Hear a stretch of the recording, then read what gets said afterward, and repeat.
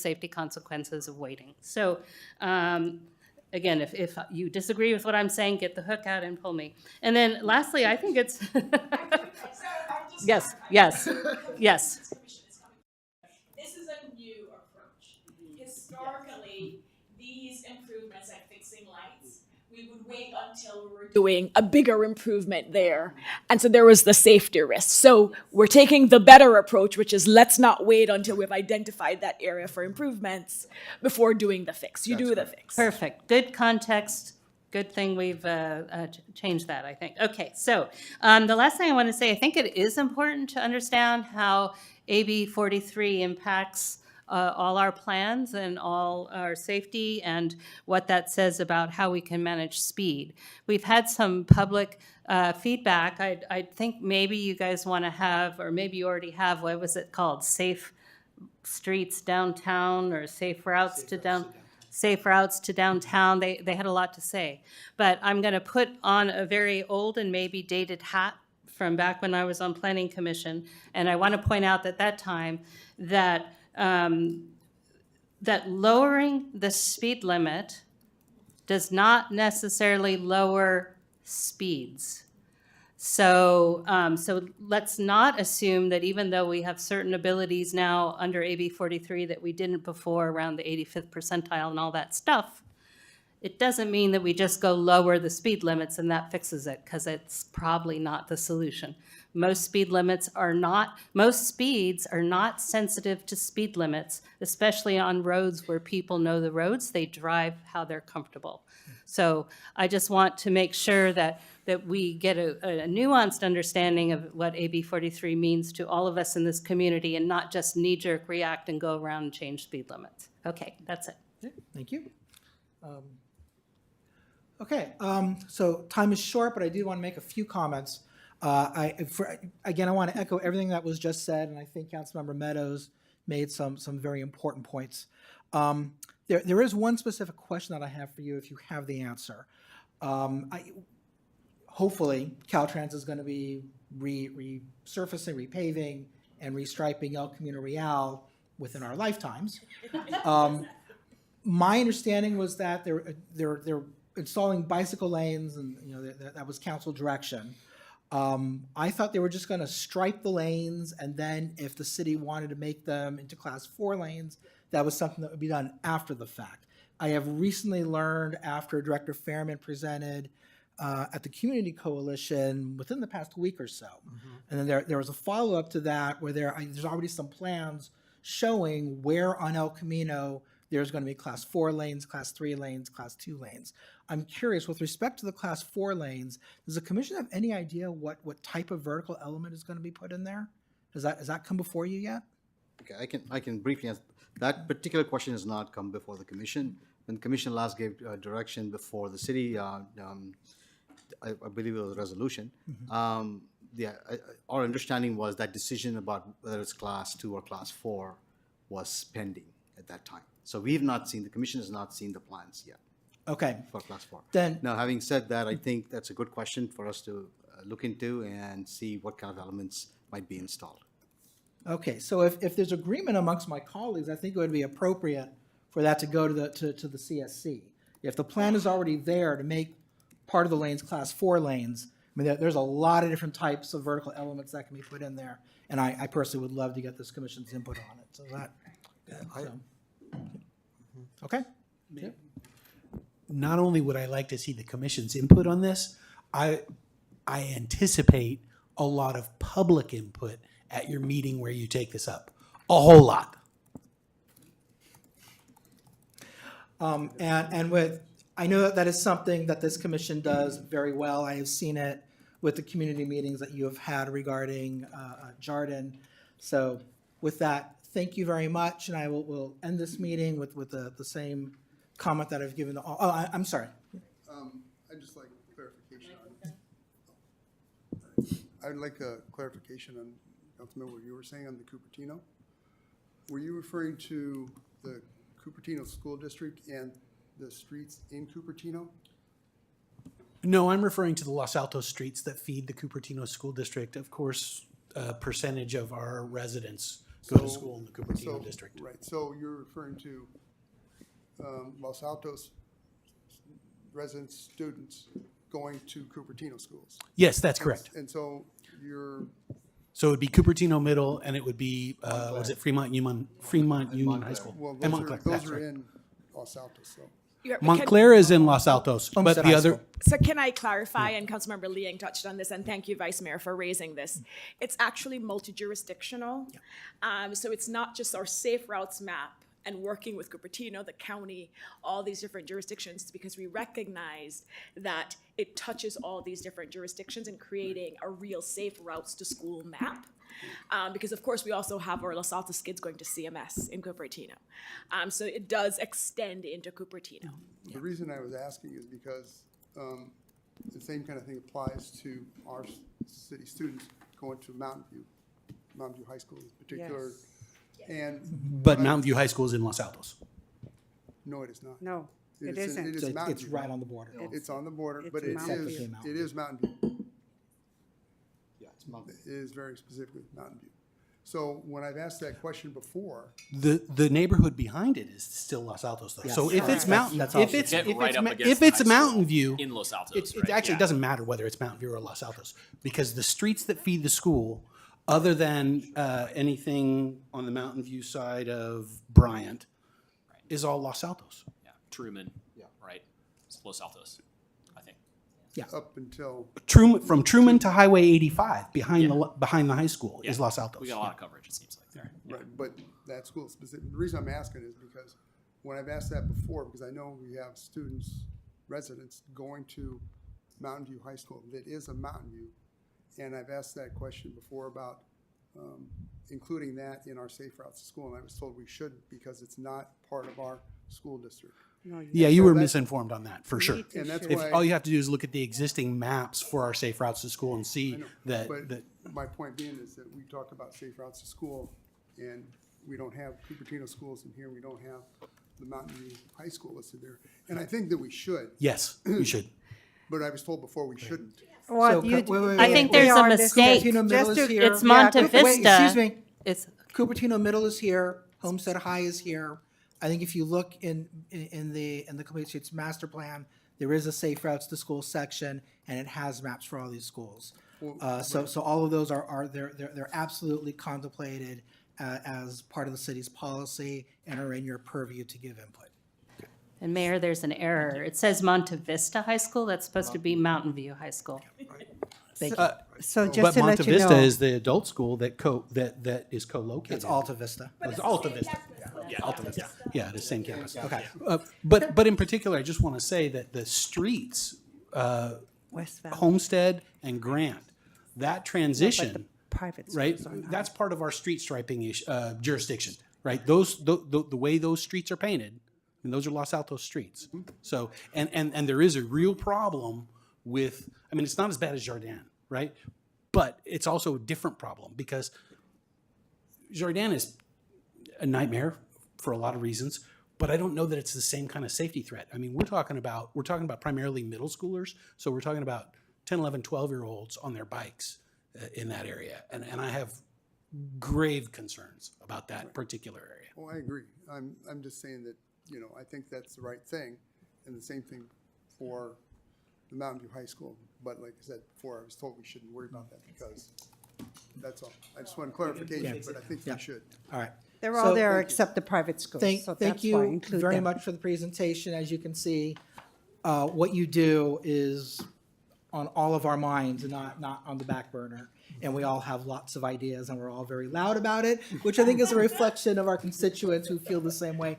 Thank you for all the time that you're putting into this. I mean, this is really some fantastic input. If you need more resources from the council, from staff, let your staff liaison know. It'll percolate up to us. We want to make sure that you have what you need so that you can do the job that we're asking you to do. Thank you again for everything you're doing. We really appreciate it. Thank you. Thank you all. And thank you for the input and the guidance. Absolutely. And with that, I will invite our library commission to come on up. As we're doing this transition, I just want to make a disclosure that I own real property within 500 feet of the Woodland Library. doesn't affect my participation tonight, but whenever we deal with the libraries, I always like to make that disclosure. Better than imaginary property. Oh, Sally, you should go to law school.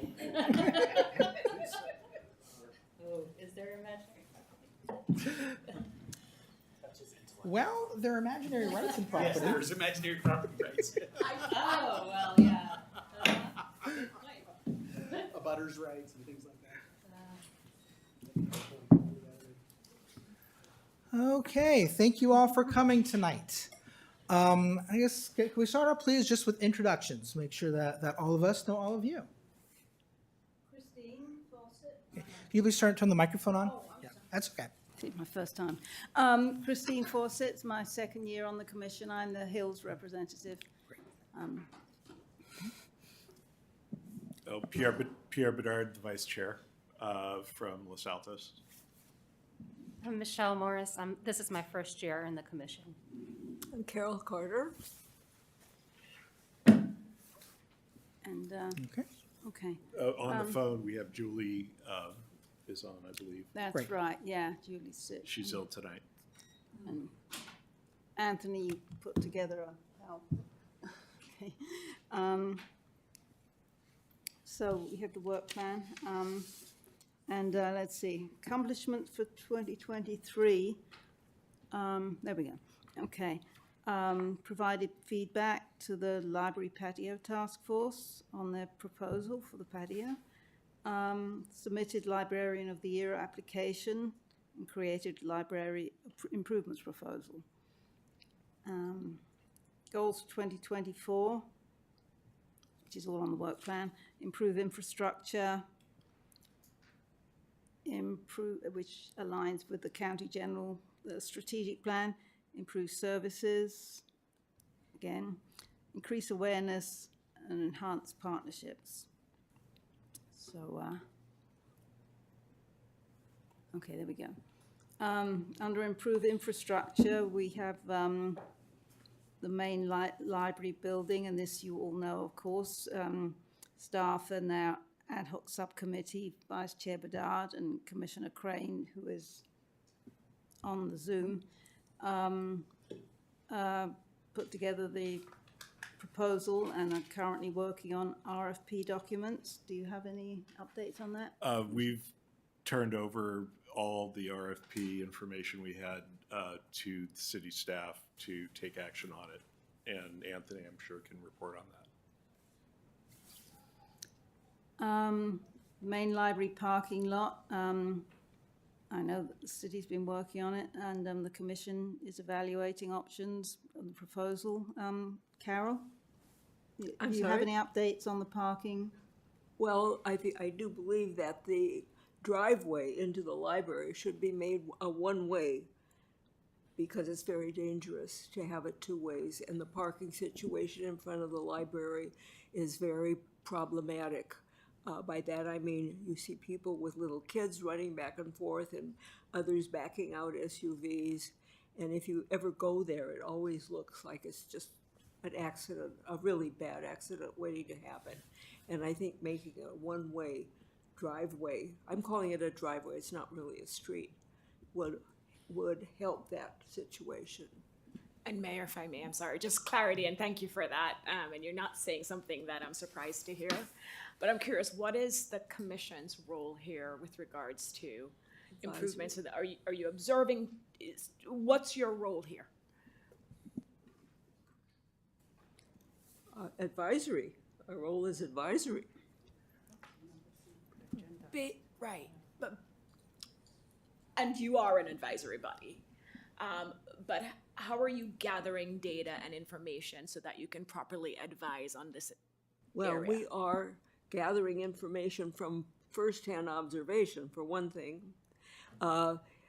When we resume a meeting in March, I'm going to suggest that we contact the police department and see what they have in the way of reports, if any. For example, that would be a way to get some information. the librarians and other people who work in the library would have information. So that's basically my take on how we would gather data. No, thank you. I saw that on your Fortunately, work there plan, and I'm haven't sure been you'll any work deaths with Mr. yet. Carnesecca on it, but thank you. This is on the agenda for March, right?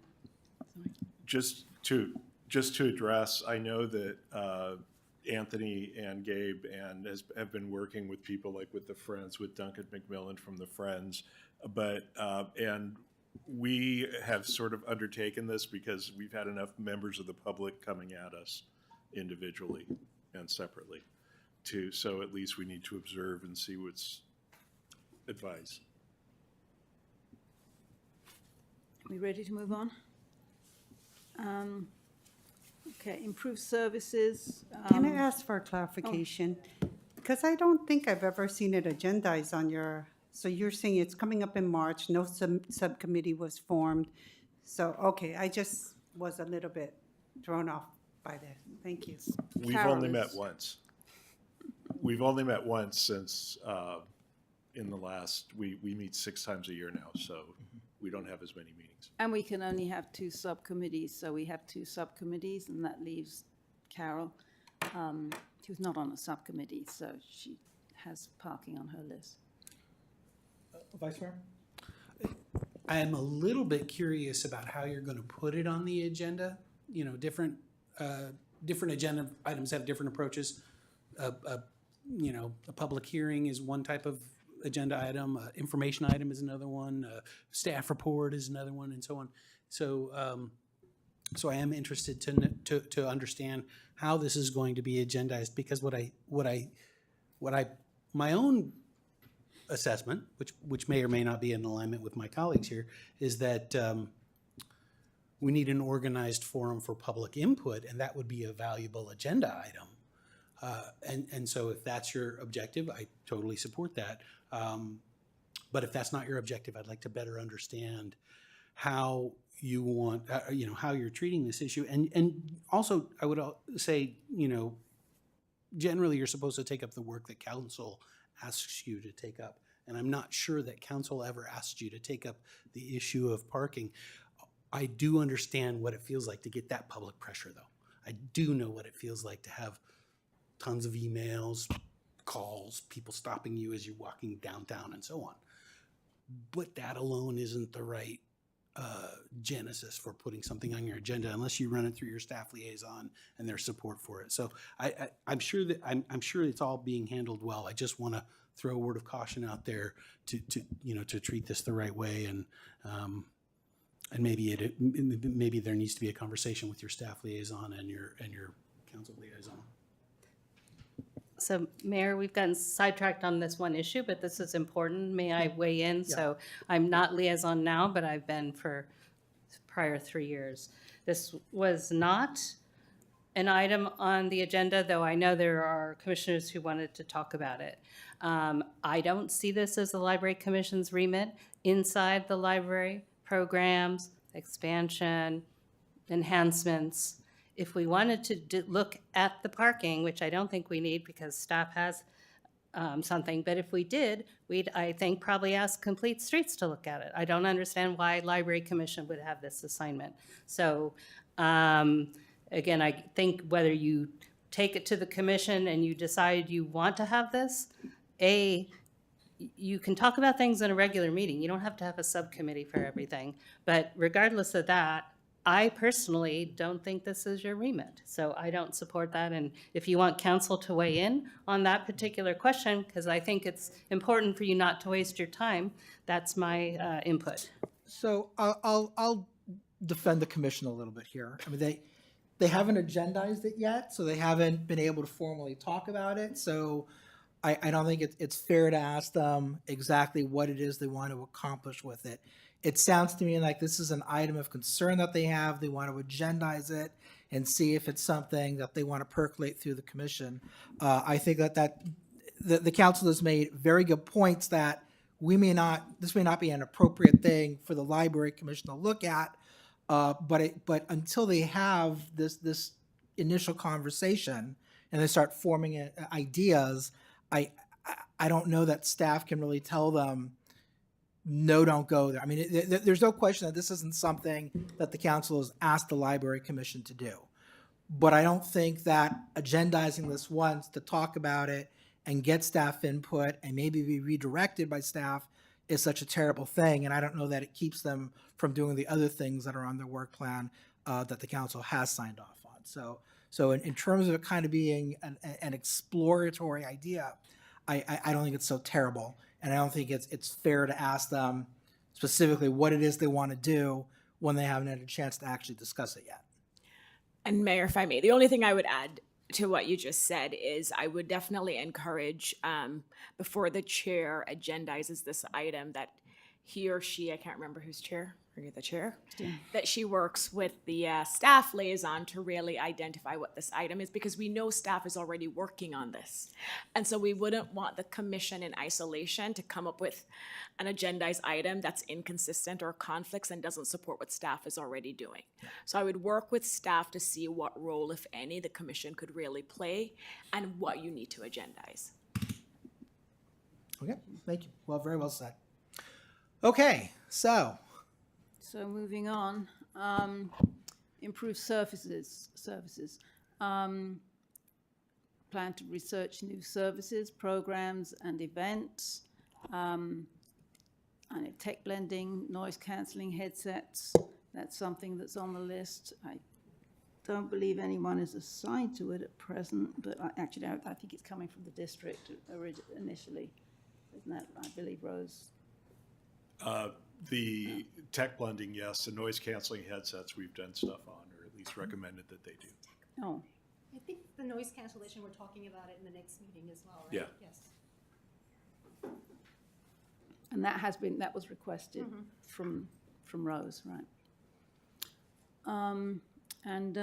So moving on. Oh, we already moved on. Increase awareness. Explore targeted outreach to seniors, youth, and the public. We have an ad hoc subcommittee, that's me and Commissioner Morris, currently focusing on identifying locations and events in the community for the Go-Go Biblio to visit. And improve the Commission's presence, identify best ways to improve web presence, and include Commission information in the libraries, and goal to host community events at the library. We have a night at the library event being talked about currently. I think it's on the next agenda. Well, certainly. I'm sorry. What is the night at the library? I'm thinking about this movie. Oh, there we go. But what is the night at the library? You know as much as I know at the moment. Oh, okay. It We was, haven't- unless it's been done before. it was Commissioner Crane's concept Okay. to have an event at the library where we have an event at the library and after hours. That's You asked. and enhance partnerships. Identify liaisons for all the external community organizations that we've done. And I believe everybody is dutifully attending all of these meetings and getting feedback and vice versa. Yeah, so anything more to add on that section? Most of us were at the Friends General Meeting today. Yeah, the three of us were. And that's the work plan, right? I think it is. all right. So before I turn it over to my colleagues, I do want to compliment the vice chair on his choice of pins tonight. They are Right, the right excellent. side. So which of my colleagues would like to go first? I'll just say that there's exciting things that are going to be happening this year at the library, to the library, for the community. So I'm excited to see what's going to come forward. Thank you for you guys working on it all this time. And I'm just curious, of course, thank you for being here. So appreciate your work. I'm just curious, as a relatively new commission, what are your thoughts about the Library Commission? Anything you want to share with the council about your initial observations? There's a lot going on than I thought. That's my observation.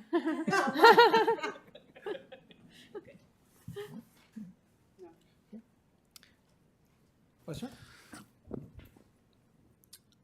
There are so many moving pieces to what goes on with the library and so many different jurisdictions, not the least of which, you know, we have a city and a town involved, and we created a joint powers authority, and we have parcel tax and all of that. And Sally and I are on the NCLA JPA board. So I want to thank you for the flexibility, just the mental flexibility and agility that is required to deal with so many different overlapping bodies and jurisdictions and whatnot. But to reiterate what my colleague, Councilmember Meadows, just said, we've got some great things coming at the library, and things that are funded, right? It's not going to be... Yeah.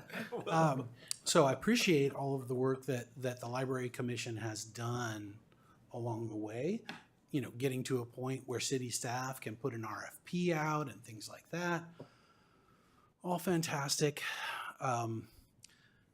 You know, keep it up and let us know what we can do to make that challenge more manageable for you guys.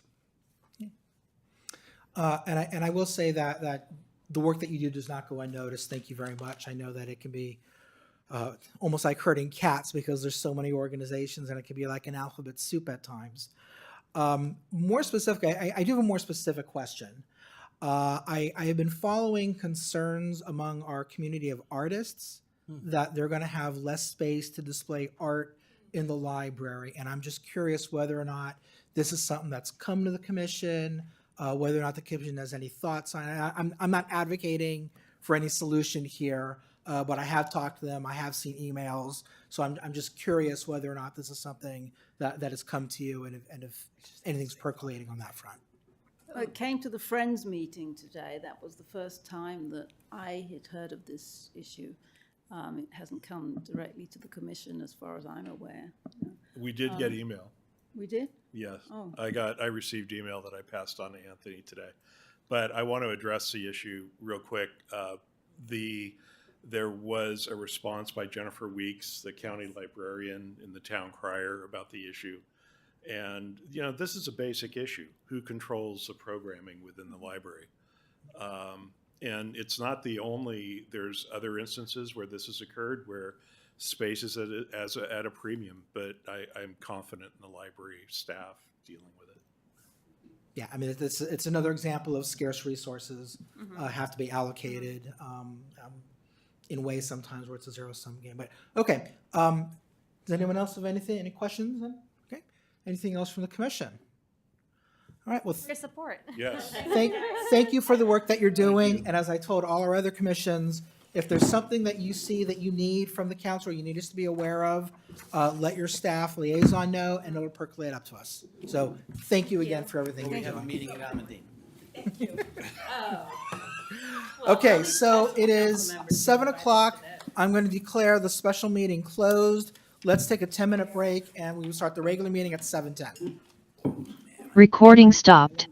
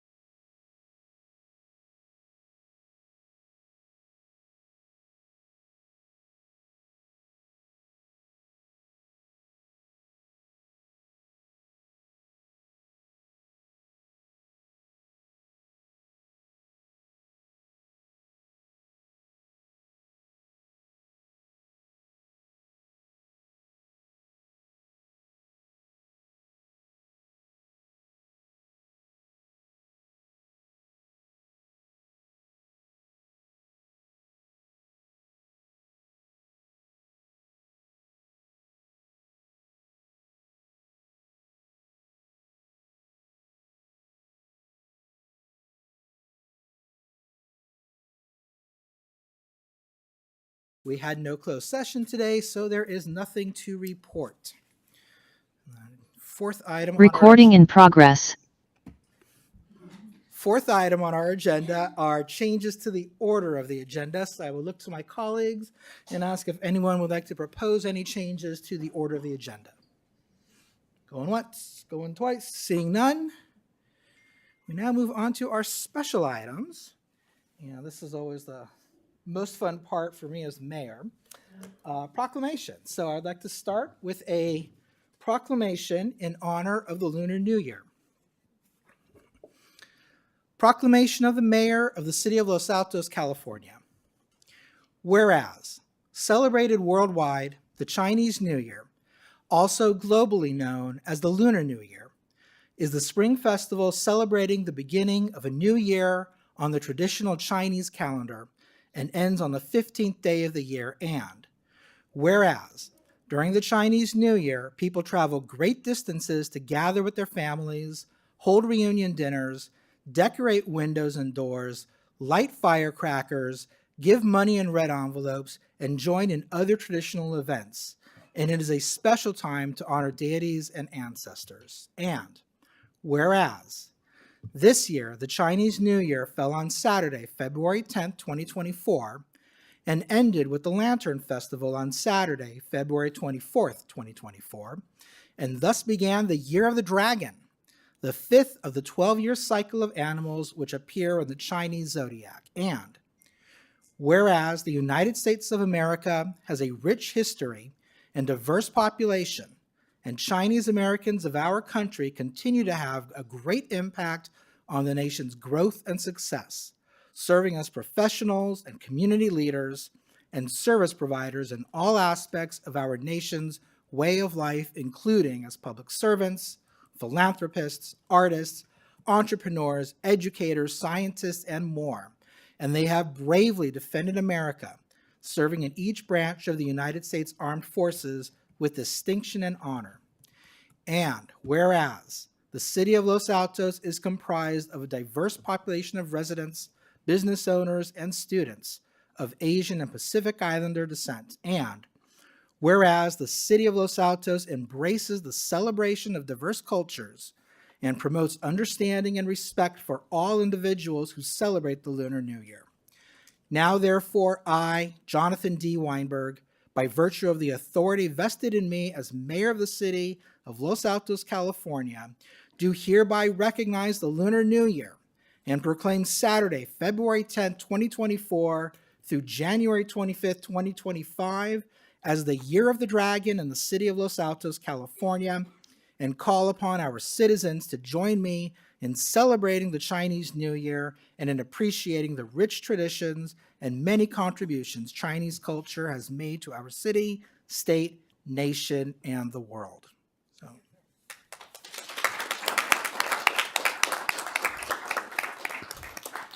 Thank you very much. There was a celebration in the city over the weekend, and unfortunately I was not able to attend, but I am told that it was a phenomenal success. It was very, very well attended. So I've invited some of the leaders of our Chinese American community here. I would like to invite Cicely to come to this podium and say a few words.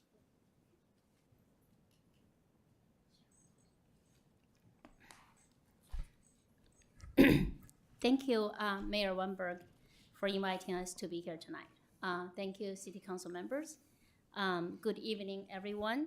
It is a great honor for our organization to receive the proclamation of Lunar New Year tonight. The Lunar New Year is a significant traditional holiday in our Chinese community. It is a time when families and friends get together for joy, gratitude, and hope for a prosperous year ahead. We celebrate with many rich cultural traditions that have been passed down through generations. The year of 2024 marks the Year of the Dragon, which is the fifth animal in the zodiac order. It symbolizes power, honor, luck, and success. Our organization, the Greater Los Altos Chinese Association, is dedicated to hosting public cultural events and celebrations such as the Mid-Autumn Festival and the Lunar New Year Festival, to bring diversity and inclusiveness to our communities. Last Sunday, on February 25th, our Lunar New Year event had over 2,300 registered attendees. People came together from many communities to enjoy a festival of traditions, crafts, performances, and food. I want to take the opportunity to thank the City of Los Altos for the support and the support from our Los Altos Community Center Director, Manny Hernandez. He's here tonight. And some of our council members join us at our past events. And we have Council Member Salamandos and also Council Member Lynette Lee. I also want to thank Santa Clara County Supervisor Otto Lee and Supervisor John Simerton for supporting our events in the past. I want to give a shout out to our organization leaders who have spent countless hours volunteering their precious time organizing our events. Some of them are here tonight with me. I want to shout out the name: Tian Zhang, Vicky, Zhu, Jeff, and Yao Sun. Yao brought her lovely daughters here tonight to join us, and Vivian Bai, and Yibin, Cindy, Anne, and also Richard Lu. Thank you for doing this for our community. We will continue our commitment to diversity and understanding through organizing many more cultural events and bring together communities. Thank you to everyone for your generous support. I wish everyone a year filled with prosperity, happiness, and harmony. Thank you. I want to invite two of our little friends to say some good wishes to our community in Chinese. Please. Hannah and Hopper. Can you come over? Thank you. Come over here. Yeah.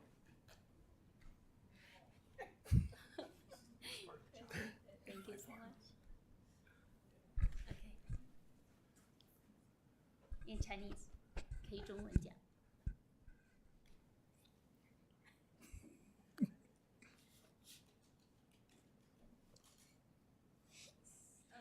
Okay, Hannah, go ahead first.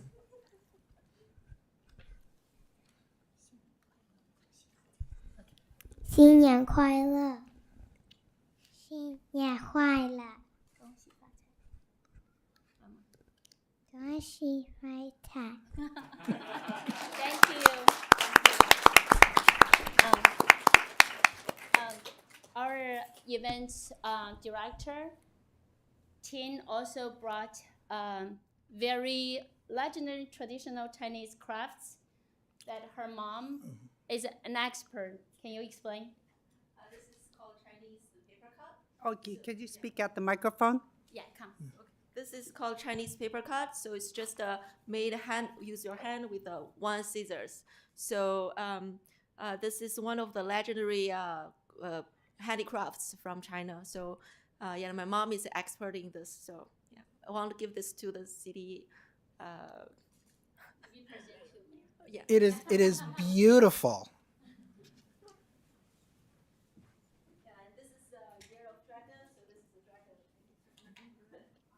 And one of the activities from the Lunar New Year event this weekend.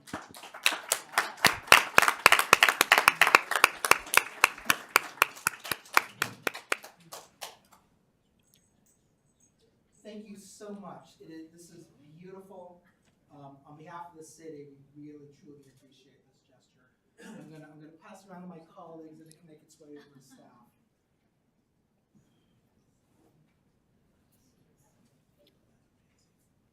The official proclamation.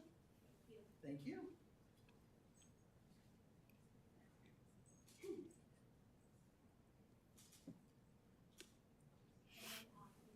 Please.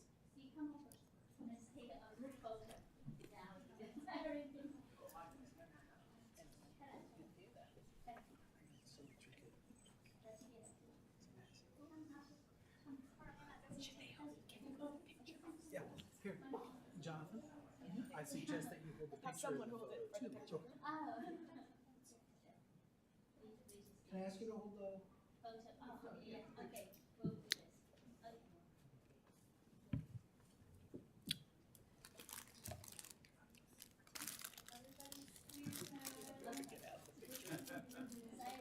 Need a minute?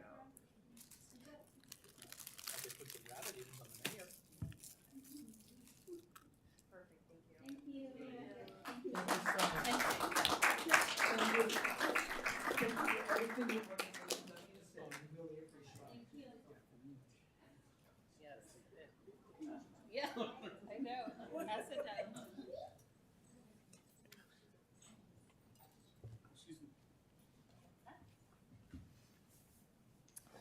Okay. So the next item on the agenda is a presentation of certificates to STEM award winners. What we may have had a miscommunication. Are we continuing that? Do we have any students presenter? Unfortunately, we didn't hear back from the organizer who requested this, so I don't know if we should continue until we hear back from. Okay, why don't we go ahead and do that? And that brings us to public comments for items not on the agenda. Madam City Clerk, I know we have a few. How many speaker cards do you have? Okay, then I will give 3 minutes per speaker.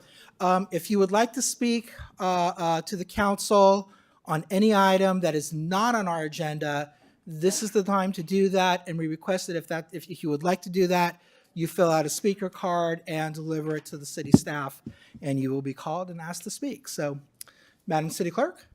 The first speaker is Gary Stoy.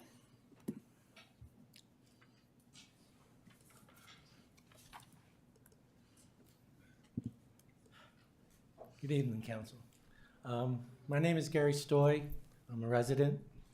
And the reason I'm here is I'm not sure if there's anything you could do about this, but as you know, I'm just hoping somebody can help me out here. Basically, I'm here tonight to ask assistance from the city to get PG&E to have a better, reliable power source. I sent you guys a note the other day or last night, and Gabe has replied, and he mentioned that this, came up in the last council meeting, and I didn't hear that there was any way to address this. What I would like to do is have, PG&E answer some questions, relatively easy questions. We are in the middle of Silicon Valley here, and we basically should have a very reliable power source. And where I live, it's been out 4 times this month. And to me, that's a little bit ridiculous. Saturday was the last one. It went out Saturday morning. I'm sure you know, Lynette, that it went out 8:30 in the morning, and got a note from PG&E that it went out and it affected 2,300 customers. And it would be out for several hours. And I called PG&E asking them where the source of the problem was. They couldn't tell me on this beautiful Saturday day. So that sort of bugs me that they can't tell us where the problem is. And this is not an isolated incident. This happened Saturday. We were out 3 hours. Our power went back on briefly, and then it went back out for another couple of hours. And, the second time it went out Saturday, 400 customers were out. So they were progressing. But the thing is 2,300 to 400, I seem to be in that 400 range all the time. And I'm getting tired of it. The thing is that, as I said, this is not an isolated incident. It happened Saturday. The week before it happened on Tuesday. We were out for several hours, no explanation. And then, the week before that, we were out for 48 hours. I'm sorry, but I do not like camping in my house.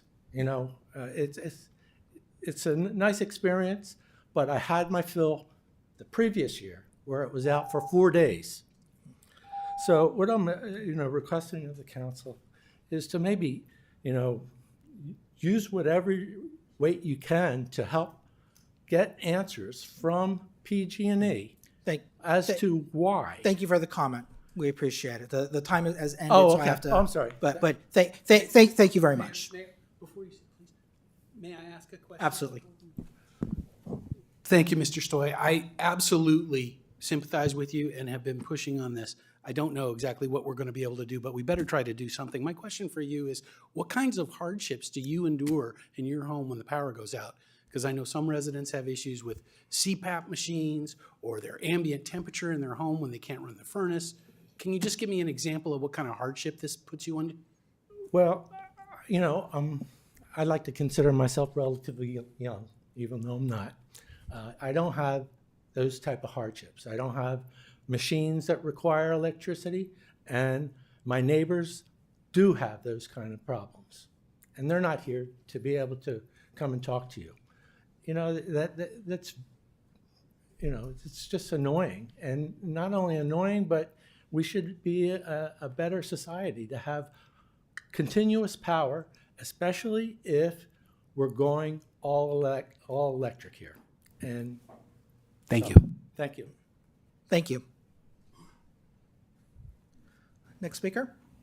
The next speaker is Peter Johnson. Mayor Weinberg, before I proceed, may I approach the bench and hand each of you a little diagram of... Yes, please. And let's restart the speaker's time after this has been handed out. Thank you.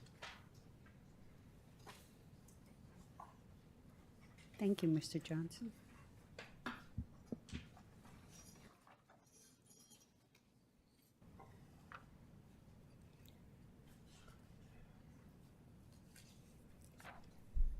Mayor Weinberg, City Council members, my name is Peter Johnson. I've lived at 364 Fontainebleau Terrace for the last 25 plus years. That's a little 5-house cul-de-sac directly adjacent to the Valencia Jordan interchange. I've participated online and in person in a number of the Complete Streets Commission meetings over the past 1.5 years about the relining project concerning Jordan. And obviously that's been a topic of considerable discussion over the last little while. My sense is that the Complete Streets Commission is fairly near to coming to you with a recommendation to accept what is known as option 4. It may, by the time it comes forth, be option 4.1 or 2 or something for the relining. And I just wanted to come and make you aware of several issues. Indeed, I've been told quietly by several members of the Complete Streets Commission that I ought to be here and do this. The Complete Streets Commission has said to me that they have really no jurisdiction whatsoever over parking-related issues concerning the relining. And this is pretty distressing because option 4, as it's presented, basically does not allow parking on Jordan during the school day. There's 43 spots right now on Jordan that have been provided by the city. There's only 62 parking spaces for students total out of over 350 of the high school. The balance of them are basically used by staff and other issues. And when this relining gets done, it's going to push another 40 cars back into the streets in back of the high school there on the north side, specifically Panchita, Los Niños, Distal, Casita, and Alicia. Those streets are already under siege, parking siege. The people that have been coming in and speaking to the Complete Streets Commission about the problems they face when their driveways are blocked. Today I just drove down them. I just attended a fundraiser for a political candidate on Distal. literally cars parked in front of mailboxes, et cetera. I won't go into it.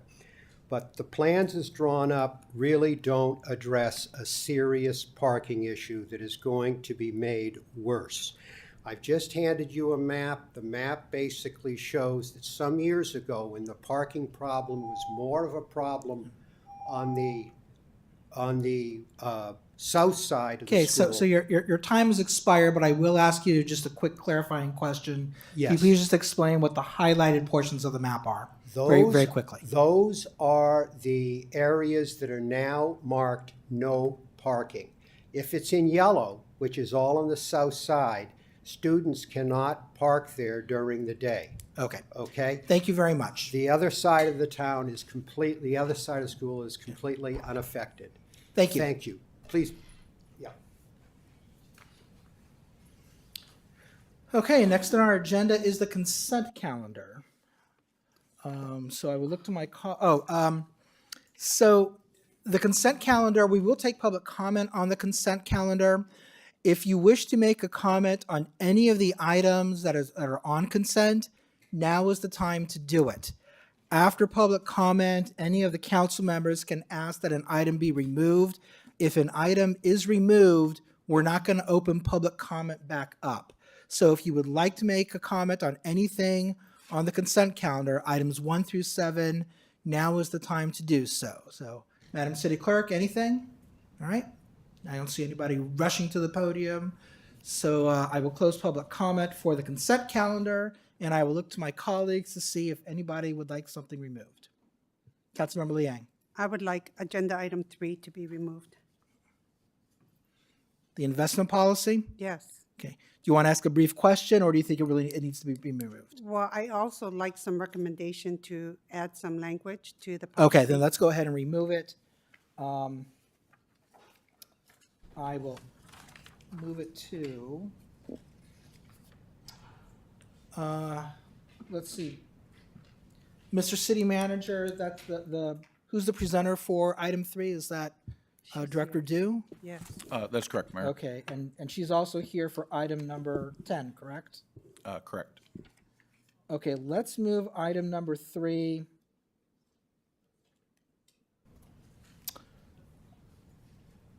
Let's do it after item 9.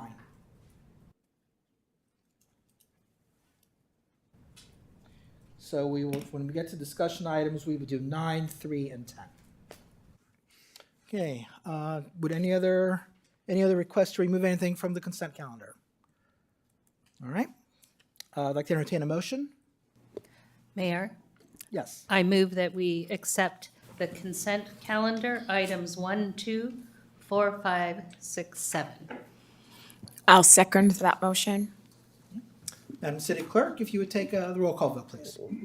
Councilmember Liang, Yes. Councilmember Flagger, Yes. Councilmember Meadows, Yes. Vice Mayor Daley, Yes. Mayor Weinberg. Yes. Motion carries. Thank you for pronouncing my name correctly this time. All right. So next item of business is a public hearing to review and renew ordinance number 2023-49 by reintroducing and waiving further reading of the ordinance approving Los Altos Police Policy 709 pertaining to the funding, acquisition, and use of military equipment as mandated by Assembly Bill 481. And it looks like we have our presenters ready to go. So I will turn it over to staff, to the police department for a presentation. Excuse me, to Captain Kraus. To Captain Kraus and Captains Kraus and Ledoux. All right, there it is right there. Stop.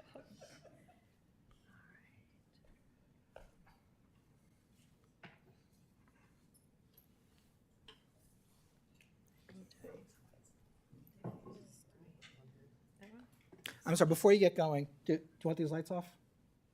Well, they're brighter than usual. They are. We look better on camera, but if they're distracting, I'll ask staff to turn them down. I can live with it. I might have to go get my sunglasses. No. Okay, that's good. Thank you. Thank you. Okay. All right, good evening, Mayor and council members. Tonight, I will be presenting the 2023 Military Equipment Use Annual Report as required by Assembly Bill 481. This is the third time the department has presented on this topic and the second time we've come before council for renewal of the ordinance. For those who are unfamiliar, Assembly Bill 481 required the governing board, council, to approve a military equipment use policy. After that initial authorization, I'm going to wait just a second.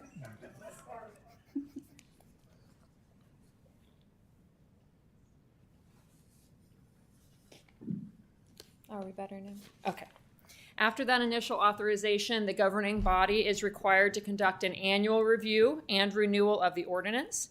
Each year, the police department is required to provide an annual report on the military equipment use, which also includes any requests for council approval for the acquisition of new equipment. The addition of new equipment does not change the military use policy. It simply adds the approved items to the inventory list. So the initial policy was adopted and approved in September of 2022, and that was all governed by Section 7071 of the Assembly Bill, and those requirements are listed here on the PowerPoint. That did require that the policy was available 30 days prior to the public hearing. You had to look at it at a public meeting, and then we had to present the annual report onto the website. The previous review and renewal of the ordinance occurred in April of 2023.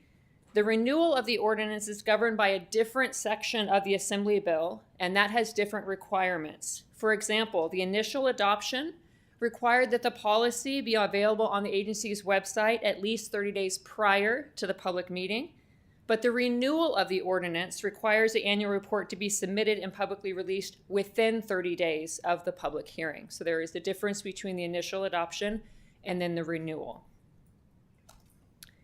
So we are here tonight to present the annual report for 2023 and to hear from the community regarding their concerns or questions. At the conclusion of our presentation, we invite residents who have any questions to ask the questions now and respond as best that we can.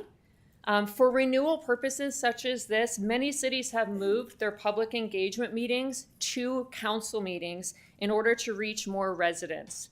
In the past 2 years when we had our engagement meetings, we had fairly low attendance at those, and so we thought the council meeting would be a better opportunity to reach more residents. So that's why we chose to do it this way instead, which is what many other cities are also doing. So our annual report is shown right up here. We did not utilize any military equipment in 2023 except in training situations. We received no complaints on our military equipment use, and we had no policy violations regarding them in 2023. And the estimated cost for the maintenance is staff time and some equipment at a cost of approximately $5,000 for all of it. We are requesting one change in the replacement equipment request here. So let me explain this. We already have approval for our 40 mil rounds for our less lethal launchers. We would like to switch from baton rounds to sponge rounds. All the authorized uses that are outlined in the policy remain exactly the same. The costs are approximately the same as well, but research has shown that the sponge rounds have a lower risk of serious injury because they have no metal component to them. They're simply plastic and sponge, so they cause less injury when they strike a person. So that's why we like to request the change to those. Same amount that we're asking for, we're just asking for a different brand in a sponge round as opposed to a baton round. Captain Joe Ledoux will now discuss the new equipment requests for this year. All right, good evening, Honorable Mayor and Council. It's my privilege to be up here and to discuss the UAS, or also known as drones. So the request here is going to be for 2 DJI Matrix 30T drones with thermal cameras, as well as Advark Loki MK2 drones. Those are the same equipment that our neighboring Mountain View utilizes. So as I get into this, the acquisition report, which is attached to the item here, was very thoughtfully crafted. It addresses the concerns that the ACLU brought up in their 2011 document regarding the use of drones for police departments. And so we'll talk about some of the key components, and first is going to be retention. Our policy in the acquisition report, as well as the use policy, would state that any non-evidentiary video that's captured through the UAS would have a 30-day retention. That comes from mirroring the same as our ALPRs and is also the lowest retention period that we have in any evidence or any video. We call it evidence because that's how we book it, but any video that's captured by the police department. And furthermore, that is going to be the lowest of any of our neighboring agencies. It's pretty common that most agencies keep things for between a year and 2 years. The 2 years stems from any video that may be captured that could be subject to litigation. It's generally 2 years and a day. And because we understand the civil privacy concerns regarding this, we've made that recommendation. Next, any videos associated with crimes would be retained pursuant to the records and maintenance. And that's simply to say if there's video that's used that's capturing, for example, a burglary, it's going to stay there until that case is adjudicated. And that's common practice. And lastly, the retention mirrors that, as I mentioned, of the ALPR, which is the shortest retention span for anything that's held by LAPD, Los Altos Police. The policy has explicit permissions when the UAS may be deployed, and I'll address some of those, but that's also in the acquisition report. Mass casualty incidents, disaster response and damage assessment, missing or lost persons, hazardous material releases, identifying, locating, and apprehending non-compliant, threatening, or combative persons, suspected explosive devices, video documentation of crime scenes or collision locations, reconnaissance in areas that are inaccessible for fire apparatus, which is huge in emergency preparedness. When we have, and in some of our recent storms, power lines that come down, we can't get our personnel around it. That would be a great time for the utilization of this equipment. Response to fires and post-fire investigations. There was many drones that were used by other agencies on the El Camino Real fire, including from insurance, the fire and arson investigators, and some of the other outside entities. Again, a very worthwhile and non-controversial use. Sideshows, rescue operations, inspections. This is the one right here that is non-police. And because we're one city and we're one team, that we thought this is critical. And that is inspections of city utility infrastructure for detecting leaks and stressed assets. When we thought through this process, we realized that it's critical if we have this technology that we be able to utilize this with public works for the betterment of the entire city. Training flights, hazardous situations like armed and suicidal persons, hostage situation, barricaded subjects, the arrest of armed or dangerous persons, the service of high-risk search warrants, and any unforeseen exigent circumstances. Everything needs to be for legitimate law enforcement purposes or to aid other city divisions. And in both the acquisition report and in policy, the weaponization of the UAS is explicitly prohibited. So the recommendation tonight is that we review and approve and renew the ordinance of the military equipment for the funding, acquisition, and the use pursuant to AB 481, Policy 709, and approve the additional military equipment to be added to the inventory of the Policy of 709. Thank you. Thank you very much for that report. Look at my colleagues. Does anyone have any questions from the council? Councilmember Meadows? Thank you, captains, for the report. I'm just going to call them drones, if that's okay.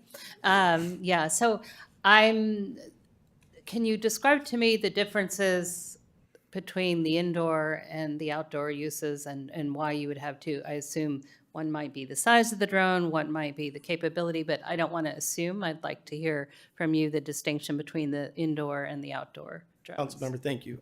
You're absolutely correct in that. It's going to be the capabilities. The exterior one has the ability to be up. It can tolerate wind.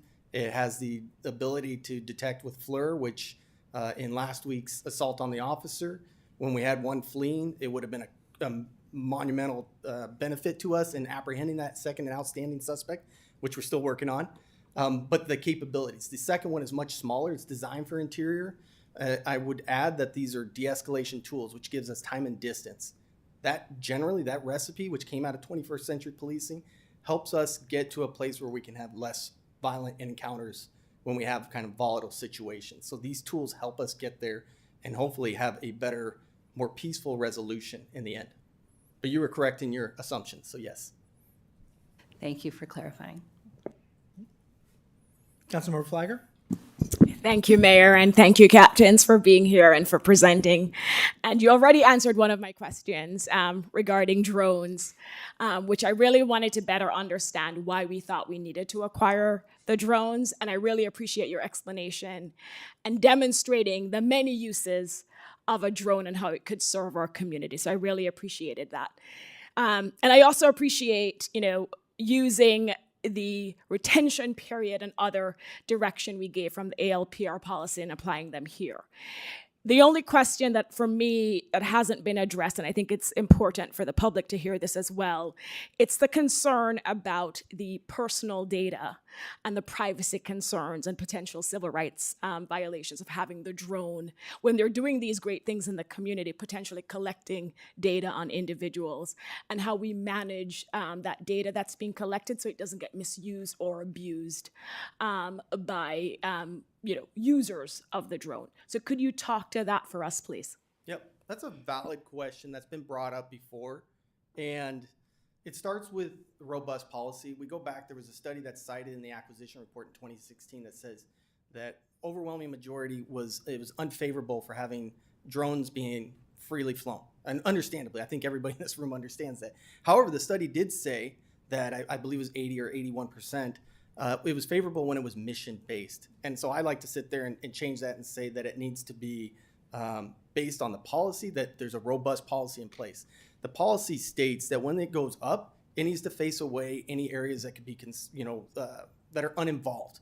The attempt is to really minimize any of that invasion of privacy, because we create a robust policy. We train that way. That is standard practice in the programs when they train it. But it will inevitably have a broader spectrum. When you're looking for a missing person, you may see more than just that sidewalk. But that's part of us training. That's part of us sitting there being mission-based or specific to the policy. But also, in those instances, if there's nothing of evidentiary value, it gets deleted. And that deletion period, there's other agencies, the shortest I've seen was 90 days. Otherwise, it's generally a year to 2 years. So we came out and said, understand that. We'll go with the shortest retention possible, which is 30 days. So it's a balancing between, we have to have a really robust policy, which I think is very thoughtful and before you, but it's also the training. And we understand that. That's why we're here. We've heard that these are community concerns all across the nation. And so it's really becoming how it's trained. Thank you. You're welcome. Vice Mayor? Thank you, Captains Ledoux and Kraus. I would like to understand, and maybe it's been, I know some of this has been in our packet, but I think the community would be interested in understanding the authority to use a drone in any particular instance, how that works, who makes the call, and so on. Certainly. So it starts with the policy. It has prescribed permission, or it has permissibilities. So first, it would need to fall within one of those categories. Secondly, as it's written in our policy, it needs supervisor approval. So we rely on our supervisors for virtually everything that's happening operationally. We're also saying it needs to follow this policy. And like anything, any one of the hundreds of policies that we have in the police department, any violation of that's going to be subject to a personnel complaint. So it starts with, it needs to fall within the policy, which everybody will be trained on. They have to acknowledge it, they have to understand it, but then the deployment will be dependent on a supervisor's approval. And then ultimately, I should finish with, I will be notified of it so that we can keep track for our annual reporting.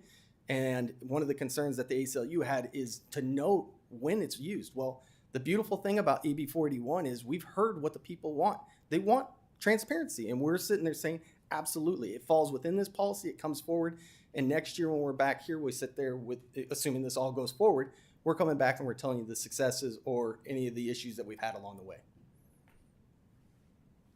Thank you. Councilmember Liang. Thank you. So how does our drone retention policies compare to that of other cities? Thank you. So there was one agency, I believe it was Fremont, that basically delineated accidental recordings, and that they would go to 10 days. It gets a little gray, in my opinion, to sit there and say whether something's accidental or non-evidentiary. So we're not going to go in that territory. That's the only one that is shorter than the 30 days. Beyond that, 90 was the next shortest, and outside of that, it's a year or 2 years. It's just standard for a lot of communities to sit there and just go with, hey, we have a year or a 2 year. When we sat there and we spent the time trying to be thoughtful in what we were bringing forward, we believed that last year it was loud and clear that 30 days when it comes to privacy was acceptable with the community, and that's why we mirrored that. And so I'm very proud to say that I think we have the strictest retention period as it relates to drones for any video that's non-evidentiary. Thank you.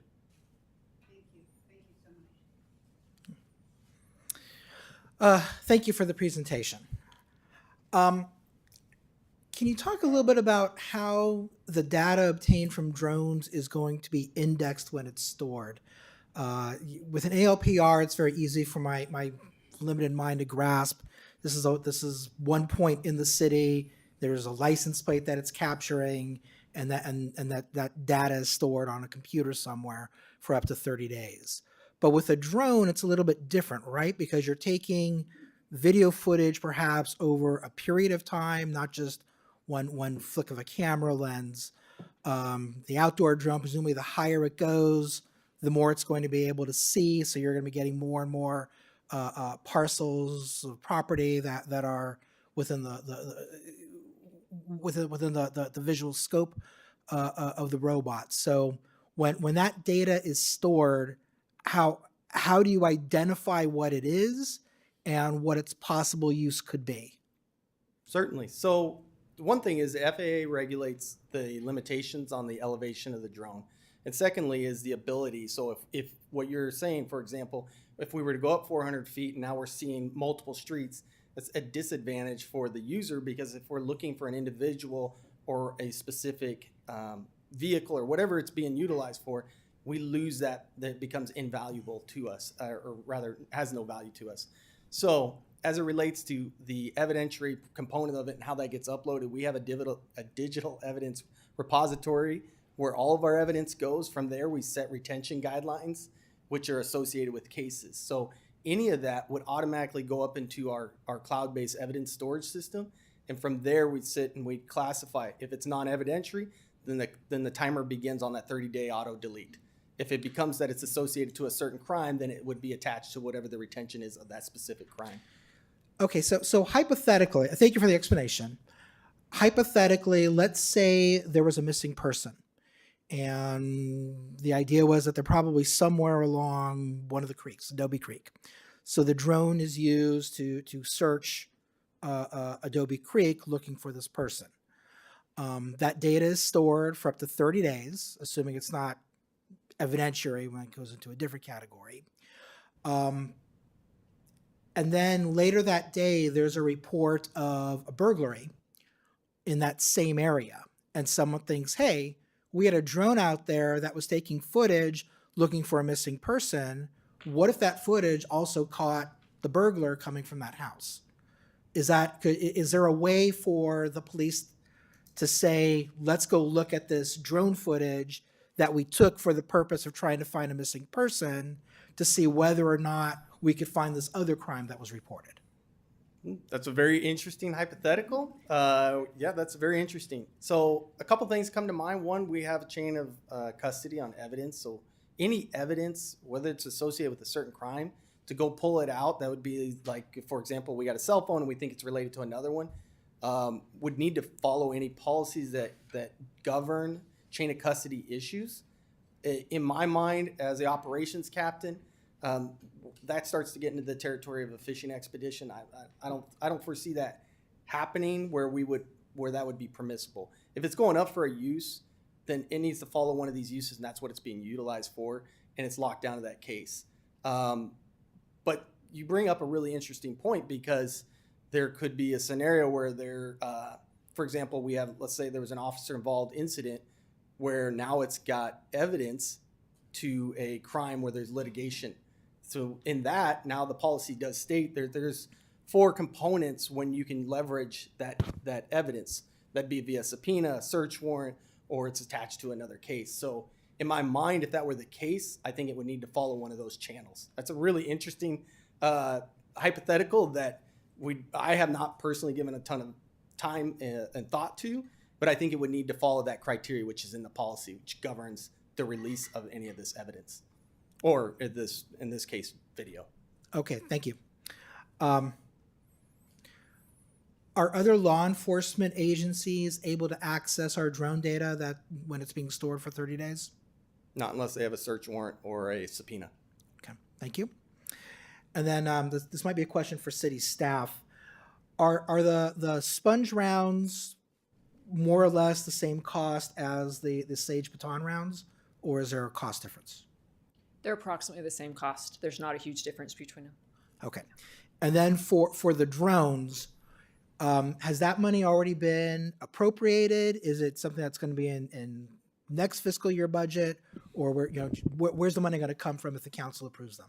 It would be part of the normal budget process. You'd see it in the police department budget. We're getting ready to start, so we don't know where we're at in the budget process yet, but it would come before council in a normal manner.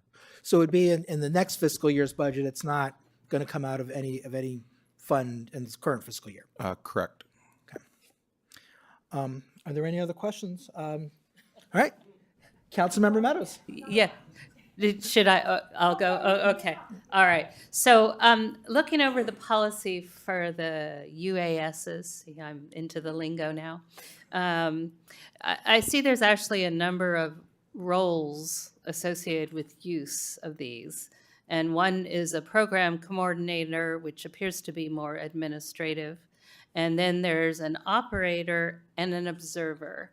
And from my read of the policy, the operator and observer are both necessary to use. Forgive me for interrupting. Where in the proposed policy are you looking? I'm in what came to us in the Q&A, which is the policy. It's on page 3 of the unmanned aerial. So, yeah. I remember getting. I just wanted to pull it up. And it was in look what specifically at it. Taylor sent us today. I'm not sure.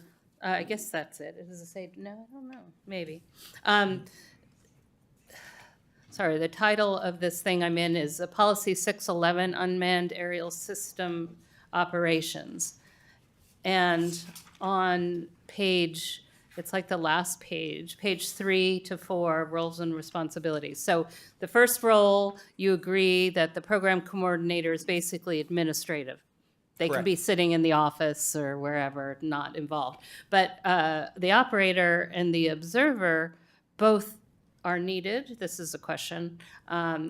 Both are needed to fly, correct? Correct. That's best practice. Yes. Yes. Okay. So this to me was new information. I think it's important for everybody to know and understand that no single officer can go out with the drone and use it without an observer along with them. So this is a safety thing and also reading the policy. So can you describe more about that? Because to me, I always thought of a drone as some person out there, flying it around, but this is actually a 2-person system, which seems to me it has some controls and safeties built in. Can you talk a little bit more about that? Right. So it'll be different than what my son or some of these younger adults they're doing very proficiently, because this is a professional program. So the way that it's utilized is that it's like the FAA. This is a pilot and you have an observer. That's a safety aspect. So we're not asking somebody to do everything, be on the radio, putting out what they see. There is a second set of eyes there to really help as a safety net for ensuring that we avoid obstacles, that we keep this thing safe in our community, but also relaying any of that critical information to any of the other officers in the field. So absolutely. And that's, again, a best practice, and that's coming from other agencies. Thank you. And I just thought that was I had never fathomed that's how it worked, and I thought it was important that everybody hears that. Thank you. Thank you, Councilmember. Councilmember Flagger. Thank you, Mayor, and I'll just follow up on Councilmember Meadows' question. That wasn't my question, so I have 2 questions now. And the right word is really should as opposed to cannot, right? You should not have just one officer taking the drone out and using it. Doesn't mean it cannot happen, and that's why we have the training that we talked about earlier, and we have a policy in place that describes what should happen. where do we store, and if it's private information that we shouldn't share at the public meeting, but I assume that to access the drones, it also has this checks and balance and oversight to ensure that only a limited number of trained individuals have access to these 2 drones. Is that correct? So yes, so to be a pilot, you go through, I think it's a 40-hour course, you get FAA certification. So nobody has taken this out without first accomplishing that. Second, having a trained observer. This is an ancillary assignment. This is something that people that are doing well can put in, they can test, and they can be chosen to have this as an ancillary duty. It is not going to be something that somebody that's untrained is going to go grab and take out with them. What that looks internally, where that's stored and stuff, is likely in a secure room. But we also I would absolutely, if we have a trained operator in the field, want them to have that in their vehicle, because if anything happened, an earthquake or a fire, I don't want somebody coming back here, getting stuck in traffic and going out. So the idea is that it's in the field, but it's only going to be with a trained person. And that's what the policy is. And that's where there's a heavy reliance on all the policies that we have, because anyone that violates those policies is going to be subject to the personnel complaint, where then they have those consequences. But thank you. That's a good question. I appreciate it. Right. No, thank you. And then the question I was going to ask has to do with the size of the drones, because, we all have kids or kids' friends who had drones, and they would fly them into the backyards of other homes, neighbors' homes. And the neighbors would see the drones in their backyards and call us, because our kids would fly them too low, they'd hit a tree, and it would be an issue. So I'm just curious, what is the size of these drones? And I'm anticipating, if we can't go too high because of FAA regulations, and they're flying low enough that our residents will see them when they're being deployed, I'm anticipating phone calls possibly. So I'm curious, how big are these drones? Are they going to be very visible when we have them deployed for these different activities? Yeah, the outside one is probably 1.5 feet square. It's a bigger one. The weight, I would guess, is maybe around 7 pounds or something. It's bigger. It's more noticeable. It can't fly without certain permissions over 400 feet. So if it were to go that high, it's going to be less noticeable, less noisy. But for the purposes of what we're asking for, we don't anticipate flying them that high. It would be lower. The other one, the indoor one, is much smaller. It's approximately 2 pounds and maybe a foot in size. It's a lot smaller for the purpose of getting inside a residence to be able to, get information in some of the scenarios that would be interior based. Thank you. Vice Mayor.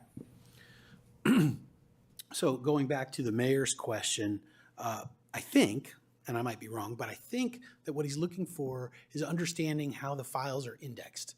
So typically with a video file, you have metadata, which would include, for example, time, date, geography, but it might also include some of the content of that particular video. And that becomes, sort of the label for the file, or the extended label for the file digitally, that allows you to search for it based not necessarily on, a case number, for example, or not necessarily based on some component of the metadata. Do you have any technical response to understanding the indexing? Because it's really geeky, but file structure indexing and things like that have a lot to do with how we maintain privacy. Sure. So our evidence repository is going to be first based on case. It's going to be who it's uploaded by, which is going to be the pilot in this case. And then it's going to have whatever metadata is on that all gets uploaded, but our searchability is going to be based on the type of case it was, the date. Officer? Isn't it like body cam? Correct. It's all the same. It's not intuitive. Body cam is by who was using the camera, who used that vest, who activated it. So when you can't go by, sometimes you can't search by incident. You have to see who was on duty, who did that sweep on the creeks. Did they activate or not? So it is a little bit different. So is it simply fair to say that the data itself would be stored, organized, and accessed similarly to body cam footage or Yes. other video evidence? That is correct. Thank you. Thank you. Any other questions from council?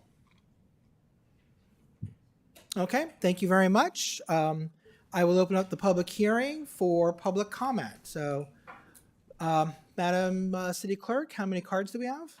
Just one. Just one? Okay. I'll give speakers 3 minutes.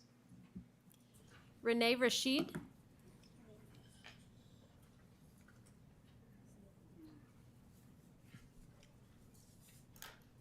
Hi, I'm Renee Rashid. I'm speaking on behalf of Los Altos for Racial Equity on military equipment usage. I love diving into this because since AB 481 was passed, it gives the public a chance to weigh in on military equipment usage, which we think is a critical aspect to preventing police violence before it happens. So the intent of AB 481 was to increase transparency by requiring the city to do certain things. Section 7072B of AB 481 requires a community engagement meeting at which the general public may discuss and ask questions regarding the annual military equipment report. So that was the annual report that was just presented here. So I wanted to clarify, so this city council meeting serves as that community engagement meeting, is that correct? Okay, so then I believe we should be able to ask as many questions as we want. I mean, should this be a timed, does this need to be a timed thing? Yes, the speakers are timed. Okay.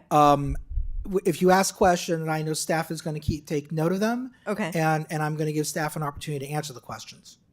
Okay. All right, kind of an interesting format for a community engagement meeting. So it's been said a couple of times that we're not changing policy 709. That's our military equipment, our Los Altos military equipment policy. But there is a request to change the equipment list, which is section 709.9. So is it the council's belief that changing section 709.9 of the policy is not changing our policy 709? Are we not changing? So go ahead and ask your questions, and if you have others written down, Okay. you submit those too. Staff will answer them after the public comment is over. Okay. Because it is our belief that we are actually changing policy 709 by changing the equipment list, which is section 709.9. If we are doing that, that should trigger all of the requirements of AB 481.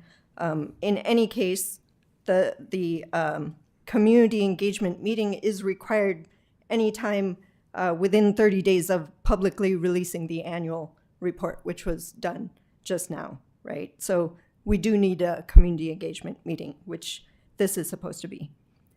The PD also referenced proposed policy 611.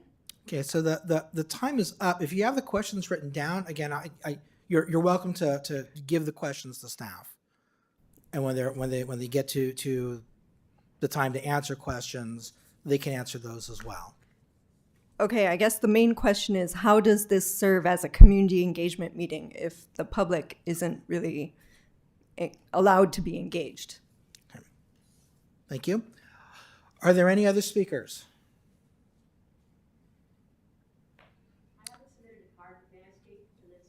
Yes.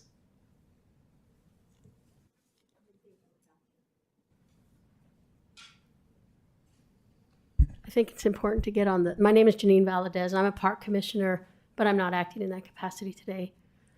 I think it's important for the public to understand that the chief's letter to the council referenced policy 611. We looked and looked and looked for that policy, and it's not in the Lexipol policy manual for the city.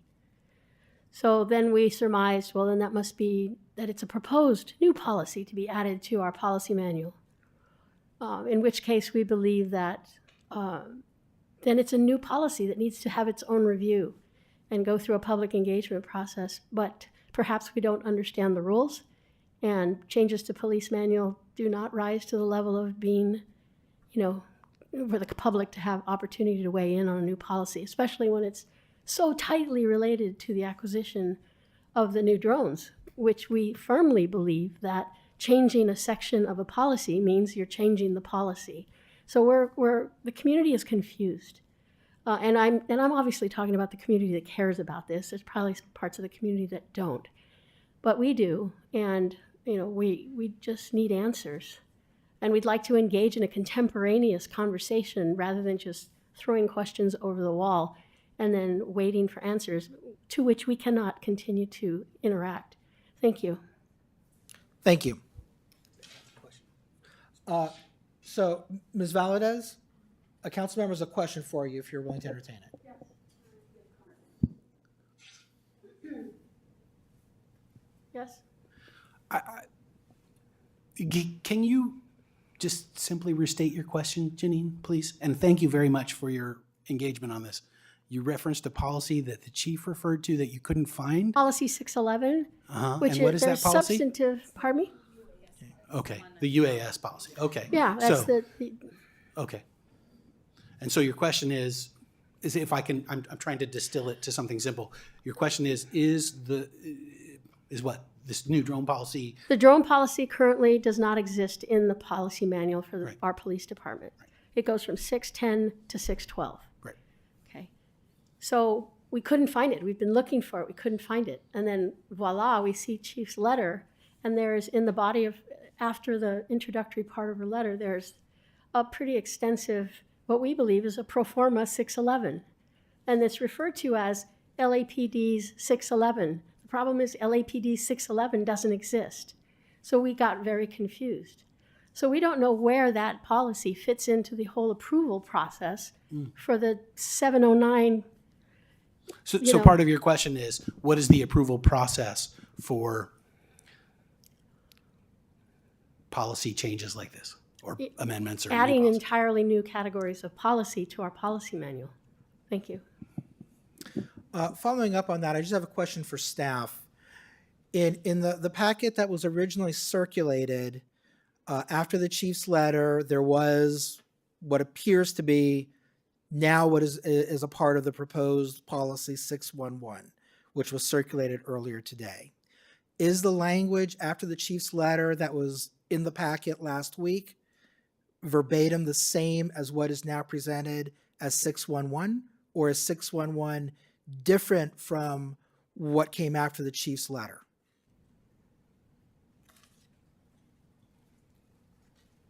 Hopefully I can shed a little bit of light on this. So 709 is going to be the legislatively required policy as pursuant to AB 481.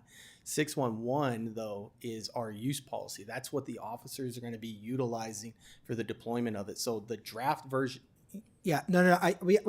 611 was circulated to the council earlier today, and I presumably was also put on it was also put on the website. But 611 itself, in the form that we saw today, was not included in the packet. What was included in the packet was the chief's letter with what appears to be the same language as now appears as 611. So really what I'm trying to ask is, was 611 made available to the public as an attachment to the chief's letter, or is the 611 that was circulated today different in any way from what was included with the chief's letter in the packet last week? The 611, what you have in the packet is the acquisition report. Everything there from that is what makes 611. 611 was not released because that's a draft policy. We wouldn't release a use policy that gives officers permissions to utilize a drone before we come before the governing body for that authority. So that's a draft report that was released to council today at the request of council. But what was submitted in the staff report was an acquisition report. Everything in that is what creates policy 611. Okay, okay. Yes, please. So, Captain, in our city council packet, agenda packet last week, we had a memo from the chief that referenced 611. It wasn't until today that we actually got a draft copy of 611. And so the question the mayor is asking, if in the chief's memo last week that referenced 611 and some of the sections from 611, are those verbatim to what was then transferred into the draft policy 611 we saw today? Yes. Okay. Okay, wait, well, I'm looking at it right now. Yes, and I don't think it is the same.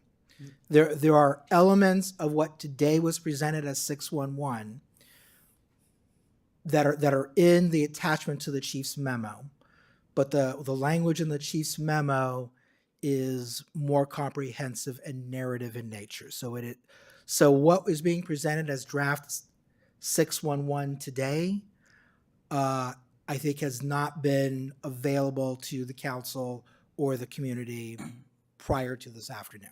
So, Mayor, if we could have one of the captains explain what Lexipol is, how it's used, and when it would be put in use by an agency would be after the equipment has been purchased. So I think there may be a misunderstanding about what Lexipol is at first, what police policies are, how they're implemented, and if we could explain that, that may be helpful. And can I just add to that, City Manager, through the mayor, and also explain that council doesn't approve your service manual policies. I mean, I know the process. Correct. So That's where I was trying to get to. Yeah, putting it nicely, we accept the Lexipol policies as provided because they're vetted through a whole different agency, so. Okay, so but before we go on with that, I do see in the packet attached to the chief's letter various references to policy 611. Can Lexipol policy 611 in its generic form be brought up by any member of the public? Not until it's released. So Okay. currently it's in a draft status. So until it's released, it's not going to be publicly available. I understood. Okay, thank you. Did you want me to elaborate? Just for the record, please, yes. So, so the way that Lexipol works is that it provides documentation, it goes through legal, and gives us guidance to what's both case law and other aspects of it. So that's how we get there. 709, as I mentioned, was the requirement under AB 41, but this 611 is the use policy. So what came before you was an acquisition report that covers a lot of the nuances of this technology, but as it relates to 611 and what Lexipol provides, not all of that would translate. What you see in the acquisition report, though, that's pertinent to 611 will come over directly. And what the state statute requires is a renewal of the ordinance. So the Lexipol policy is not something that typically council would review or be involved in. We're bringing it forward as UAS has community interest, so we're bringing it forward in the sake of transparency. Happy to hear feedback, happy to take, as the captains provided tonight, best practices, feedback, or direction from council on ALPR and marrying them up. Tonight, what council is being asked is to renew the ordinance for the military equipment use. Thank you. And then just a follow-up on that. What is the city's typical policy or practice with respect to incorporating different policies in the policy manual? So in general, Lexipol is customizable. You can change it for agency-specific uses, but you try not to get too far away from what the policy is because it's a reflection of what's required under state law. We update, adopt, and have numerous Lexipol policies that are governed by the chief, governed by myself, city attorney in some cases. Understood, but my real question was, if I just want to take, how would policy 301 get put into the city's policy manual? Is that something that would have to come to the council, or is that something that is done administratively by staff? I would like to take that, if you don't mind. Angela Averitt, Chief of Police, for those who don't know me. Sorry, I'm a little hoarse. So in the normal course of our day, our business, Lexipol will roll out new policies and also provide updates to existing policies depending on case law and legislative updates. And so when we get those updates from Lexipol, we review the updates. We also review the new policies and make any changes or additions to those policies.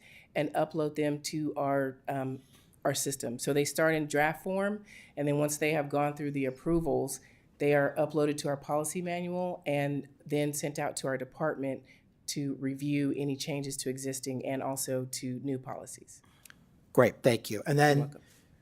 709 was treated differently because that was required by AB 481. Is that correct? That is correct, yes. Okay. 611 would actually not become a part of the policy manual, unless and until the council were to approve the use of drones. Is that correct? That's correct, yes. And 611, even if it becomes a part of the policy manual, wouldn't have any effect right away because we're not acquiring the drones until the next fiscal year. Is that right? Yes. Okay. So if the council approved the acquisition of the drones, 611 could be incorporated into the policy manual because that's the authority that staff has. But as a practical matter, it would not, nothing in that policy would actually matter until the drones are acquired later in the year. That is correct. And Okay. if we receive approval tonight to acquire the drones, and once the policy has been further reviewed and taken out of draft form, it will be put into our policy manual and available on our website for anyone to view. Perfect. Thank you very much for that clarification. I really appreciate it. Madam City Attorney. I'm not sure if I'm going to clarify or If it's not going to clarify, I'm going to ask you not to say it. No, well, I just wanted to say, as part of the annual report, it also includes what the law enforcement agency intends to acquire, and so that is why it's all part of this process tonight. The renewal of the ordinance that adopted 907, so the report will include future acquisitions, and so we are following the AB 481, so. Yes, please. So I think it goes back to what one of the community members was mentioning, that the adding of items to the inventory is something that's required as part of the annual report. It's in the code here is number 6, is that part of the annual report is adding the additional items. It is not changing the policy to add the items. It still goes under, that's just part of the annual report. I understand that 709.9 will be changed if we add any inventory. That is because the way Lexipol works is that the inventory list has to go somewhere within the policy. So it's actually an attachment. It's called military use, equipment use inventory, but it has to go under 709.9 and it takes you to an attachment. So yes, it's part of the policy, but it simply is the list of approved equipment. It is not anything as far as the content of the military equipment use policy you guys already approved. It's just an addition of an item to the inventory. Yes, it does change the policy in theory because it changes 709.9, but that is simply an attachment which lists the inventory. Thank you for that, Captain Krause. I just want to clarify one more detail here. My understanding is that a change to the inventory, which is referenced in 709, is not an actual change to 709 or the ordinance that has already been adopted. It would be equivalent to if you establish a trust and you have a schedule of assets to the trust, changing that schedule of assets later on isn't a change to the trust. So it's not, changing the inventory is not changing the policy itself or the ordinance. That is correct. Thank you.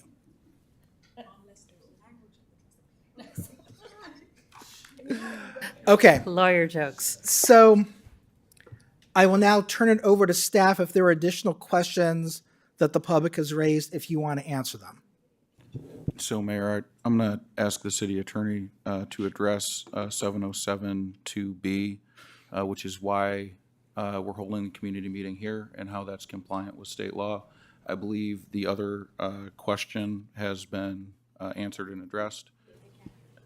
Oh, sorry. I'm going to ask the city attorney to address 707-2B, which is why we're holding the community meeting here tonight and how that comports with state law.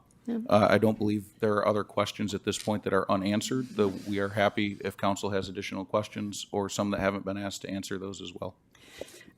Well, I think Captain Krause really did a good explanation about the two different adoptions, or the two different, under 7071, when you do the ordinance, and that is when you have to post prior to the community meeting. And under 7072, when it's the annual report, it's within 30 days of submitting the publicly released annual equipment report pursuant to 481. The agency shall hold one well-publicized and conveniently located community engagement meeting, and the general public may discuss or ask questions regarding the military equipment report, and also the agency's funding and acquisition or use of military equipment. So the police department has determined that, and I concur, that holding it here at a city council meeting comports with this section, that we can make it the community meeting. And they believe that there would be more people coming and speaking to it, better publicized. So I can say that 481 does not have a definition of what a well-publicized and conveniently located community engagement meeting is. So based on the facts and circumstances that we're under right now, I believe it complies with 481. Okay. Are there any other outstanding questions that have been submitted to staff? Mayor, I don't believe so, but if council has other questions or would like us to continue answering questions, we're happy to.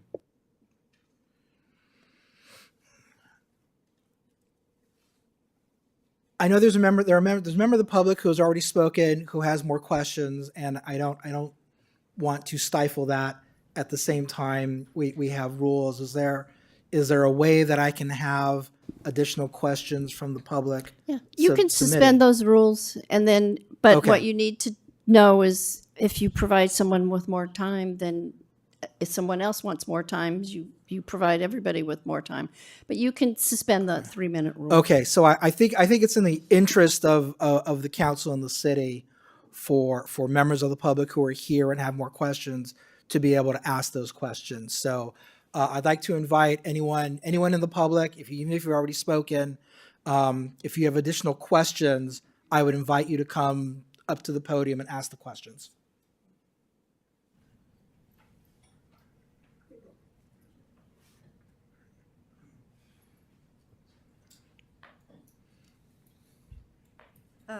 Thank you for this opportunity to ask additional questions. We did have some questions related to the actual drones themselves and the usage policy for them.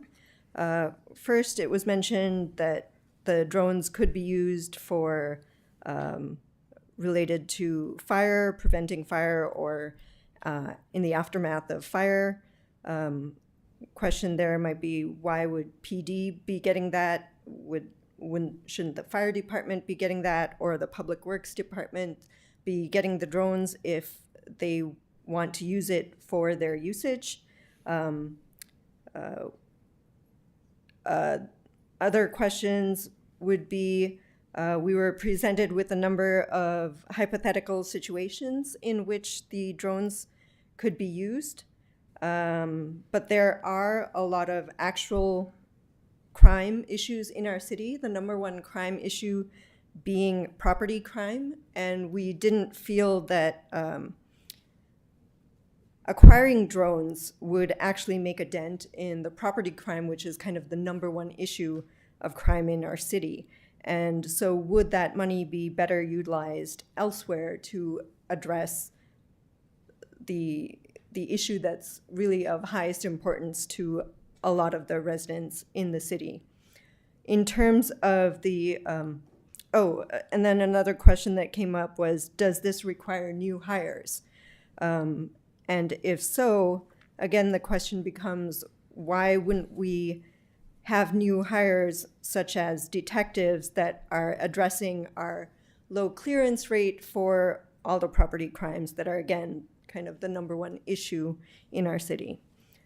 In terms of policy, we looked at the proposed policy 611 and compared it to Lexipol on their blogs, which suggested that we should also include no facial recognition and no usage of drones for crowd control.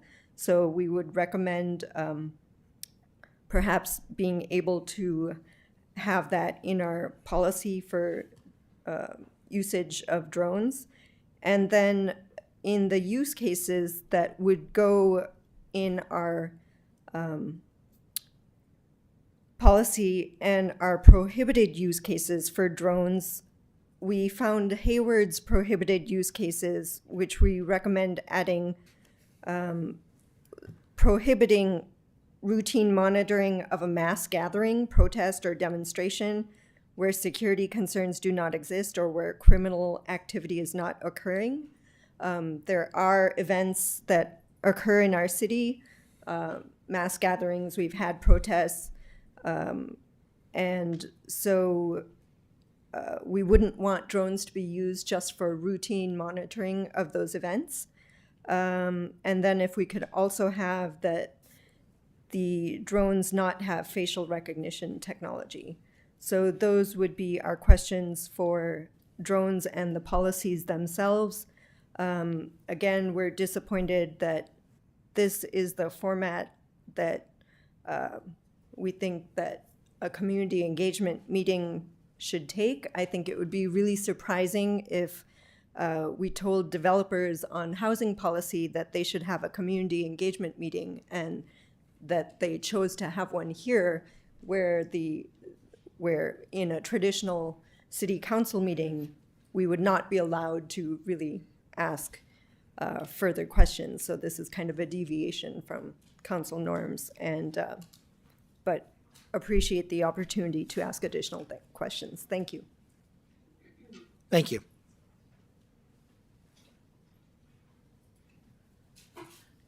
Hello, thank you for the opportunity. Sorry about my voice. The assertion has been made, or the statement has been made, that 709.9, the inventory list, has no policy in it, and therefore it's exempt from manifesting a change to the policy. But if you read 709.9, it is not just an inventory list. It includes training requirements, authorized uses, procedural rules, legal and procedural rules. It is more than an inventory list. And as a matter of fact, if you think about what the state has decided constitutes military equipment, a list of about, 12 or 13 items, by that logic of dismissing the inventory list as part of the policy, you're basically saying that the police department and or the city are free without very much public engagement. We can put everything on the list. Everything that the state, we can put tanks on there, what they call tracked vehicles. We can do armed aerial vehicles, a lot more extensive and intensified elements than what we have in our city today. So I really want to understand the real rationale behind saying that 709.9, simply because it used to be 709.4, was in the body of it was in the middle of the thing. They moved it to the end, which made sense because that's probably going to change over time. But now saying it's not part of the policy, when it has policy elements in it. I really want to understand that rationale that has not been answered to my satisfaction. Thank you. Thank you. Okay. I'll take the first question. He'll take the ones about the drone. So to the point that 709.9 does include more than just the items, it absolutely does. It includes authorized uses and the training requirements, and it references the policies each one goes back to. So if you were to go to those policies about the different items, such as the drones or the other items, inside the policy in the different section, it does talk about the authorized uses and the training that goes along with those tools. So we're just repeating that information again in 709.9 as what the authorized usage and the training requirements are for those items, but that lives in the document of Lexipol as well if you were to reference back when it says which policies apply for the usage of each tool. So Again, it's just repeating what is in the different sections. I would say the only thing that's new in there that might not be in the other parts of the policy are the cost of the items or the maintenance and the lifespan of those items. That would be the only thing in there that isn't necessarily referenced in our other materials. So again, it's just, that's why we consider it just the inventory. To add to that, those are the items the state requires us to update as part of the ordinance renewal. Thank you. It's the report. All right, address some of the other questions as it relates to fire. That one's because police departments investigate arson crimes, and that's one aspect of why we would utilize it there. Next, as it relates to property crimes, if I could come before you and bring one solve that would fix it, I would do that. I would have done that already. It's a tool. It's a tool that we add to our repertoire, and property crimes can manifest into violent crimes, as we saw this past weekend. So it is another tool that helps us get to where we're trying to go, which is to minimize or reduce crime. As it relates to new hires, no new bodies requested in this. I appreciate that. Facial recognition, that's a very interesting topic. And to that, we have no objection to adding that. That's fine. We can add that the utilization of any video is prohibited to be used for facial recognition. We can make that we'll take that recommendation. As it's for crowd control, the FAA prohibits flying it over without a permit or pass from the FAA. That's already a prohibited act with drones as it relates to the FAA. So that's a federal law that prohibits that. Additionally, as we give the permissibilities in the policy, it's nowhere in there that would qualify. And let's see if there's any others. Captain, the Oh, last question yep. was the prohibited use for routine mass gatherings or surveillance where there's no criminal activity or element. Again, it's not a permissible use as defined by our robust policy. And I did have one last thing here, which is as it related to being able to come forward and put anything in 709.9. We don't add anything without coming before the council as we're doing tonight. So the idea that we could just go ahead and put anything that we want on there and go ahead and do it is just not true. We come before council to get council approval. I think that I've addressed the questions now. Did I miss any? Vice Mayor? I'd like to extend the discussion of facial recognition software. The drone itself doesn't have to have the capability. As soon as you capture an image, a separate software package can run an analysis and do facial recognition. Moreover, another law enforcement agency that accesses this file based on a subpoena or some other authorized access method can take a static image and run it through facial recognition software. So I don't think facial recognition necessarily has a place in this particular policy discussion. And separately, I would say that as a law enforcement tool, facial recognition is hugely important and hugely valuable.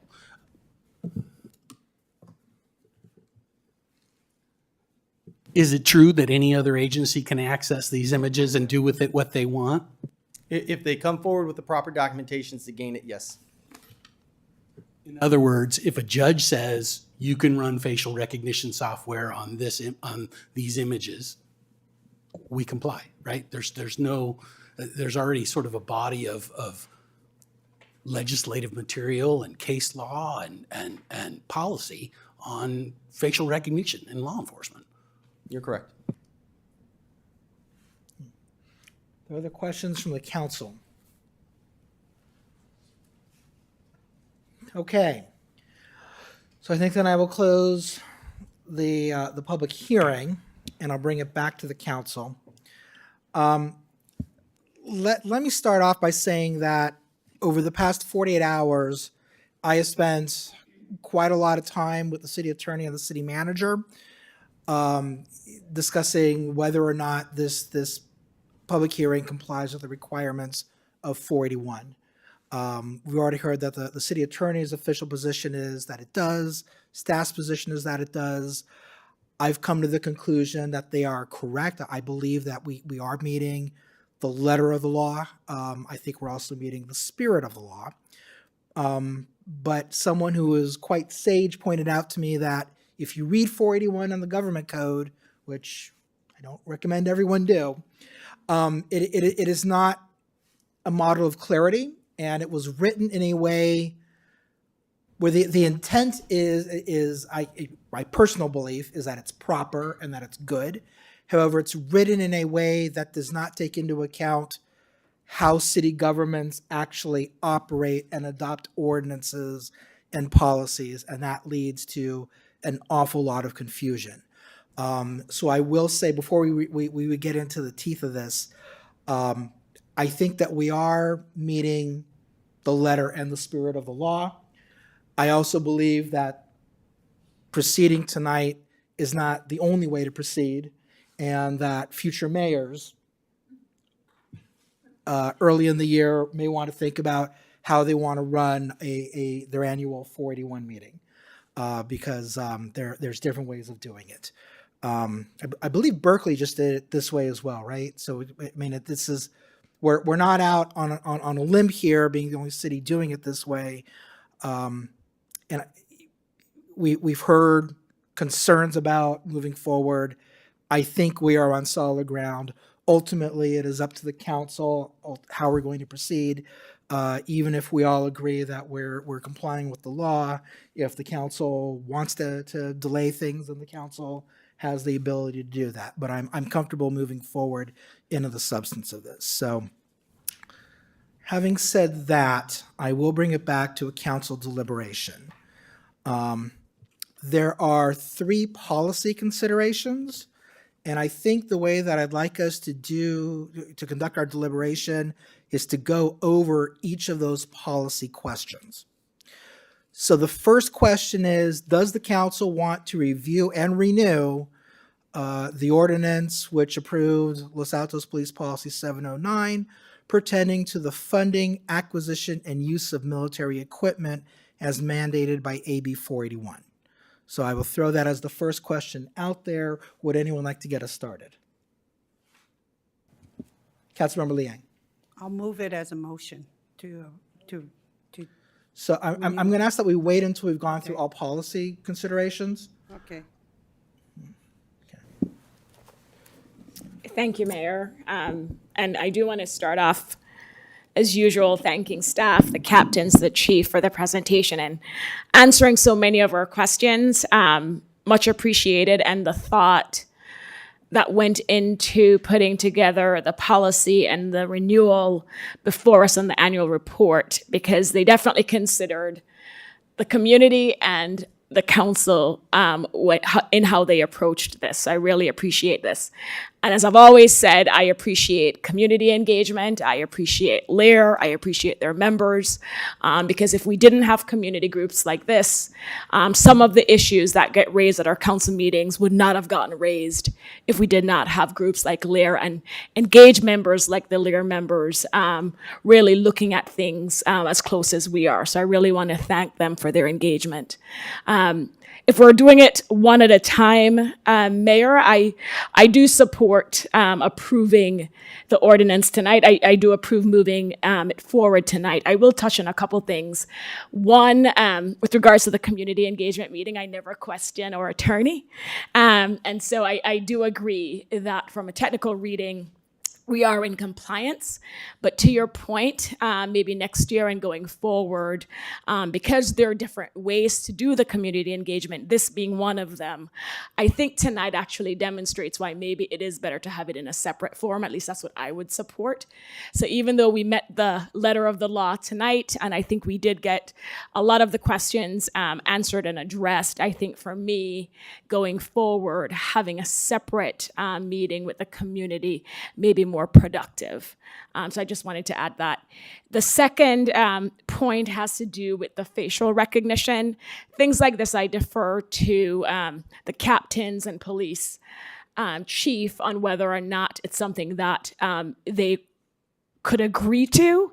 And I think I heard the captain say, yes, this is something that they could actually put in the policy. And so hearing that and knowing that it's something that I care about, meaning the community care about, then I would also support adding that to the policy, hearing from the captain that that's something that's acceptable. Also, with regards to the crowd control, I heard the captain say that, we have a list of permissible uses in the document, and this is not listed as one of the permissible uses. But of course, the question will arise, it may not be listed there, but it doesn't say it's prohibited. And so maybe, that's one way to clearly state that it would not be used for those purposes. Clearly, we can frame it as, if it's legally prohibited, because my understanding is, based on what the captain said, there are regulations out there that actually prohibit us from using the UASs in this way. And so maybe that's a way to do a catch-all language in the policy that would address it, and also address any other instances that regulations or laws don't allow us to use the drone in that format, that we wouldn't do it. But with those two changes, Mayor, to the proposed policy, and I know we're going into the policy, I definitely support moving the policy and adopting the ordinance tonight for the first reading. There was one other point on the 709.9. I agree with staff's explanation. Even though 709.9 has other elements to it and addresses other areas, what we're really looking at is the inventory list that is part of that section. So where I'd actually disagree with staff's explanation about 709.9 doesn't change my position tonight, but I actually wouldn't say any changes to 709.9 period wouldn't require the different community engagement requirement. I actually think to the inventory list, which is very, narrow, and if we're changing that, that to me is not a substantive change to the 709 policy. And for me, it's looking at the inventory list that what we're doing tonight. That to me is not a change to 709 policy. And so that's why I support staff, and I agree with staff that wouldn't trigger the review of the entire policy, because it's not a change. I don't view updating the inventory list as a change to the policy. Thank you. Okay. Thank you. Vice Mayor? I'm ready to renew this policy, and I agree that the appendix to the policy, the appendix to the document, which is the inventory, should be viewed as that, as an appendix, not something that substantively changes the policy. And I don't support eliminating the use of facial recognition software. Councilmember Meadows? I agree with the vice mayor, actually. And I do believe the language talks about exigent circumstances for all these aspects of the technology. So, I mean, you just can't, if you have the technology, it's a tool, and there are some exigent circumstances where it might be useful to do that. So I don't want to prohibit. I want to say generally this is not allowed, but if you have the information and you have an exigent circumstance, I don't see tying our hands behind our back and not allowing that use to be practical. So. And you're talking about the facial recognition. I'm talking about the facial recognition, but in fact, I'm also talking about the crowd control. We're not going to use these things in any of those circumstances, but if there were, God forbid, something just really horrible, why would we say, no, we can't access that and look for faces? I mean, or, whether it be crowd control that goes horribly wrong. I don't support a prohibition. I support a general, non-use scenario, but not an absolute prohibition. And I won't argue with the facial recognition. We're in a different place, especially because the captain said it's something that they could agree to. But on the crowd control, the language that I am recommending isn't specific to crowd control. If I heard the captains correctly, they said there are some uses that are prohibited. They could not use the drones for those uses. And so I think it's incumbent on us in the policy to say we will not use this equipment for things that are legally prohibited, which would capture crowd control if there are really regulations that prohibit it. Well, and I support that the way you described it, but the issue is, when does crowd control, God forbid, become a mass murder? And then, so yes, generally, so that's why I think it's written appropriately as it is now. But anyway, I don't, that's just my feelings. No, let me go ahead and weigh in here. I find myself agreeing substantively with Councilmember Flygore. I think if a if it turns into a mass murder, the prohibition on crowd control does not apply. The investigation into mass murder would. So I don't see that as being an issue. It looks to me like we're two people with four people have rung in on this. Two are in favor of prohibiting facial recognition and crowd control. Two are not. So Councilmember Liang, I think you're the only one who hasn't weighed in on those questions. I align with the Vice Mayor and Councilmember Meadows. I just think that we start micromanaging or editing these policies at the dais, then we're going to do it for everything else. And I don't think that's our place tonight. Okay, so I think then that I mean you won. You got something else to say? You hold it. I think the direction from the council is not to amend 611 to include the Hayward language. That's the direction from the majority. Councilman Lee, I guess it does make sense to take a motion right now. I've actually drafted language. Do you mind if I make the motion instead? I just want to clarify, when you say you drafted the language, the motion is not going to be inclusive of any other language that we...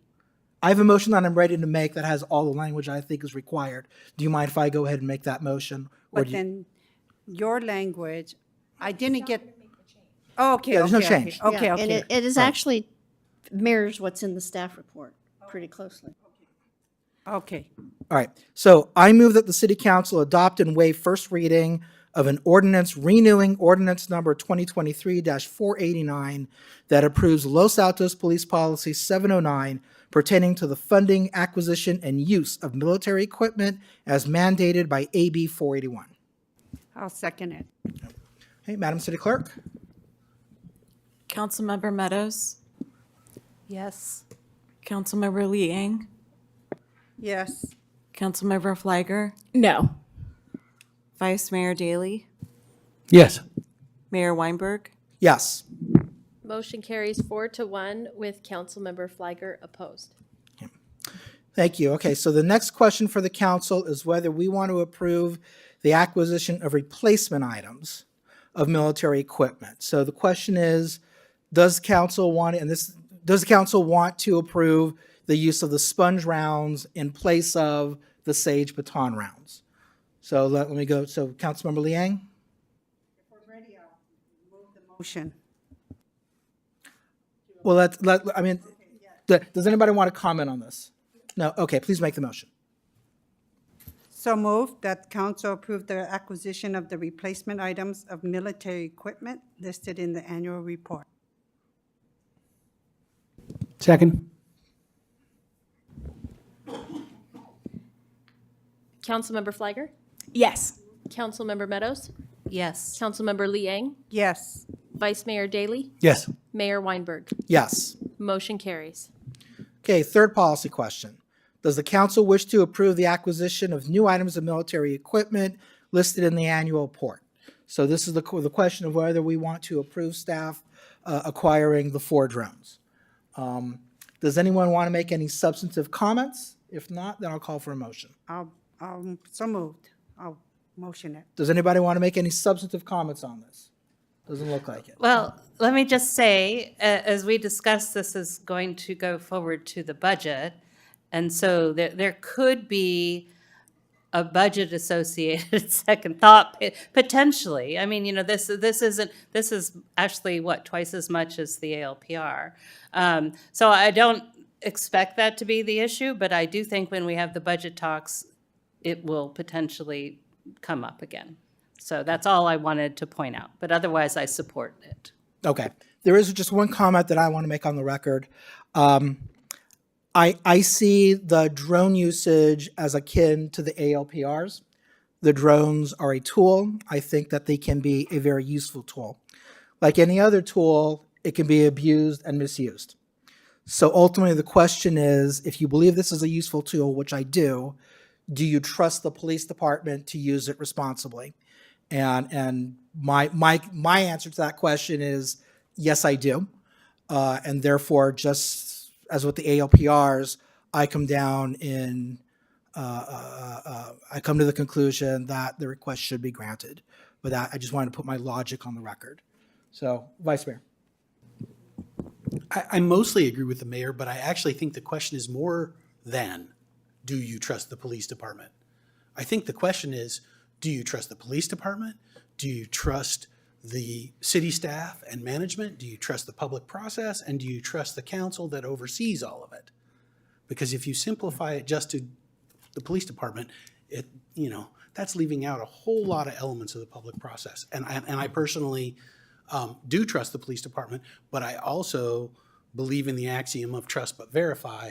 And so simply trusting the police department is not what I base my decision on. I base my decision on all those other factors that I mentioned. Thank you. Very, very well said, and I would agree with that. Can I Councilmember Liang. comment, since we're going through comments? I think it's not only trust, I think it's how much we make public safety a priority. We said public safety is going to be a priority. And so we need to provide the equipment needed so our public service members can continue to do their job well, and also giving them the tools to make sure that they are safe and our public is safe. So, I mean, overall, that should be the overriding thing that should be guiding these decision-making tonight on these, on what we're deciding. So I just, when we're talking about, it's whether we trust our officers, I mean, there's no doubt about it. They never gave us any reason not to trust them. So it's not about trust for me. It's about what we can do to make our community safer. So I appreciate you making that comment, but I would observe that not everyone agrees with that statement, which is why it's important for the council to state its position of why we were going to move forward or not move forward with the item. Councilmember Flagger. Thank you, Mayor. And for me, I will also support number 3. And it's not an automatic for me. I actually was very impressed and appreciated how thorough both captains answered this question and demonstrated how this new equipment could benefit our community. So I was definitely swayed and persuaded by how this equipment could really improve our lives here in Los Altos. Okay. So would anyone like to make a motion? I'd be glad to make the motion that the council to move that we approve the acquisition of the new items of military equipment listed in the annual report. Okay, I'll second the motion. Councilmember Liang, Yes. Councilmember Flagger, Yes. Councilmember Meadows, Yes. Vice Mayor Daley, Yes. Mayor Weinberg. Yes. Motion carries. Okay, thank you all, and thank you to members of the public and to city staff. That concludes item number 8. It's just about 9 o'clock, so I'm going to go ahead and call for a 10-minute recess. We have 1, 2, 3, 4, 5, 6, 7 items left. They could be very quick, but I don't know where everyone's mind is on them. So what does everyone think? Do you think we're going to be able to? Unless we want to go till 1 again. I think a couple of these will require discussion. Okay. I think we can get through them before, well, Is 11 our goal? I don't think 11 is our, oh, no, I'd say midnight. I mean, 11's my, I mean, we Oh, can. 11's your goal, that's, then I'll leave it up to the mayor. Are there any items that absolutely have to be considered tonight? Number 9, 10, 11, 13, and probably 12. But Okay. 14 could be delayed if council wanted. So 14 and 3 are the two that aren't necessary? Oh, I apologize, Mayor. We moved 3 off. 3 does not Okay, have to go so tonight. given that of the, 8 remaining items, 7 of them have to be considered tonight. Why don't we commit to getting through them tonight? All right, so with that, I will call a recess until 9:10.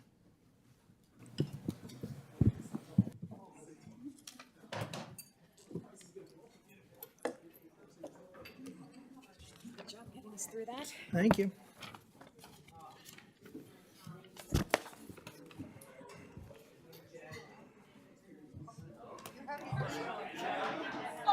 I have not.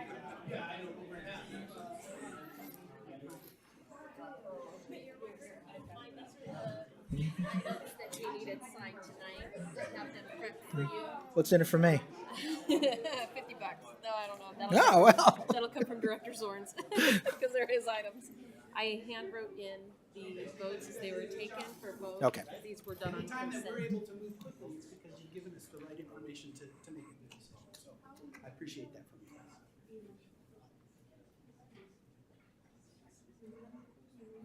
Good. We need as many of those as we can get.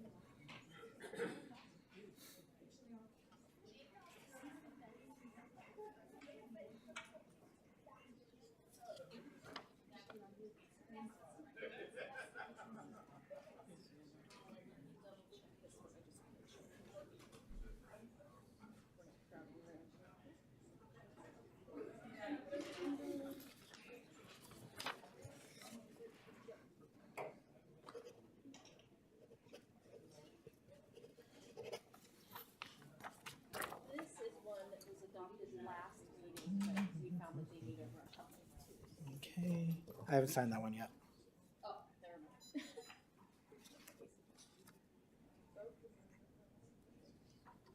The one I think, yeah.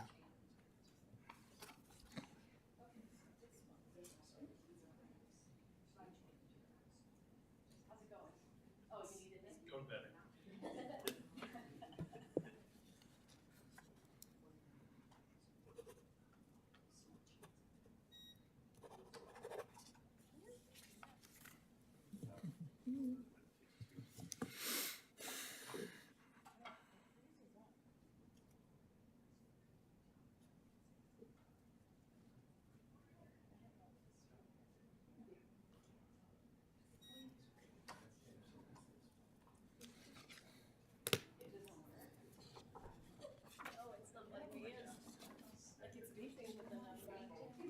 Watch her do it on one try. No. Set fire for the rest of the meeting.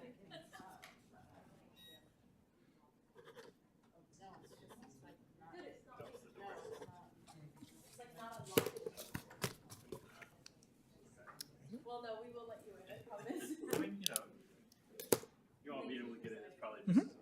Sonia to the rescue. Sonia to the rescue. It was locked. It's all right.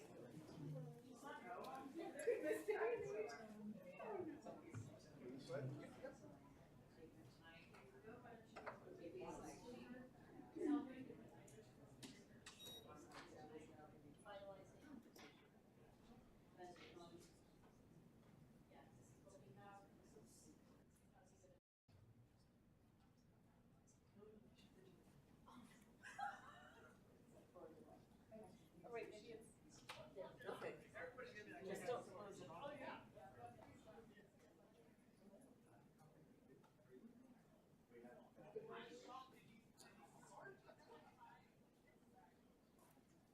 Did you just slip in? Yeah. And not only that.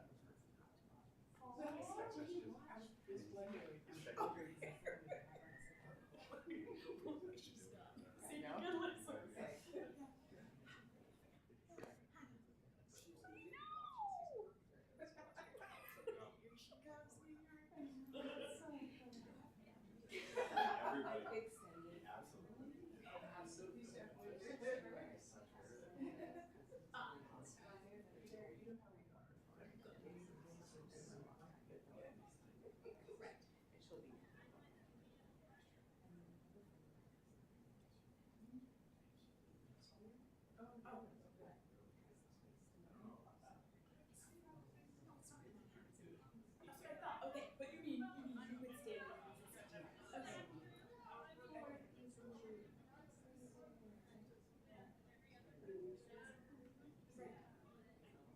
On the tray.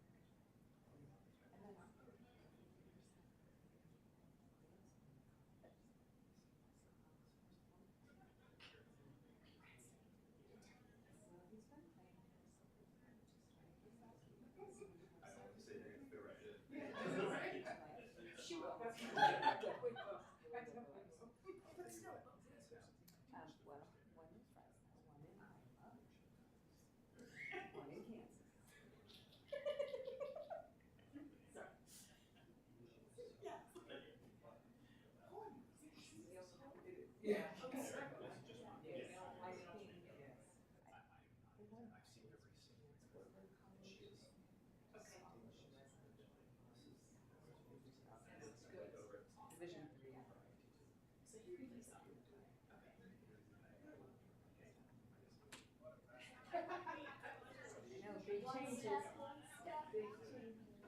time did you say, Mayor? 3 minutes. Hello. Sorry I left you hanging. I was working till midnight on Saturday night.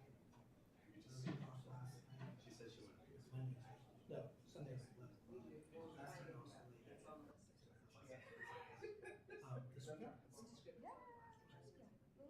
here?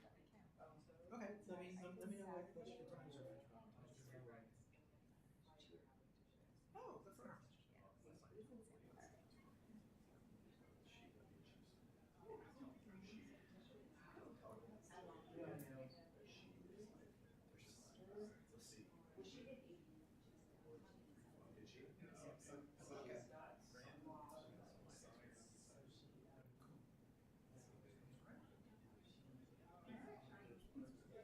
Very cool. Good to see you. Good to see you.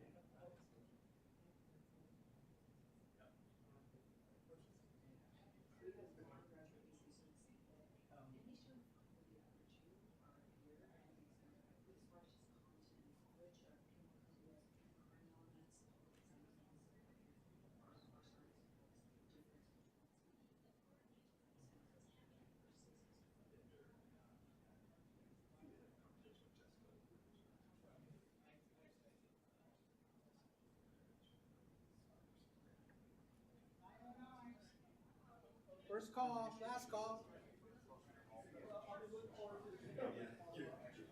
We have more stuff to say.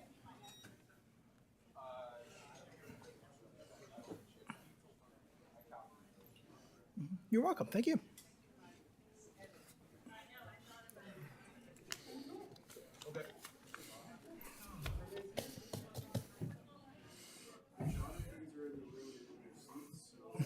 Here we go.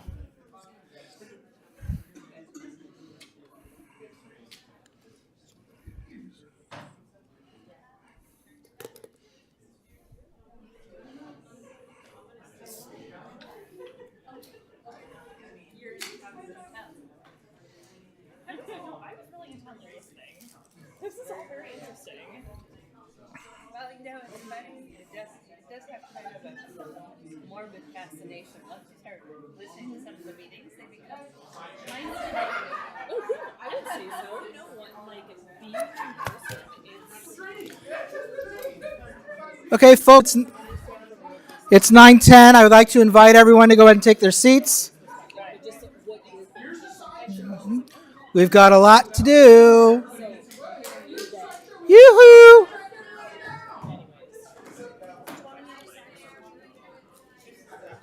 Maybe I'll feel it.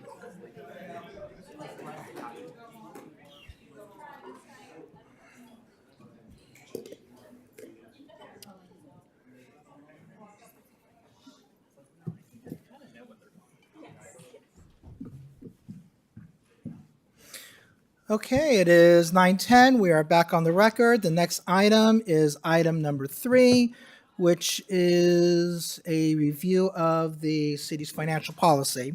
This was originally on consent. Councilmember Liang, you asked to make this. Mayor, I believe we had item 9, then 3, then 10. Is that correct? you said 9, then 3. Oh, did I say 9 then 3? Excuse me. Thank you for the correction.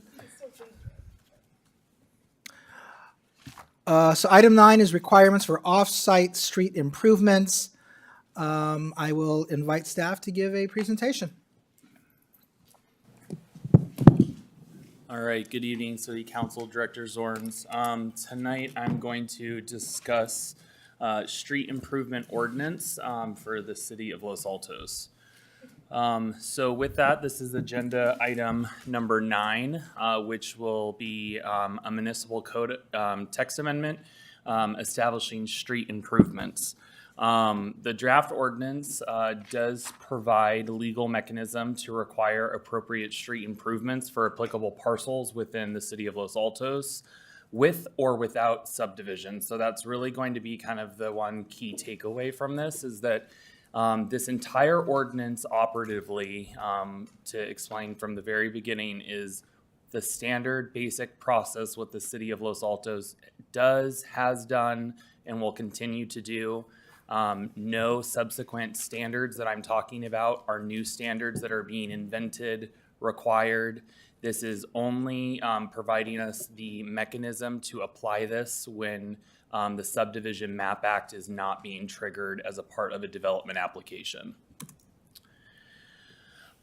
So with that being said, as a key takeaway that is contained within the ordinance language itself is that any person or any project that is proposed that erects, constructs, adds to, alters, or repairs a building or structure for which a permit or discretionary approval is required would trigger the property improvements immediately adjacent to the property. With that being said, there is essentially one key exception to this, which is the 50% threshold test, which is a pretty regularly accepted threshold for various different triggering points when it comes to building improvements. So if within the course of a 5-year period, if someone phased a project potentially, as long as they did not trigger an addition or modification of an existing structure, they would not be subject to this. So it would pass a proportionality test if we were ever questioned on this. So that is one of the key takeaways, is to 50% and less, 50% and more. That's kind of where we're at with the threshold for exceptions. This is a regurgitation as well on the slide of improvements required. I'm not going to go over all of them, but they are all fairly vanilla, as they say, very plain Jane, pretty atypical of what we would see in a subdivision. Curbs, gutters, driveway approaches, the sidewalks, ADA ramps, bicycle lanes. And so this is whatever would be proportionally required immediately adjacent in front of the property. Standard specifications, I do think that this is something important to identify, is that the improvements required shall be made in accordance with the standard specifications of the city. As I mentioned, no new standards are being proposed. The council does not have that as a consideration this evening. So there is nothing that you're going to see that's a change, again, of traditional business as usual process. This is providing us the legal mechanism to be able to require development applications to incur this very standard improvement schedule, essentially. In the event, though, however, a standard specification does not exist, we would use just best practices and regularly accepted engineering principles and standards, which there are various universal specifications for street and roadway improvements that cities commonly, honestly, adopt as their city standard, but it's usually just something that's from ULI, essentially, or one of the other big regional governing authorities for specific government agencies. Credit for work, this was something that was specifically asked, so I wanted to make sure that I pointed this out. When prior dedication of land or prior work has been installed or performed in order to be able to make previous improvements that would be required under this code today, essentially we're saying is that you're not going to be required again to do the same improvements or expand beyond of those improvements if it's already an infrastructure deployment that exists within the city in front of your property. So we're not going to make someone rip out and tear out sidewalks and driveway approaches that are not needing to be replaced as a part of their project. And we're not going to ask for an additional land dedication if we were asking for that for, you know, the future improvement schedule of things immediately adjacent to the property. Implementation of the ordinance. So I'm going to read this scenario that I kind of came up with because this is actually a very real scenario that we could be faced with in the next coming years. Is a 4-acre site wants to redevelop an existing commercially developed property with new expanded building footprint. So essentially an increased floor area ratio and lot coverage for residential, mixed use, or commercial only uses. The reason why that's important is that residential and mixed use and commercial only uses does not always have to be accompanied by a map. So not triggering the Subdivision Map Act. There are large parcels in town that are fully held together as one parcel. Usually when you do see as a part of an explanation of this example is that there's sometimes lot consolidation that ends up further triggering the MAP Act. We have existing large parcels that have been previously consolidated, so we're not going to see some consolidations like you would typically see of some of our other properties in town. Why this is important is the hypothetical scenario that I'm providing is that the site approximately would then have, and this is from a rough measurement of using a sample parcel in town, would be 1,800 linear feet of street frontage that the city would have to bear the improvements on if we were not able to deploy this ordinance, if they did not also exercise a subdivision request as a part of an application. So in the absence of that, the proposed ordinance would leave us with no frontage improvements for a variety of sites throughout town.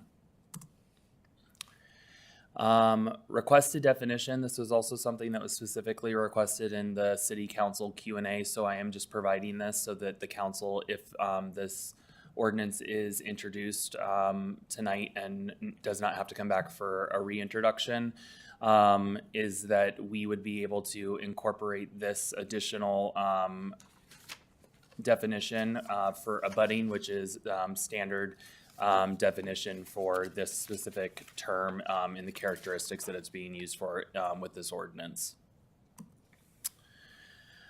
Another key point that I do want to point out is that in the council Q&A, it was asked why this ordinance is not going before the Planning Commission previously for consideration.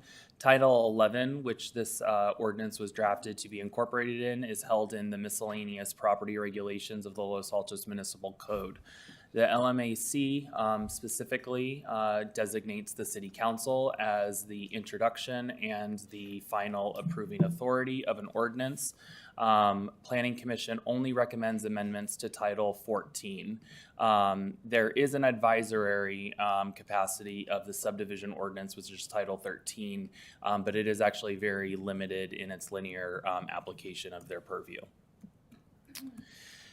So with that, the recommendation would be to introduce an ordinance of the City Council of the City of Los Altos, adding Chapter 1120 for street improvements to Title 11 of miscellaneous property regulations. With that, I am available for questions. Thank you, Director Zorns. Are there any council questions for the director?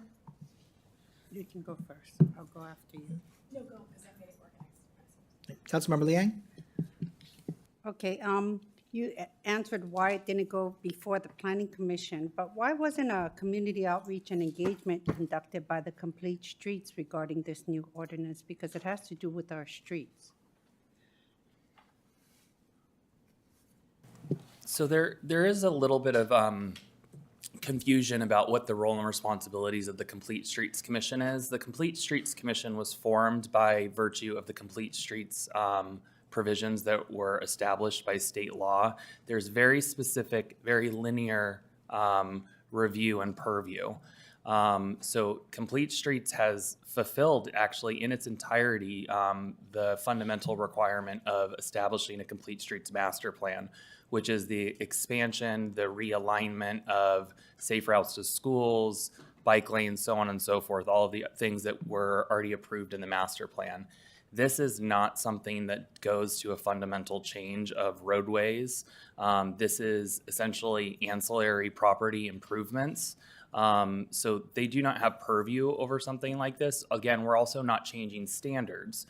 So with that being said, is if we are going to develop new standards, that is something that we could assign to the Complete Streets Commission to review the standards. The application, though, of those standards is something that is just confined to this ordinance, which mirrors the subdivision ordinance. They would not have purview over the subdivision ordinance, so we would be breaking best practice of what the designated body and review is. If anything, we would say we could take this to the Planning Commission for a cursory review, but they also do not have recommending authority pursuant to the Los Altos Municipal Code or state planning and land use law. But then, because it's a new ordinance and we're introducing a new ordinance, we could at least direct the commission to conduct outreach, whether it's planning or Complete Streets, because I think it's important that the public is made aware of what we are introducing and to help us gather input. So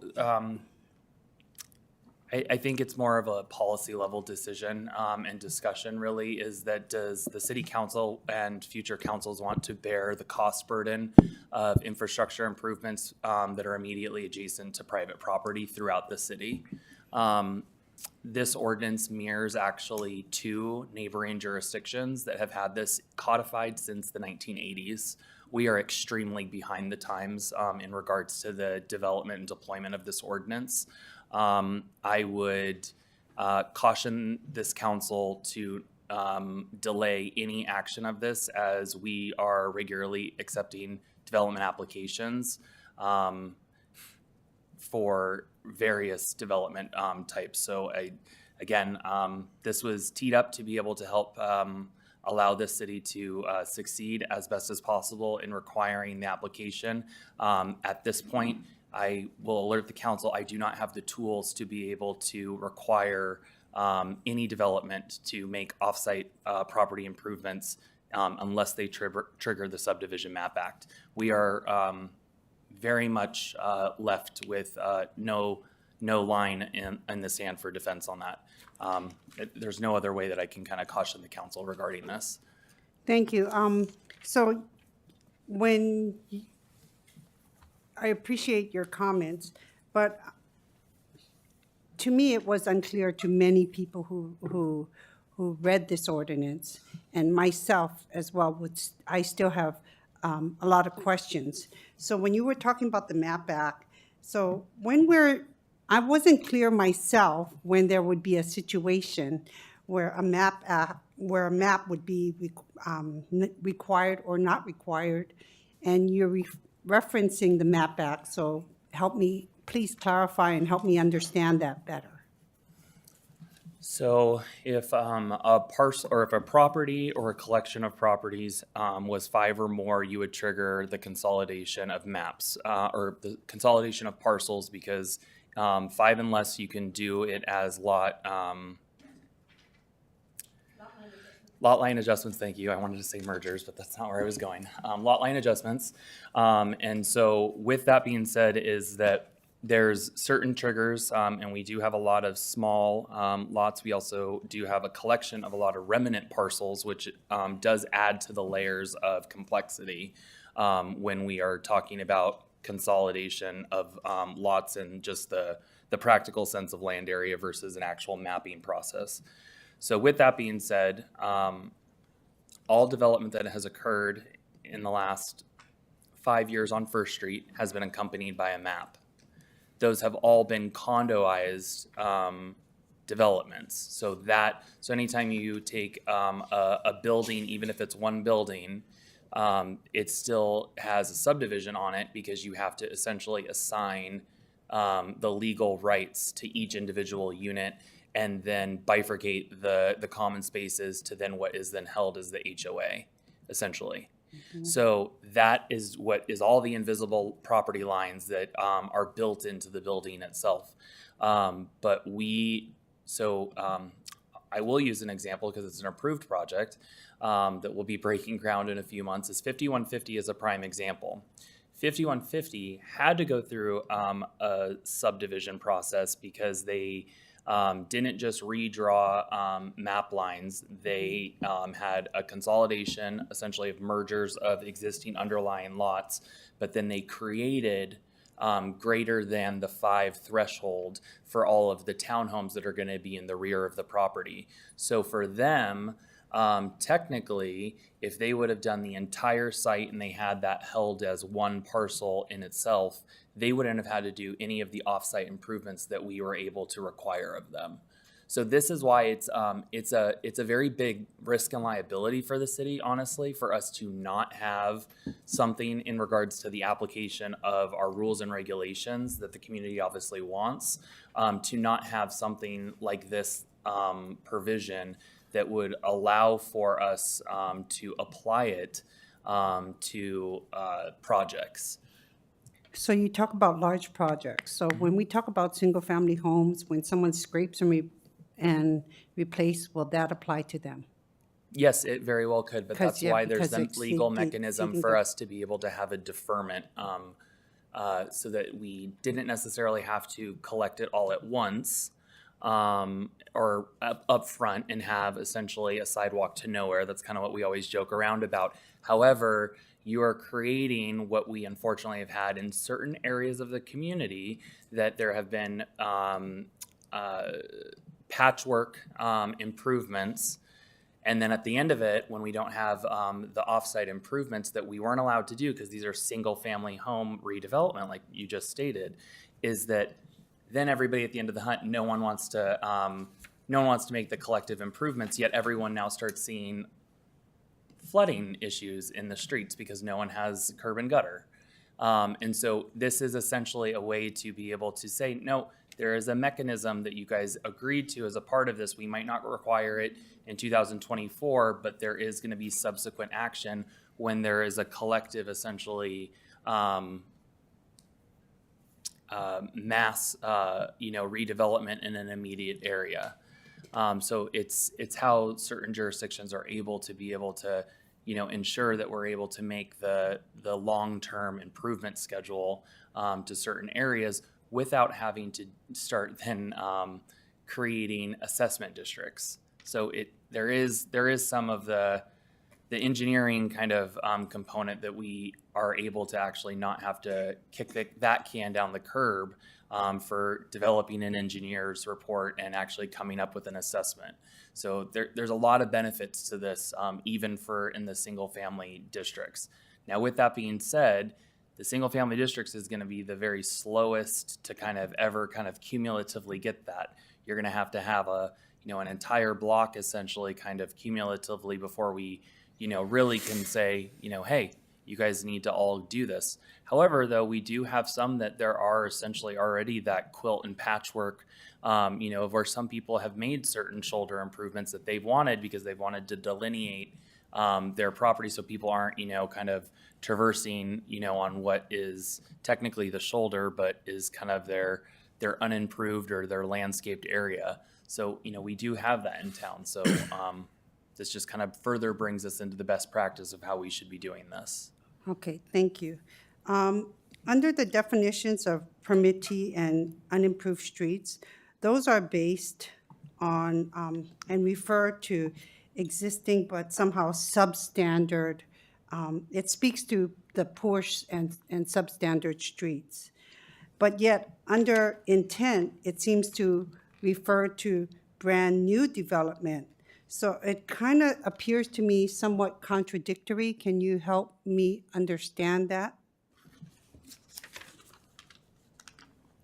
See, under permittee, it says adjacent to any unimproved street or unimproved streets in the city who is required to have a permit. So we're speaking towards the permittee, and we talk about unimproved streets. And then the definition of unimproved streets speaks only to the unimproved streets, and it gives a long definitions.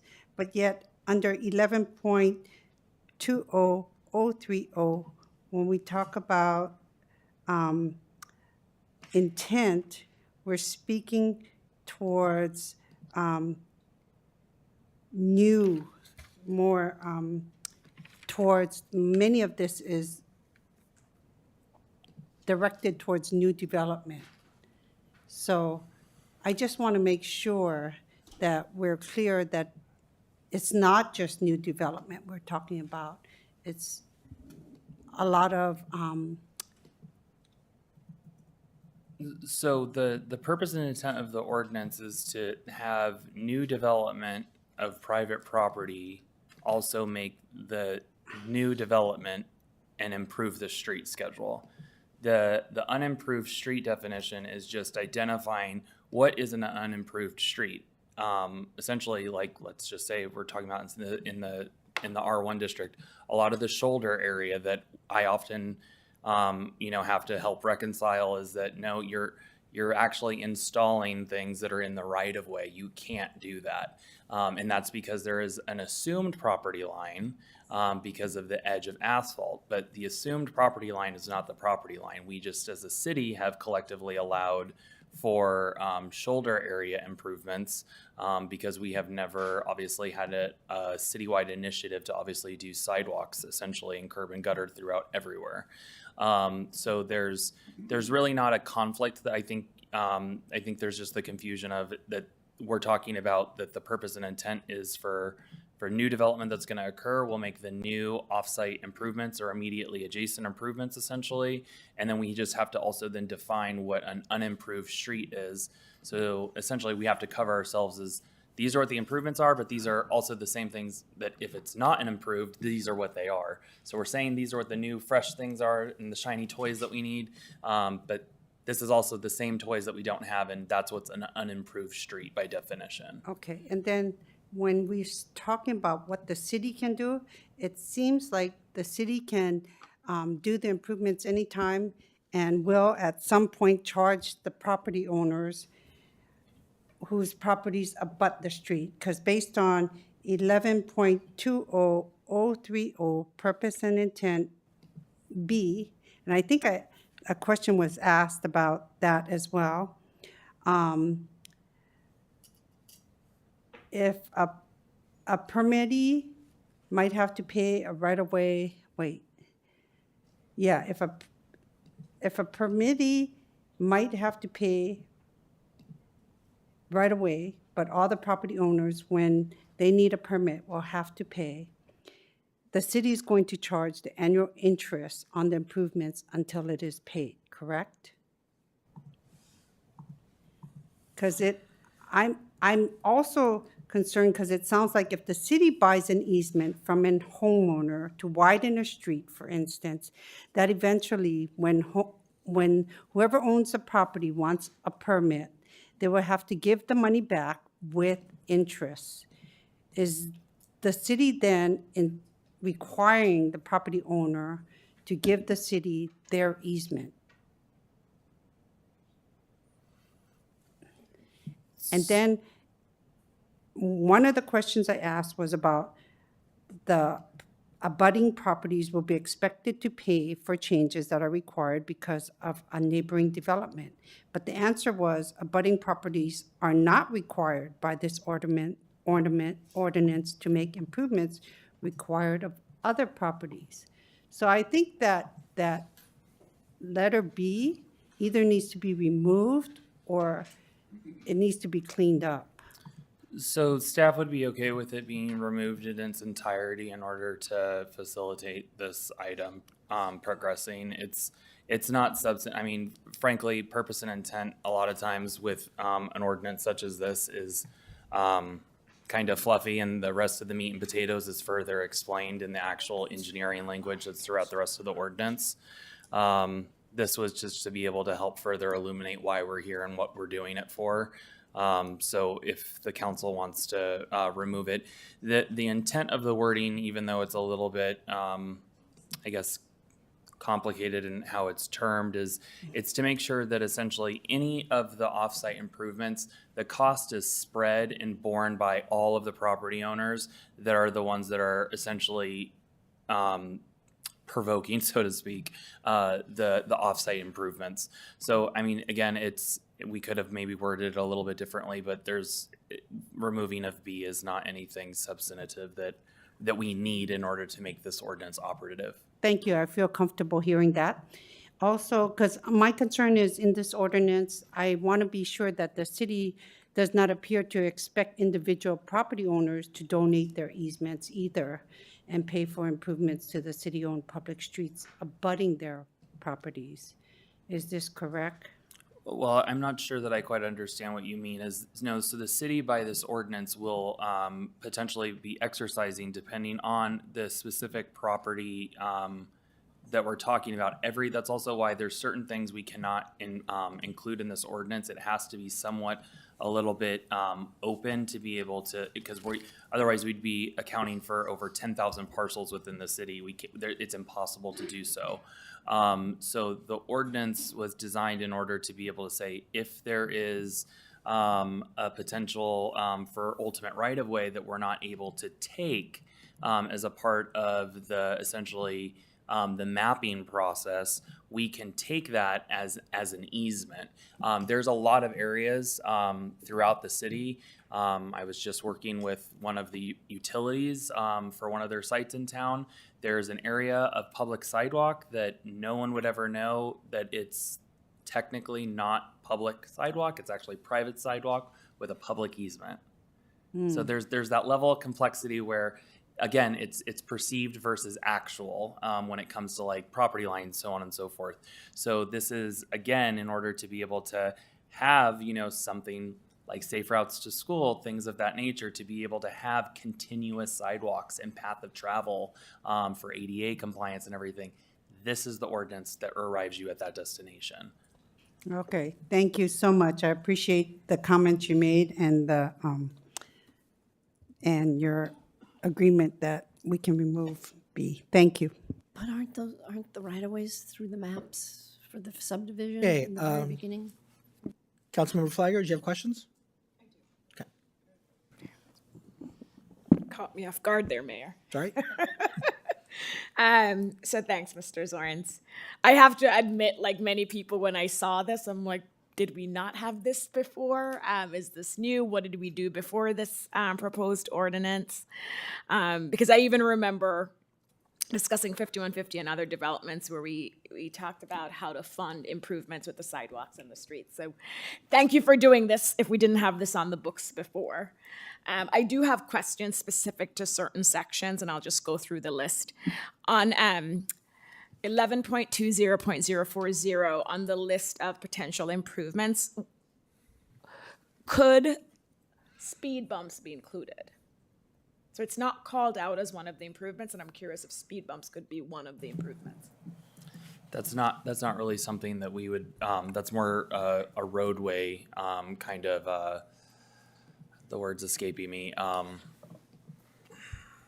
just a facilitation of essentially public safety in the right of way. We really wouldn't do that.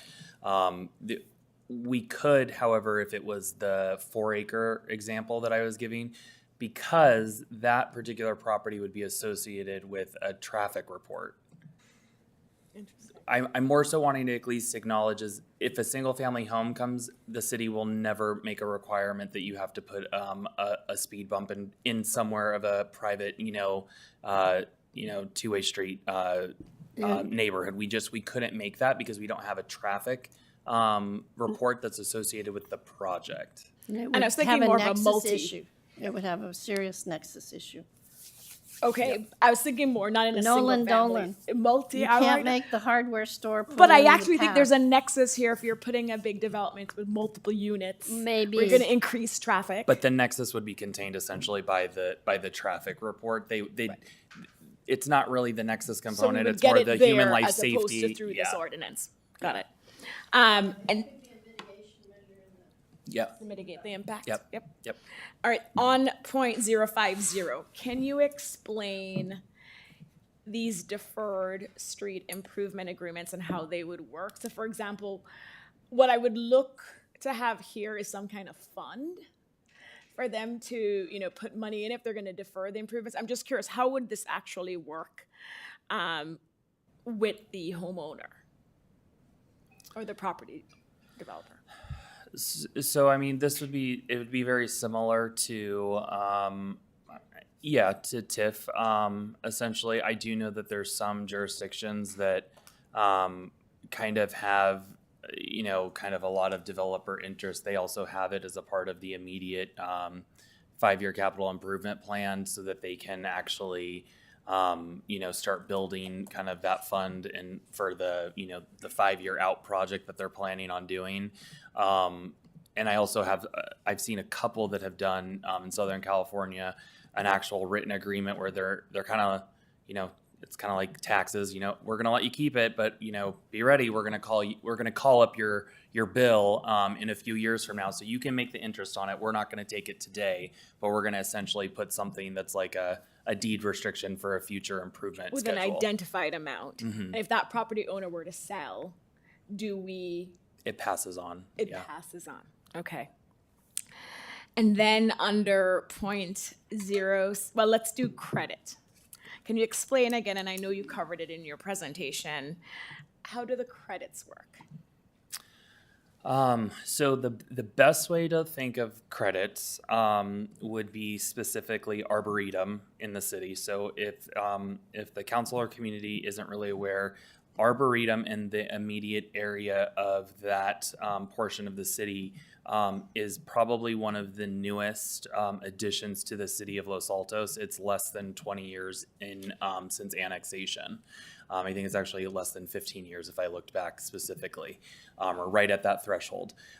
So for example, is in that immediate area, if they had already done curb and gutter and sidewalk, or if they had, certain of these easement dedications, we would not ask them for additional easements and additional infrastructure improvements in order to be able to annex in. So we're giving them a credit for that work. So we're not going retroactively and saying, no, we want more because you guys did that under the county.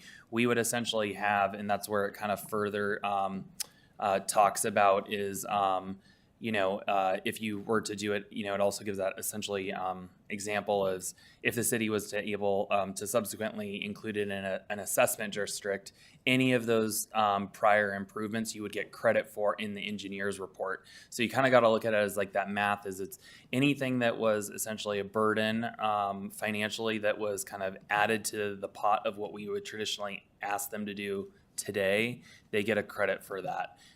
If it's additional things that are different and it's getting triggered with a 50% threshold, we would ask for whatever the delta is between the two. We're not going to go back and say you're starting from zero if it's infrastructure that's already been made and improved upon. Is there a statute of limitations on the improvements, or do we evaluate the improvements that were done prior to say whether or not we actually need these improvements to be further improved? So that's where it is a very kind of generic thing, but the city attorney will kind of say, even last year when we did sewer rates, you live and die by your engineer report, and that is that sounds really simplified to say it that way, but an engineer report, it's taken a PE and a mathematician essentially and putting them into one, and they crunch these numbers that come out with the actual physical construction cost and improvement value schedule, and it really comes out to them being able to delineate what was either paid or what needs to be paid in the difference. That's why I kind of like the assessment district kind of example is a really good one, is that an engineer's report would have to be provided for that. So anything that's essentially a subsequent credit, we would have to do some really detailed calculations in order to be able to issue a credit associated with an existing property or an existing improvement. Improvement that was done. And then, thinking through this, whether it's R1 or multi-family, could this be viewed, and I know you mentioned other jurisdictions have had this on their books since the 80s, but could this be viewed as anti-housing, like housing, construction prohibitive, where now we're putting a cost on them directly?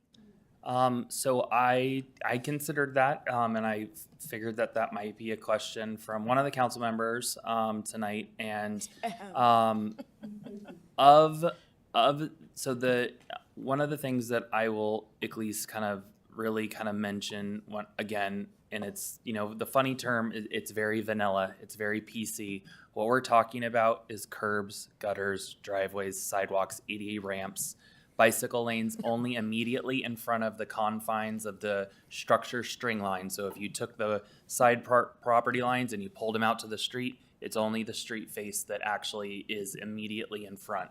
Where you're talking about services such as sewers or drainage, things that you have to legally do under other codes. Fire hydrants, obviously, I mean, I could have left that out for all extents and purposes. The fire authority, no matter if it's the county or anybody, they get what they want. They have different rules of engagement when it comes to, what they're allowed to require. So, I mean, these are all very, very basic development criteria to require. We're not asking for anything beyond the standards. That's why I wanted to at least, really paint the picture as what we're asking for is, I mean, really like kind of builder basic, if you want to use that term. Like no one expects to be able to go into a jurisdiction and say, all right, yeah, they don't have a shoulder improvement schedule in the city of Los Altos. Cool. I'm not going to do anything. And honestly, that's that's unfortunately though, is in the absence of, that might be something for the R1 district, that might be the prerogative of the residents. I don't really think that that's the prerogative of something on El Camino or something immediately adjacent to Foothill Expressway. Yeah, and even SB 35, you can require offsite, just the standard ones, like for health, safety, and so even There's always under. the health, but Yeah. okay. I think some of these go But beyond that. they even recognize certain offsite improvements, but you can't go too far. Okay. Thank you. Thanks, Mayor. Councilmember Meadows. I just want to pick up on one of Councilmember Flieger's questions and just delve maybe too deep in detail, but 11.20.050 deferred street improvement agreements, you said that if the house is sold, the obligation stays with the house, but what is the mechanism? Is it in the disclosure packet? I mean, the buyers, how do they, is there, I'm assuming we're not putting a lien on this, but what is the mechanism by which someone who buys one of these homes understands that there's an obligation? Those agreements are recorded. Yeah, it'll be in a preliminary title package. Yeah, it will be recorded. Okay, in the title report. Perfect. And- Okay, that's all. Yes, thank you. On very high authority here. Got it. Thank you. I will just cover, there's two other sections that actually kind of build upon that one section. So for purposes and application of like when people are I have to always be concerned, just so the council's aware, when I'm talking about what we have to do for Victor Chen, the city engineer, who's actually deep diving into development review, or some of the frontline staff, they don't need to know some of the very particulars about how to legally do it. They just need to be able to convey this is a requirement. So if I consolidate it all into one, that's usually when code is missed. So kind of giving the breaking down of the consolidation of certain things isn't always the best method, is to have it all in one. It's to kind of somewhat make it a little bit easier to digest for them. Vice Mayor? I don't have any questions. Okay. I will now open it up to public comment. So, Madam City Clerk, I take it we have a stack of comment cards. So many, none. Okay. I will then close public comment and bring it back to the council. Who'd like to get us started? Well, actually, let me. What I would like to do is go through the ordinance. Not go person by person, but go through the ordinance section by section. But does anyone want to make any preliminary statements that might otherwise affect our analysis? I was just going to make a motion, but whatever. And I just have a clarifying question for staff. I have no substantive changes. Okay, does anyone have substantive changes? So Councilmember Liang, you have a substantive changes you want to make? Yes. Okay, and does anyone else have any Okay. So why don't you go ahead and list off the substantive changes one by one? So I think that it's clear that you will be adding the definition of abutting properties, correct? No, in this. Not one that really defines it like this. That's Yeah. why I did offer it. So- So as long as that's made All right, into the so I don't think, does motion- anyone on the council object to putting a definition of abutment into the document? Okay, so that's direction from council to add into the Okay. document. Next, please. The only other thing I wanted to remove was under 11.20.030. I heard from so many people in the community because I think this raised some red flags, and so I was glad to hear that the director said that he would be comfortable eliminating B, because many people who had properties adjacent to roads that had potential bicycle improvements or potential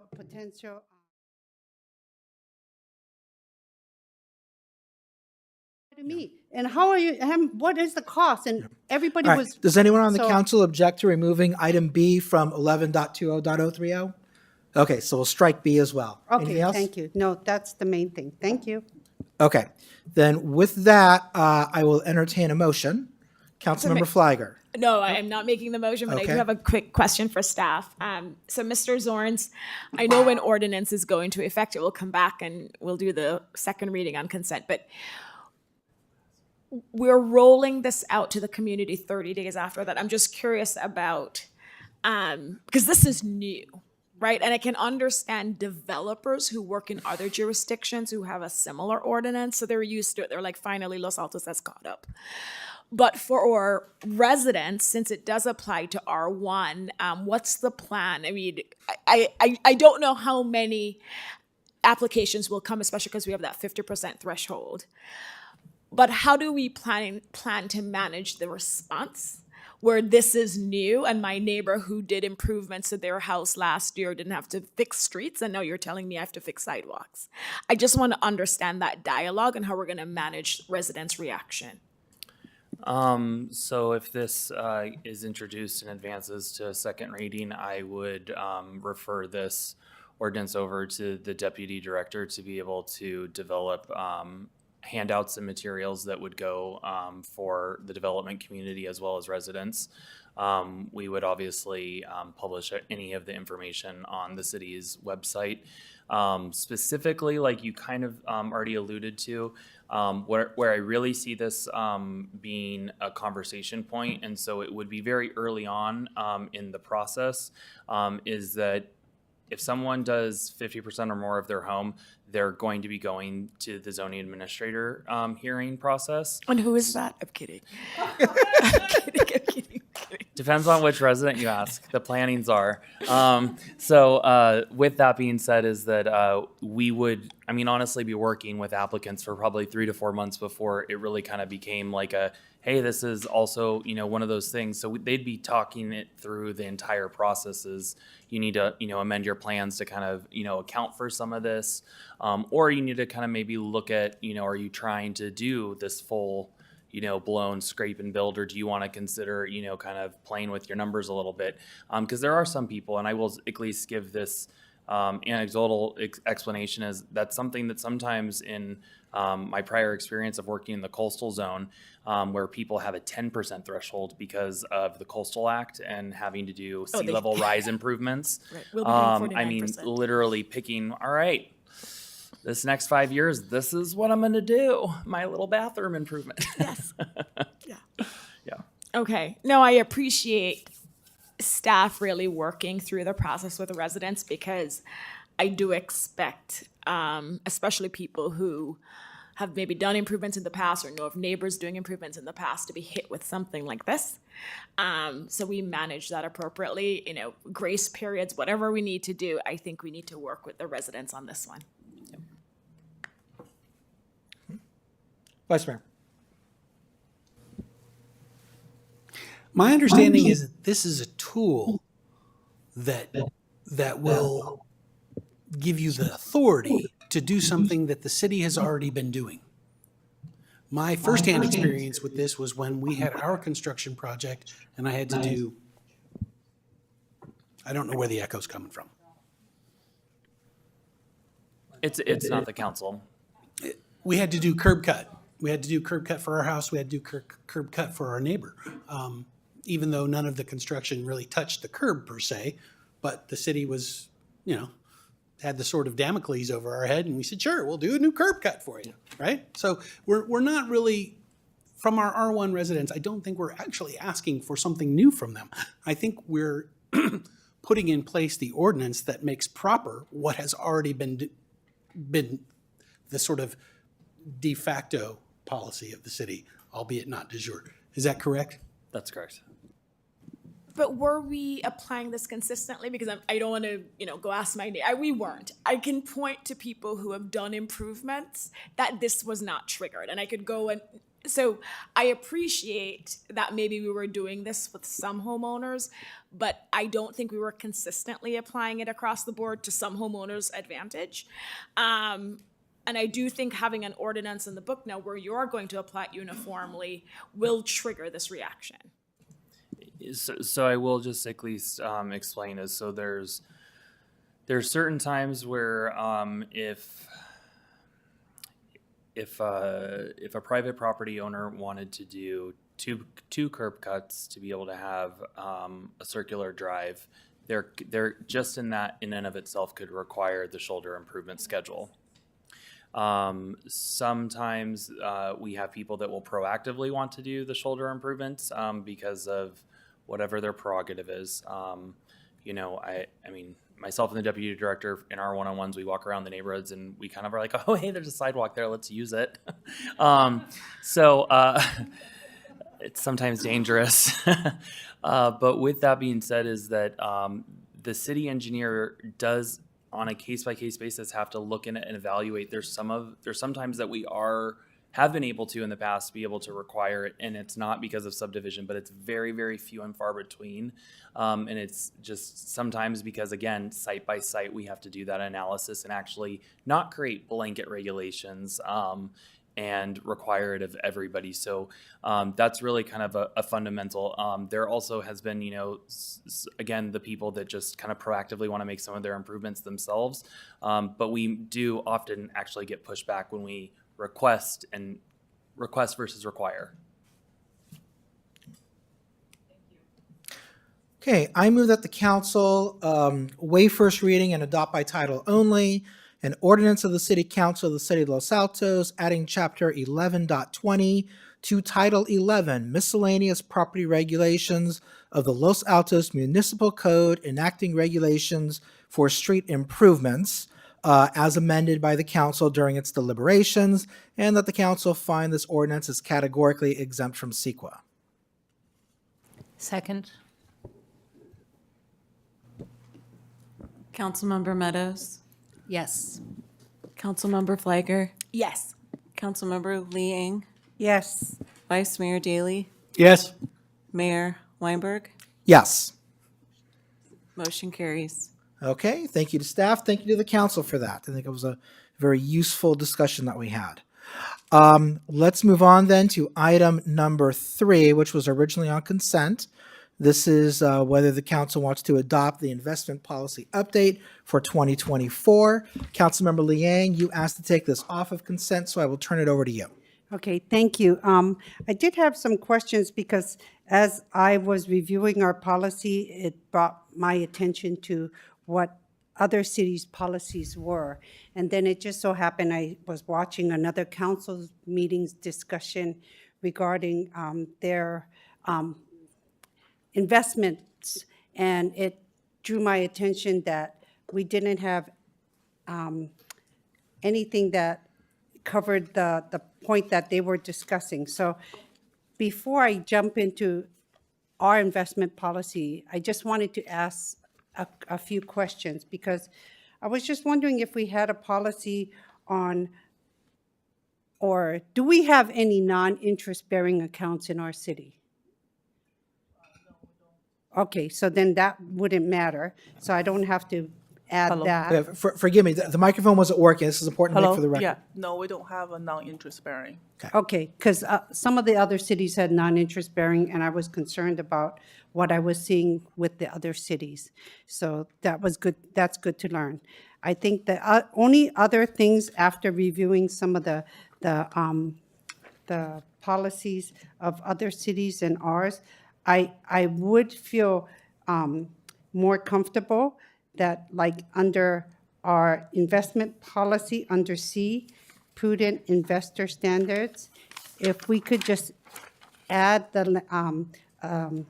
a short clause that says pursuant to Government Code 536003, because I noticed that everybody other cities' government, their policy had that. And then I think our paragraph. I'm sorry, what was the government code section? It was pursuant to Government Code 536003. Which says what? So I can pull it up, and then I can read you the whole thing, because I should have brought copies of that. Okay, so it's for the record, it's 53600.3, and this is Yes, the prudent thank you. person rule. 0.3, yes, sorry, thank you. Yeah, .3. And then that talks about how we would be following the government code and how we're investing and reinvesting. And all the other language that we have under it. But I think it's good to have that government code there. Okay. Because Okay. when investing, it's a government code that we are all following in order to do It's that. the same language. But we should add, we just should add the words pursuant to Government Code 536003. I noticed that every other municipal investment policy has that comma, and then it had that in the paragraph. I think it's good for us to have it as well. Are you saying we're the only city in the Bay Area that doesn't do this? Well, of the policies that I've saw, we were the only one. So that's why I wanted to add it to ours Well. too. I saw. So I just thought it was good practice to include it as well. Okay. So the only problem that I have with that is that code sections change, but. Madam City Attorney, do you have any opinion on this? We could say, yes, pursuant to that code section as may be amended from time to time, but I don't think it's critical. I mean, the policy uses the prudent investment standard, so, I mean, it's a council call. It's not a legal issue. It's, Any other comments? Yeah, I mean, this went to the Financial Commission. Did they bring this up? No. They didn't bring this up. Any other I comments? think I was just doing it for good practice, and then I just thought, because these are state laws that we are following, and it was important that our cities included this in our policy as Was there well. any other part of the investment policy that you wanted to go over? Then I would just add a similar line to K and say pursuant to Government Code 53607. So Mayor, if I understood this item correctly, we've got these this is a new financial management, or was that the other agenda item? Who prepared this? This is our new financial investment Right, advisor. so, right, Trust, okay, yes. thank you. So I am not comfortable, as you said earlier, micromanaging from the dais without sending this back to them. There are new advisors. I'm just not going to do it right here from the dais. If you believe it's important, I haven't been convinced yet, then it should go back to our new investment advisors. That's my feeling. 5 through 607 appears to have nothing to do with K. Councilmember Flagger? And for me, I am not supportive of the change because if we tie this language to a government code that may get amended, that we want to have additional language to, then it wouldn't be here. Like it appears as if our consultants took the language from the code that they thought applied to us and what we were doing and included it and included it here.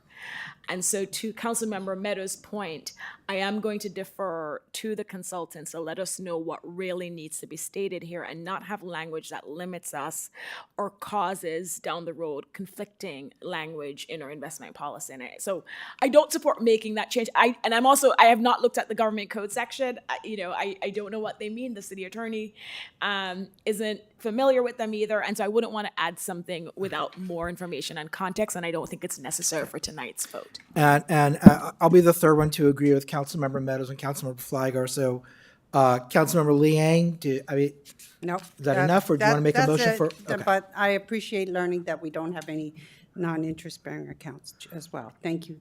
Okay, so I would like to take a motion then to approve the proposed financial policy. I can find it. There's no ordinance. So it's just to adopt it? Yeah. I move that we adopt the investment policy before council tonight for 2024. Second. Councilmember Lee Eng, Yes. Councilmember Flagger, Yes. Councilmember Meadows, Yes. Vice Mayor Daley, Yes. Mayor Weinberg. Yes. Motion carries. Okay, thank you very much.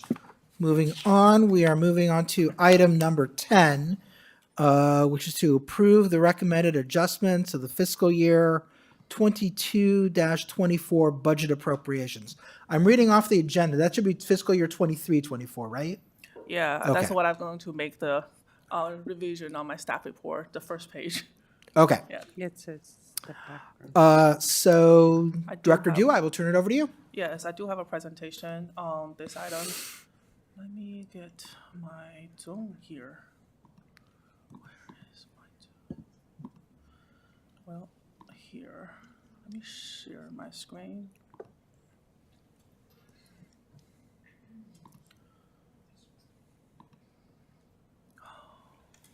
Which one? Oh, which one? Oh, right there. Oh, right there, right there. Oh, thank you, John. All right, I'm gonna start my slideshow. How I game.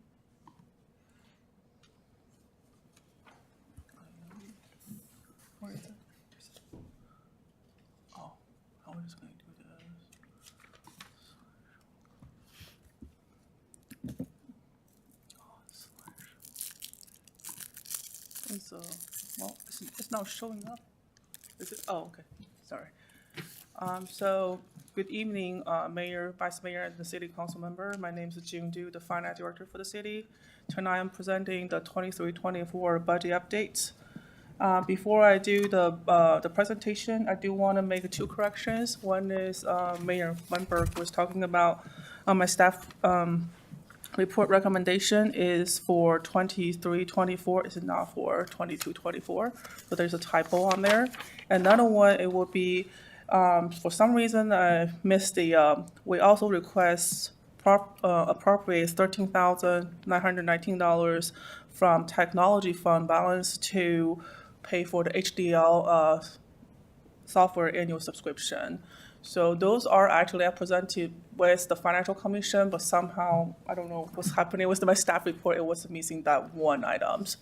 And I also want to mention, I take the recommendation for the City Council comments. I also revise the resolution with a summary of all the adjustments.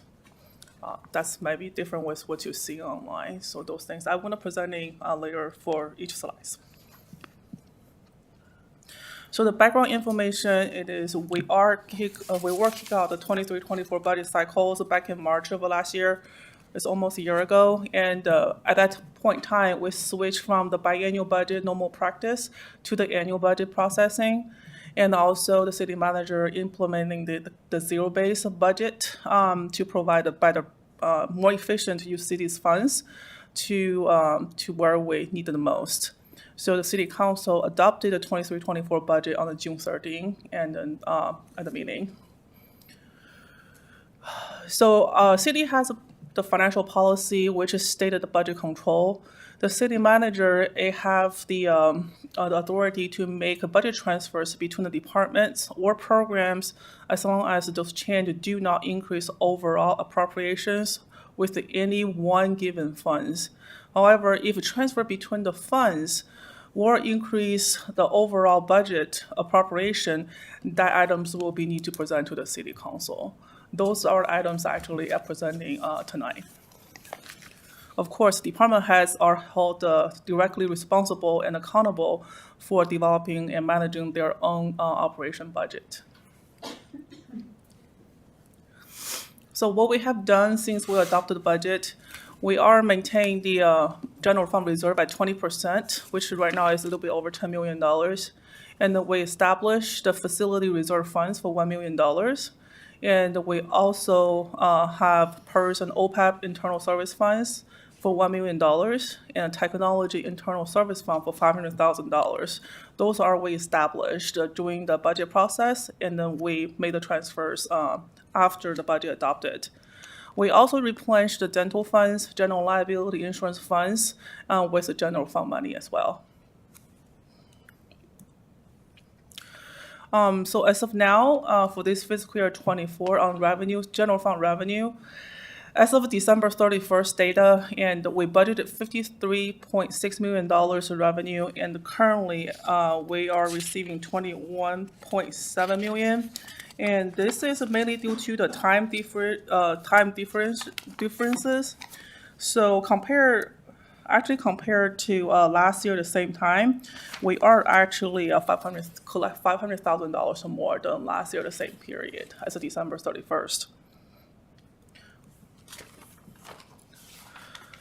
So the sewer fund revenue projection as of January 31st, actually we're receiving the $6.7 million out of a $9.7 million the revenue projection. The reason is January 31st because they don't have any like a tax payment before in December. The first payment is in January 16. That's why. There will be a small amount actually at the end of the fiscal year, but the majority chunk of the sewer funds is received in January, the $6.7 million. So during the budget process, we also established the city manager's contingency funds with $250,000. Currently, we're using those funds for emergency repairs or some necessary expenditures. So I list the biggest items in here, and with the that's what we spent on city manager's contingency funds. So far, all of those total is about $148,000.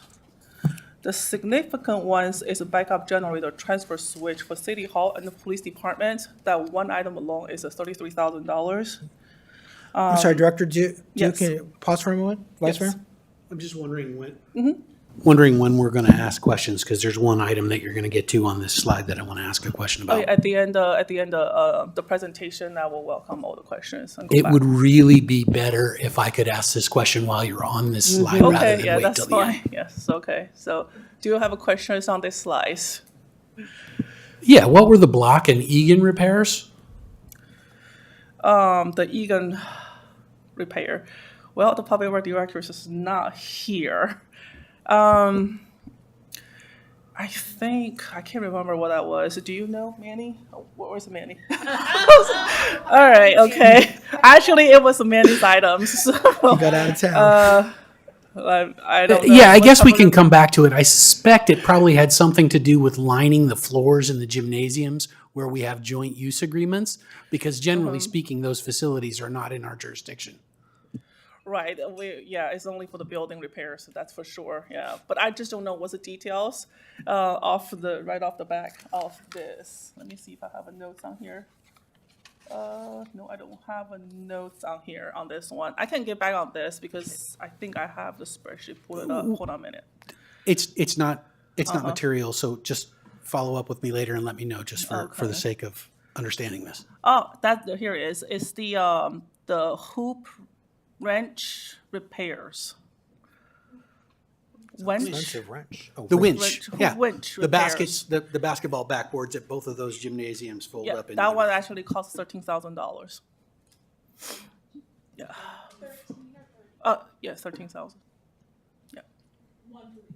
Yeah, 1330. That's what's the presenting the number for the city manager's contingency for 2 gyms. Any questions on the city manager's contingency fund? Yeah. So there are subsequent events happens during we prepare or finalize the 24 adopted budget. So one is I think in May, first meeting in May, there was a resolution passed by the city council to transfer $200,000 from general funds to conduct environmental review for Hosey House. And another one will be resolution 2326, $195,000 from general fund to fund the city hall front counter projects.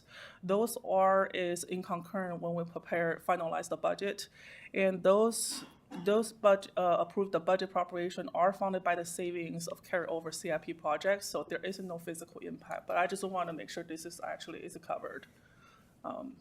It's not included in our original adopted budget, but we covered it in the CIP savings. So now we talk about the budget adjustment. First, we're going to talk about general fund. The general fund we have here actually is on the revenue side. I would not call it revenue. So it's revenue side is only the permit fees from the Development Service Department. We're going to recognize another $140,000 in permit revenues. And we also recognize the grants we just received from EOC for the EOC projects. So that's a $500,000. We did receive the check recently, so that's why we recognize this time. Another one is we going to transfer $340,000 from the what I call the grants, the PD grants right here. To the general fund. Those are one-time transfers. Those are not recurring transfers.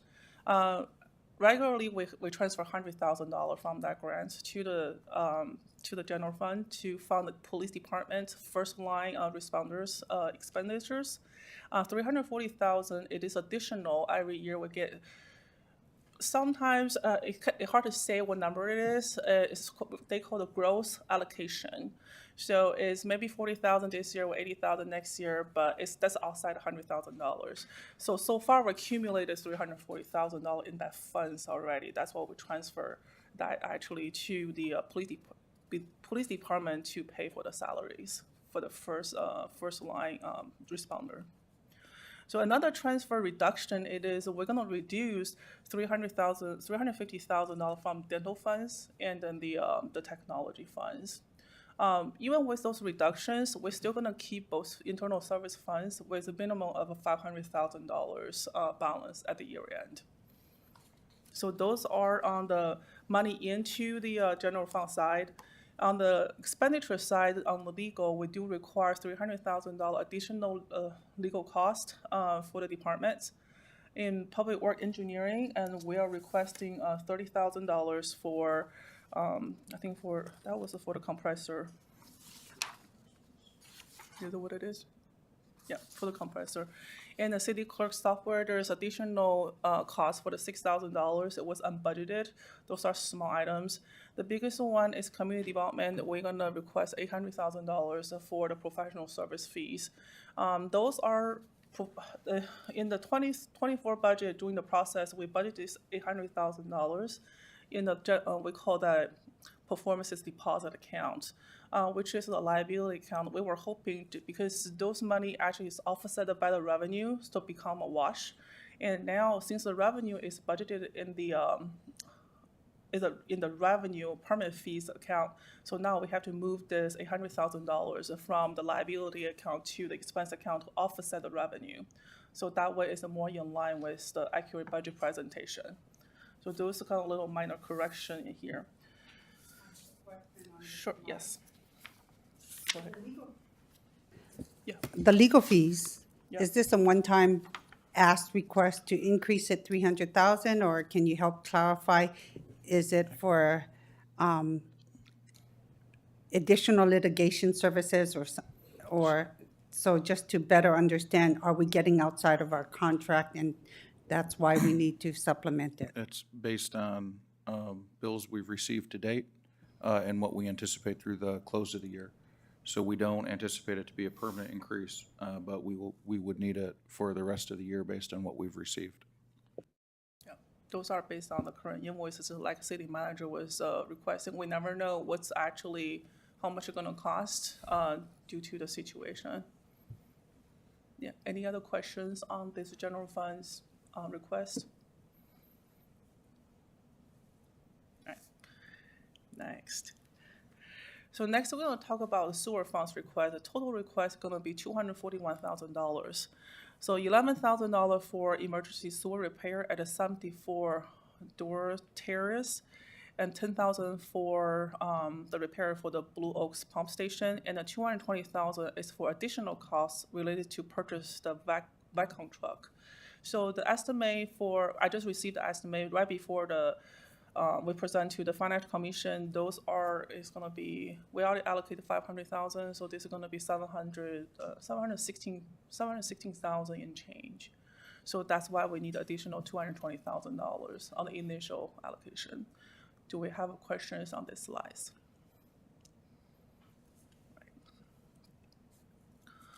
So in here, there's other miscellaneous requests.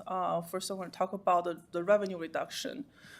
Per state, the new projection from the state and the gas taxes as B1 tax revenue, we're going to reduce to $70,000. Those are based on the new estimate just came out in January. This is mainly is driven by, more green vehicles was being used, less gas was purchased. So those are, that's why the reduction is. And also we're going to reduce, pretty much eliminate all the traffic impact fee revenues. Historically, and then the city was estimate the permit or traffic impact fee revenues, and then funded the CIP projects. However, there was a delay on the permit process, so that's why, to be conservative, we don't want actually put this revenue in to spend on the capital spending, and then that will be causing, what about if we don't, collect the revenue and then we spend on the capital projects. So this way, we're gonna eliminate this $900,000, so we would not use different fundings for the capital projects. And also, we're gonna $25,500 for the compressor purchase. This is equipment replacement fund. And as we mentioned, the correction here for the technology fund, we are requesting $13,919 for HDL business license annual subscription. Do we have questions for this slides? Yes, Councilmember? Thank you, Mayor. And I actually have questions for previous slides. Yep. Until we started doing slide by slide, I was holding my questions, but because we're on this slide, I do want to ask about the traffic. So if you go advance one. Which one? There we This go. one? The traffic Okay. impact fee, the 900,000, and the projects that we had identified that would be funded by these fees. Have we identified other funding sources? It's on page 4 of the Yes. staff report. Yes. Have we identified other funding sources for these projects? And that's the first part of the question. And if not, how did we make the determination of the funding isn't there that we anticipated, so we won't be able to do this project? And one of the projects I see listed here, for example, is the San Antonio Road Complete Streets project. So I want to understand the status of these projects because we didn't have the funding we anticipated. Actually, just I talked to the public director of the San Antonio Complete Street projects. This project actually right now is delayed because of we found out we actually can use the grant funds to fund the design cost, but there is a process we had to there was a survey need to be done before we can do the RFP for the design consultant. So right now it's still in the process to doing the survey. So that's where I don't know if actually we are going to spend $280,000 by year end. But if we do, actually we do have gas tax, with remaining funds of gas tax or SB1 money from the previous year savings, and then to funding these projects. This is all street. You can see the traffic impact fee projects is all street and roads related. So those are all qualified either for gas tax or SB1 money or VRF funds, VRF from and the Measure B funds as well. So those are all qualified, the revenue to spend on other than the general fund. Of course, general fund will be the last resources for the projects. And then regardless which funding we're gonna use when we're presenting to, when the project go on the bid, and then we had to present these changes for the funding sources. And at that point in time, the city council award the bidding, and then we will actually to identify the new funding source for that, the contract, the award contracts at that point in time, so city council can approve at the same time. So if I heard you correctly, thanks, Director Dew. We are identifying different funding sources for these projects. We haven't taken them off the books, and the San Antonio project, we may have to do a different approach, but we're moving forward. We're just identifying other funding sources. And I'm curious still on the traffic impact fee, because we had budgeted a certain amount and it didn't come through. Yep. As you look ahead to next year's budget, have you given any thought to how we budget for projects relying on traffic impact fees? Yes. I think in the future, the approach will be actually we have to collect the fees upfront in hands before actually we appropriate to the projects. I think that's a more conservative approach. So that's how, either parking lieu or traffic impact fee or any funding will be in this case. Yeah. We will not just, use the current year's projected revenue to fund in current years of projects. So we're changing from there. Yes. Do we have questions on this slide? Please continue. Thank you. So this slide I want to show, I do have preliminary numbers, actually, the audit draft numbers for the fiscal year 23. So in fiscal year 23, we revised the budget on the revenue is 51.93 million. Actually, we received 56.87 million. And then we budget expenditure for 50 million, and then we actually only spent 43 million. So in budget numbers, we're projecting 1.4 million in the recurring revenue over recurring expenditures. And our actual for 23 actually is 13.25 million. With that, we also transfer out, which is transfer to capital projects. You can see we budgeted as 2 million. Actually, we spent now 4 million. So those are for capital projects as well. So at the end of the day, and we were projecting, remember we were doing the mid-year for 23, we were saying we are $420,000 short in general fund. But at the end, once the audit come out, actually we are 9.55 million surplus for 23 fiscal year.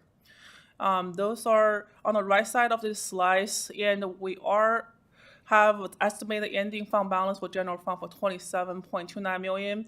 We're gonna put 8.76 to the fiscal reserve.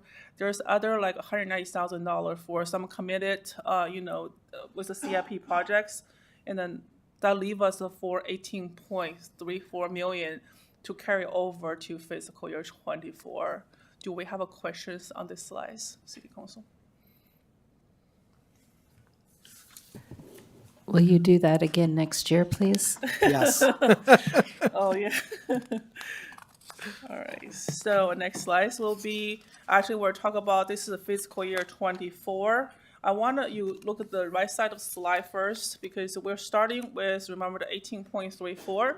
As we mentioned, we want to fund the reserve, fiscal reserve policy for 1.5 million, and the facility reserve for 1 million. That leaves us 15.84 million. So those are, once we contribute additional 1.5 million, that gives us physical reserve of 10 million. That's what I mentioned in my second slide. This is our reserve right now, what we have done for contribute 10 million into total 10 million in the physical reserve and then also the 1 million in facility reserve. So that gives us a 15.84 million with a start with. And with the revised budget, actually we are the recurring revenues minus recurring expenditures for general fund is going to be dropped from the surplus of 2.5 million and then to 1.52 million, but we're still in the surplus. And with all the transfers with recognized grants and other revenues, we actually only about $60,000 short compared to $250,000 short when we adopted the budget in 24. That gives us actually $15.78 million estimated ending balance at the fiscal year 24. Do we have any questions on this slide?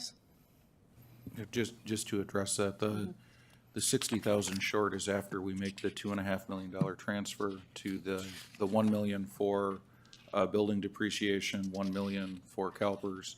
We also transfer into the 20% fiscal reserve, and then we're building an unassigned and uncommitted reserve that's in addition to the 20%, which is largely what Director Dew covered on the last slide between reduced expenditures and increased revenue. So we will come forward with recommendations to some changes on our policies, but what we're trying to set up is being able to appropriately fund pension, building depreciation, and then future costs potentially in public safety.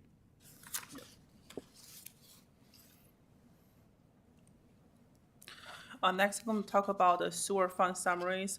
Sewer funds, we are request $241,000 for the mid-year adjustment.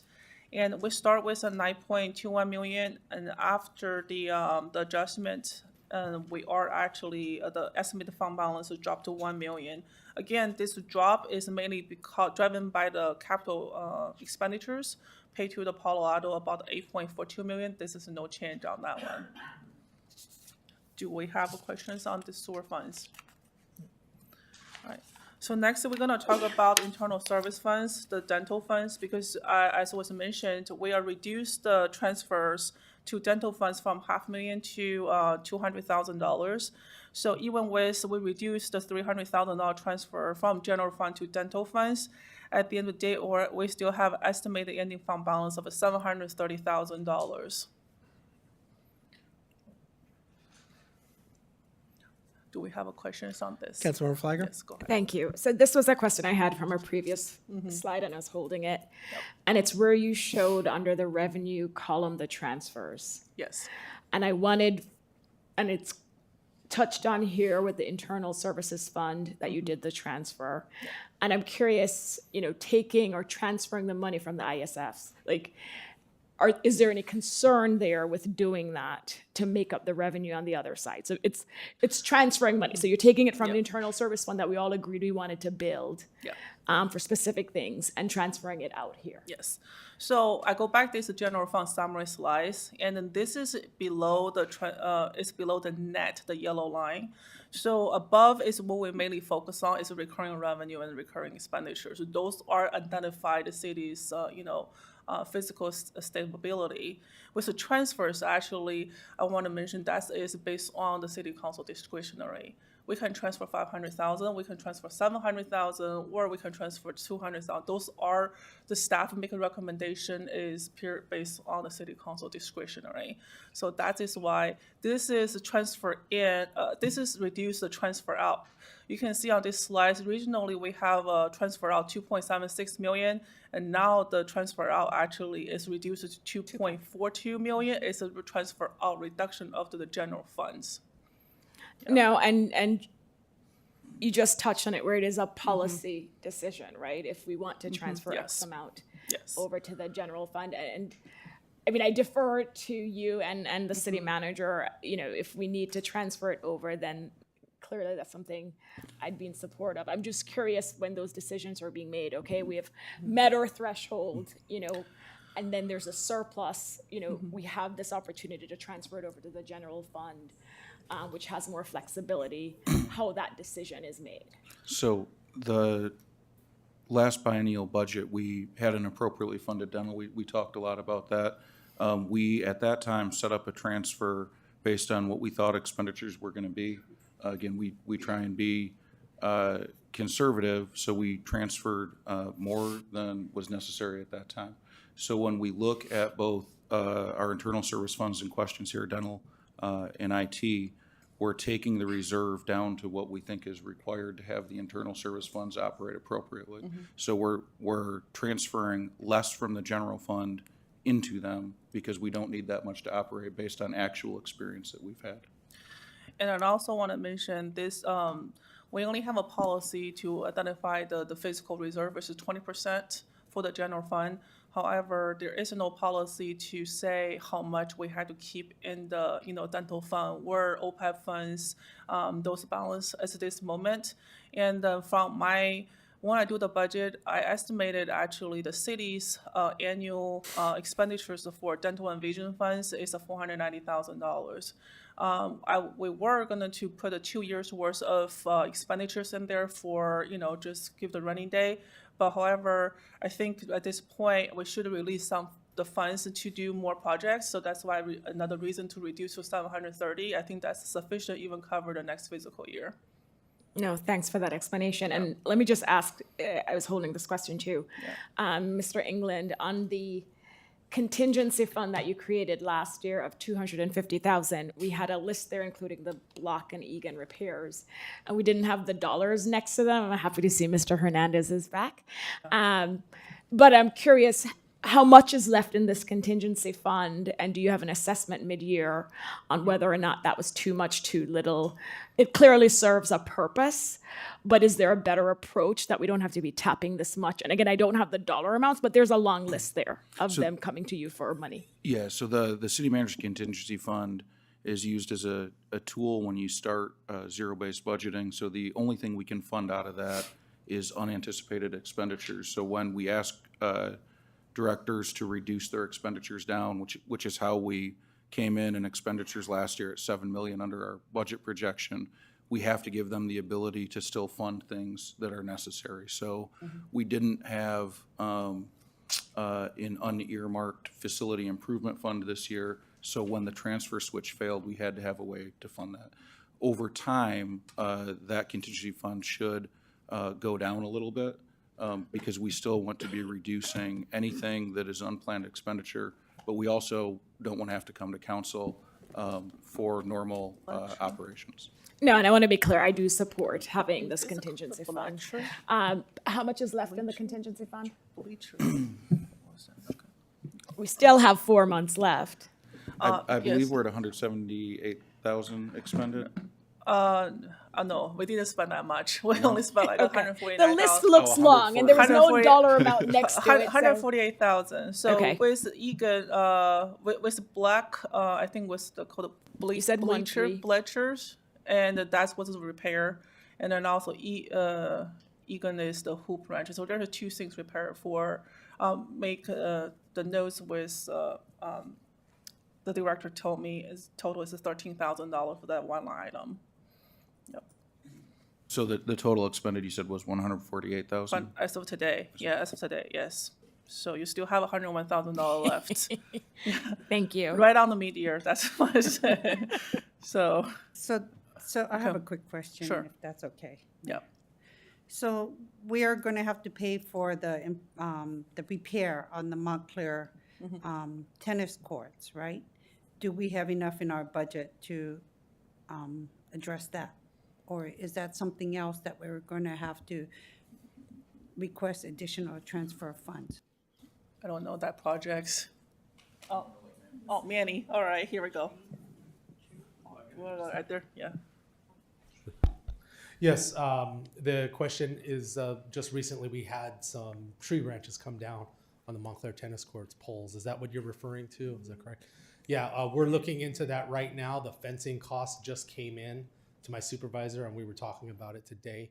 So I'm going to look for the funds. That could be, it's not going to be overly expensive, though. It's not going to blast us as far as the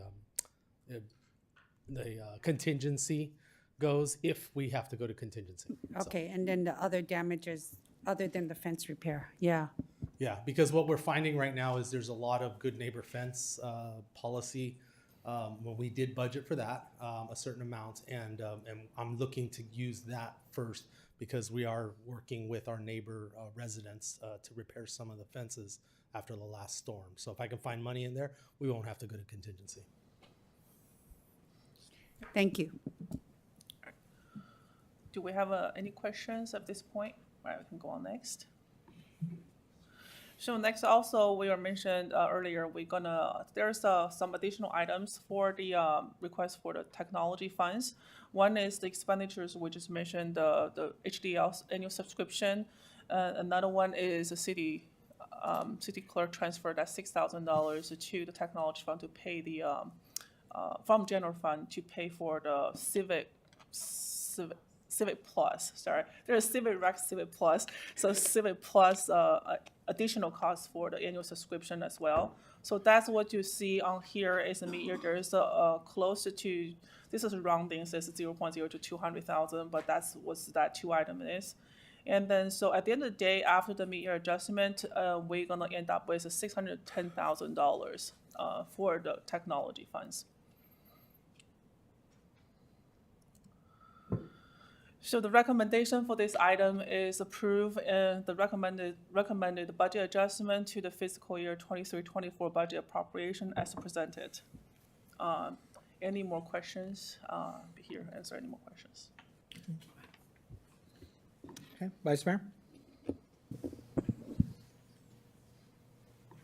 I think I saw an increase of approximately 300,000 for the police budget. Yes. Is that correct? And I'm assuming that this is to cover the anticipated cost of the crossing guard contract? No. No? So the 340,000 is just revenue. It's, I believe it's called the COPS grant, Citizens Option for Public Safety. It's collected statewide, sent to the county, and then dispersed to cities based on population. So we budget a static amount annually, and that there's been an increase in the amount received over the past few years, so we're simply adopting that revenue. That's great. It's a one-time transfer. What about the increase in crossing guard costs? So the increase in crossing guard costs are not included in the mid-year. We sent out the total increase in the contract from last year, but we did budget for it in this budget year, so we don't have to address it at mid-year. And there is, as council knows, another increase to the proposed contract for next year, which will have to be as part of the upcoming budget process. But for mid-year, for those purposes, it's funded. Thank you.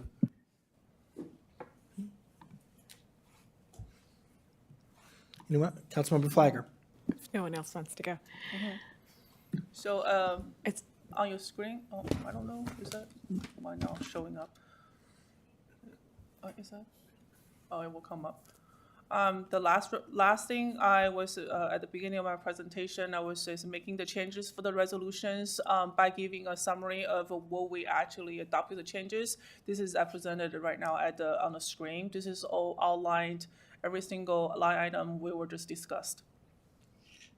This will be a part of attachment for the resolution for the budget changes. Okay, Councilmember? Thank you, Mayor.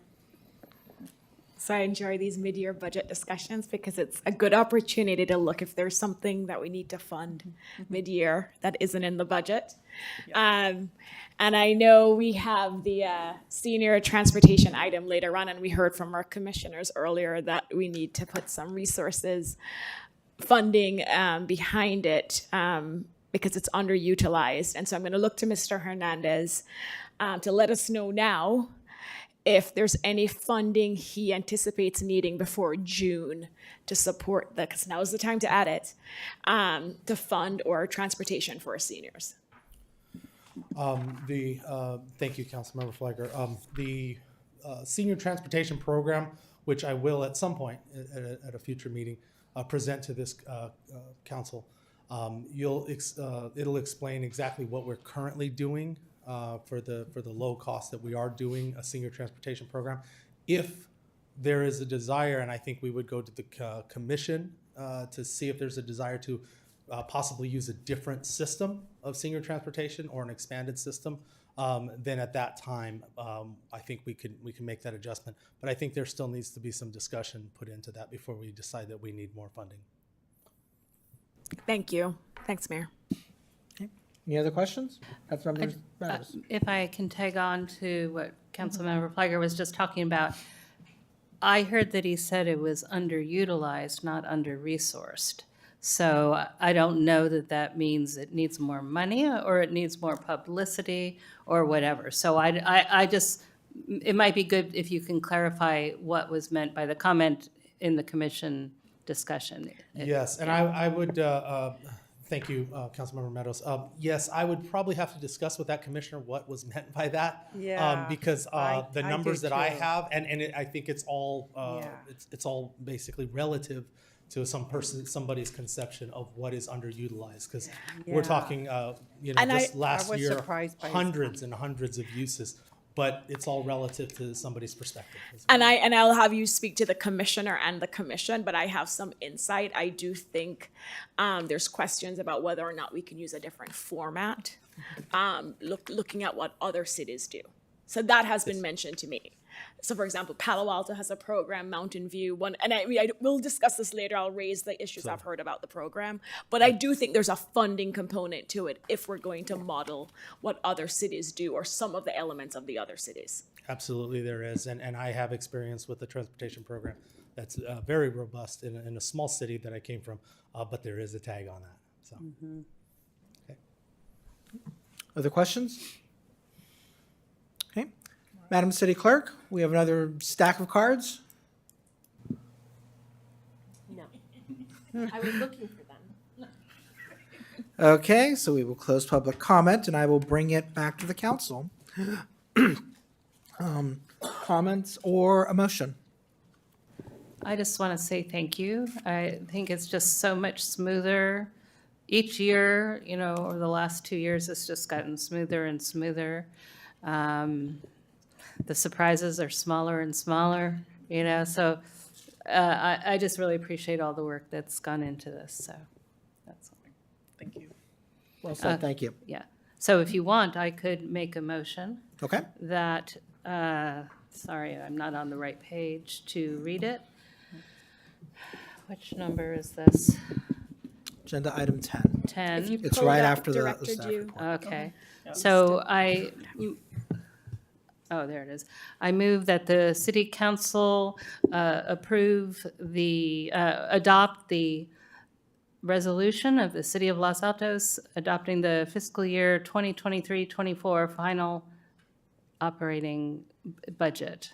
Budget So appropriations. friendly amendment to Yeah. include the three amendments from the Q&A this morning. Yes, accepted. That Director Dew outlined tonight, yes. I'll be glad to second that motion. Madam City Thank you Clerk? for pulling that up. Councilmember Fliger, Yes. Councilmember Lee Eng, Yes. Councilmember Meadows. Yes. Vice Mayor Daley, Yes. Mayor Weinberg, Yes. motion carries. Okay. Thank you very much to the council. Thank you very much to staff. Director Dew, a very special thank you to you. And Director Hernandez, thank you to you for stepping up with additional information to help us through this. Moving on to item number 11, City Council salary and benefits. Do we have a staff report tonight? No, Mr. Mayor, we do not. This is just the second reading and adoption of the ordinance that was introduced 2 weeks ago. Okay, then let me open it up for public comment. Again, Madam City Clerk, I look to you for your stack of cards. I still can't find them. We don't have any. Okay, I'm sorry, you want to ask questions? Go ahead and ask questions to staff. Question is, so I know we passed the benefits by resolutions. When does that take effect? And I know that the salary takes effect after the election. So when do the approved benefits take effect? The answer is it depends, and partially because some of the benefits don't take effect until after the open enrollment period, which is at the end of the year. Right. Some of the others, it will be based on when we can get those, get the providers to provide those. For the optional enrollment in PERS, that would be something that a council member would need to work out with HR. Thank you for the clarification on that. Are there any other questions? Okay, then let's go ahead and move into council deliberation, or I will take a motion.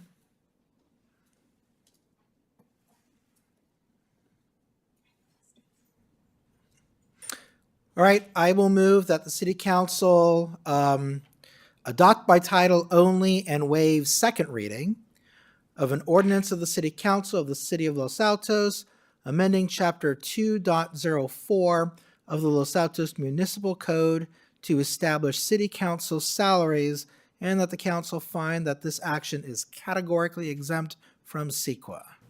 Second. Councilmember Liang, No. Councilmember Fleiger, Yes. Councilmember Meadows, Yes. Vice Mayor Daley, Yes.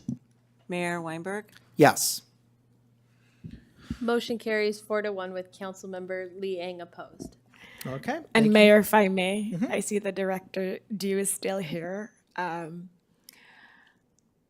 chance we could move to direct deposits for reimbursement, similar to what we do with and if it's out of order, I wanted to raise this where with our salaries, I'll raise it later, but I see Director Dew's here and I wanted to ask if with our reimbursements for travel, similar to the salary where it's directly deposited, if there's any way to do that as well. Okay, thank you. Thank you. Okay, item number 12, I believe is the heart art placement. So, do we have a staff report? Yes, we do, Mayor. Thank you, Mayor, members of council, Manny Hernandez, Parks and Recreation Director. And the item, I just have a brief report on this. The item that's before us here, before you here today, is the heart art placement that this council actually reviewed previously in September 12th. So the previous Public Art Commission brought forward a proposal to purchase 3 heart arts and have them placed throughout the city at strategic gateways, quote unquote gateways to the city. And at that time, council went ahead and directed a reassessment of the purchase of 1 heart art and a recommendation for a placement of that 1 purchase. So since that time, I have made contact with the artists of that and discussed it with him, what the purchase of 1 single one. I have also estimated certain amounts for installation and placement of that, and that is in the report that is in front of you. Once that those numbers came through, I took this back to the now Parks, Arts, Recreation, and Culture Commission, and those commissioners went ahead and evaluated, took a couple of meetings to evaluate the good location for these.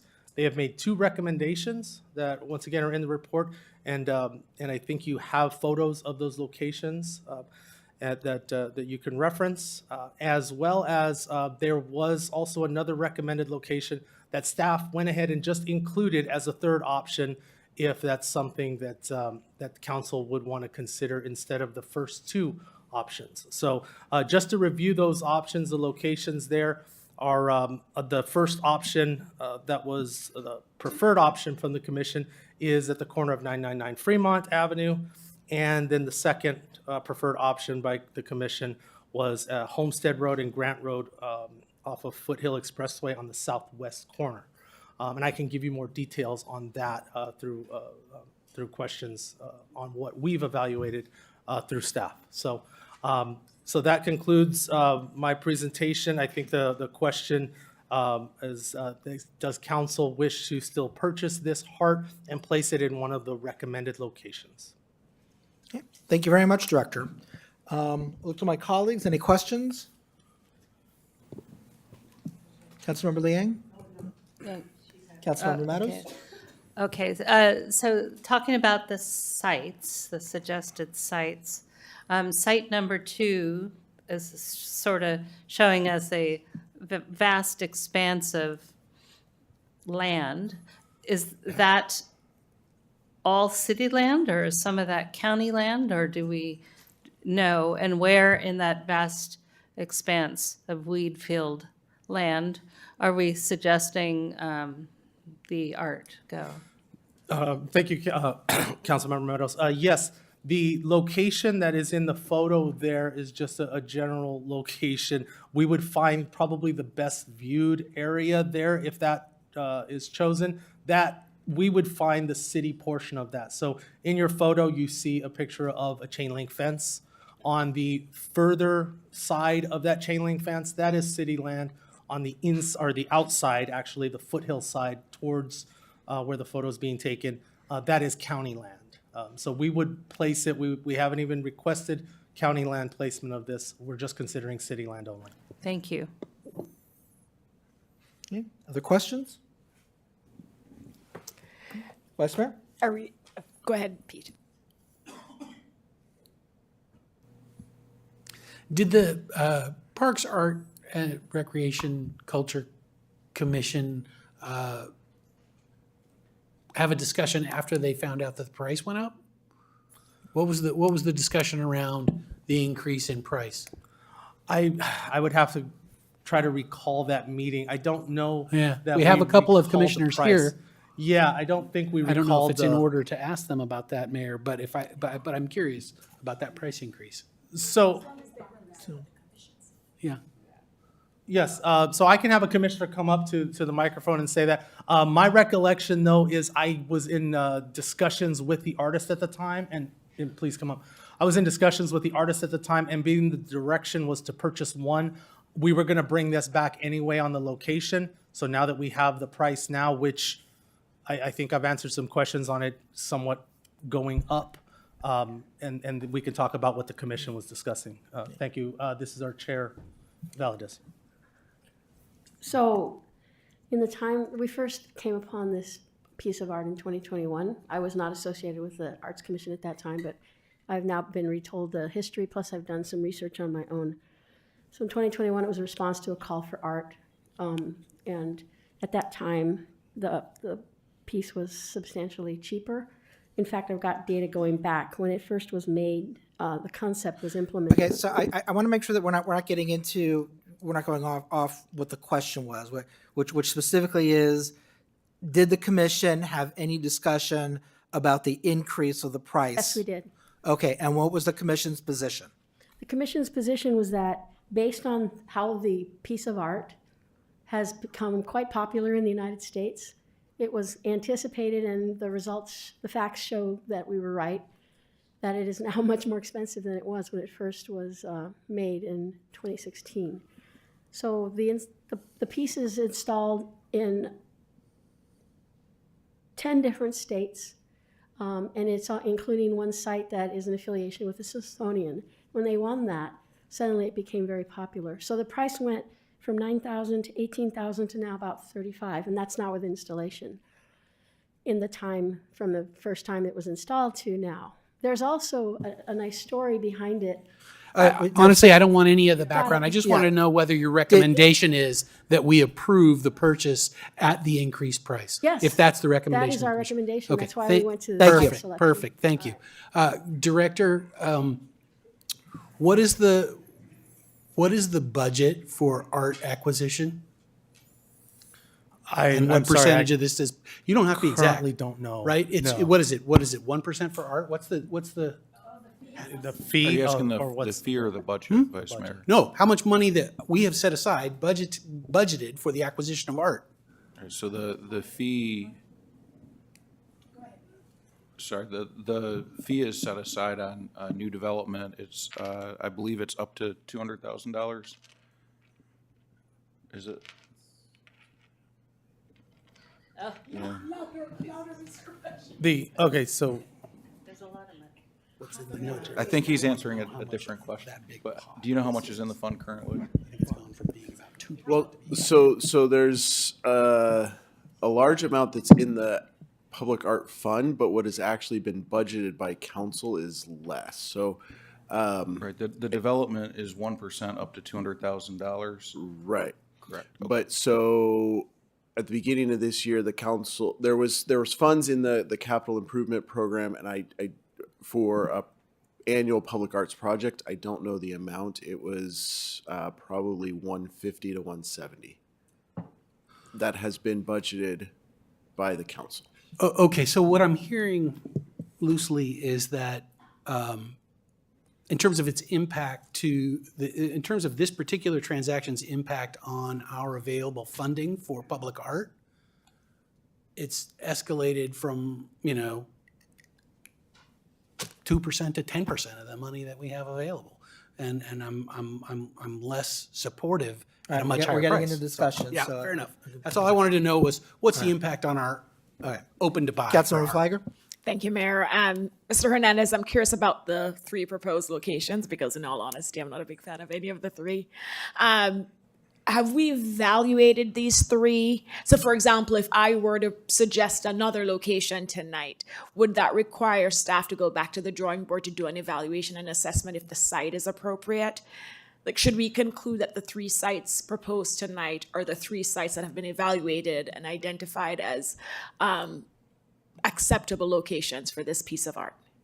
Yes, Councilmember Flagger, for those 2 locations that were recommended by the commission, we evaluated for maintenance, for line of sight. It wasn't an official evaluation for those 2 that were recommended by the commission. Also on the table in front of the commission was our 3rd recommendation. And there's reasons that staff went ahead and pushed that forward and added that to it. Basically on a maintenance aspect, it would be helpful. And that side of town, all those 3, if you noticed, we're looking further south side of town, and where the commission actually said it seems like that side of town wants and needs more art put there too. So as far as that portion, yes. As far as the maintenance and the line of sight, you're looking at a one-way street on 999 that we don't believe that there'll be a line of sight issue for traffic. The number 3, option number 3, definitely needs to be evaluated, as is any other recommendation that this council may make. Great, thank you. And Mayor, if I could, it looks like budgeted this year with carryovers about 190,000 at the beginning of the year. I don't know what's been expended from that. Thank you. Any other questions for staff? Councilmember? Sorry, I've gone, but I did want to, so my memory is probably faulty, but I didn't think we asked for this to come back. I thought we said, buy one, find a place to put it, and stick it there. But it came, so let me check, well, I don't remember that. That's why I'm asking staff to clarify. So did we ask for it to come back, or did it come back because the price is so much now? Or can you please clarify? Because I thought we weren't going to see it again, and My recollection was that council wanted to see it again based on the Okay. location. That was the big thing. I did feel that it was important to come back anyway because of the price increase and the fact that I don't think we factored in everything when we were requesting to purchase 3 at $25,000 each. There was extra funds that were going to be Yeah. needed to install it as well. right, no, I think the price makes sense, but I did not remember No. that we asked it. No, Councilmember Did we? Meadows, the reason why you're remembering that, there were a couple of us who Yeah. questioned whether or not it should really come back just Yes. to discuss location. Right. We were the 2. Okay. We We lost, were, did we? But we Okay. did. Because we're like, but to It's Mr. good, Hernandez's yes. point, it has increased in Okay, value, so. and so that probably by itself would have, so thank you. I just appreciated having the clarity on this question. Okay, other questions? All right. Madam City Clerk, you have another stack of cards? No. Okay, since there's no public comment, let's go on to council deliberation. My recommendation is that if council is comfortable moving forward and council wants to opine where the statue, the artwork should be placed, that we give an ordinal list, whether it includes these 3 places or not. But that way, if we want to have input and say where it goes, We don't have to worry about staff coming back in case we select a location that doesn't work. So if location 1 doesn't work, they go to location 2, they go to location 3. Alternatively, we defer to staff, but that would be my recommendation. So who would like to lead us off? Councilmember Liang. I think now that the price has increased and now that it's so much more, I think we should be having a discussion if we want to move forward and purchasing it at this much higher. Absolutely. I said, if we're going to move forward, that's the way that I think we should structure it. Okay, But it's I certainly didn't hear appropriate that to say first. for the I council to think- decide not to move forward. So why don't you go ahead and lead us off? Well, I think that, the vice mayor had a comment first, and I'll let him take it over.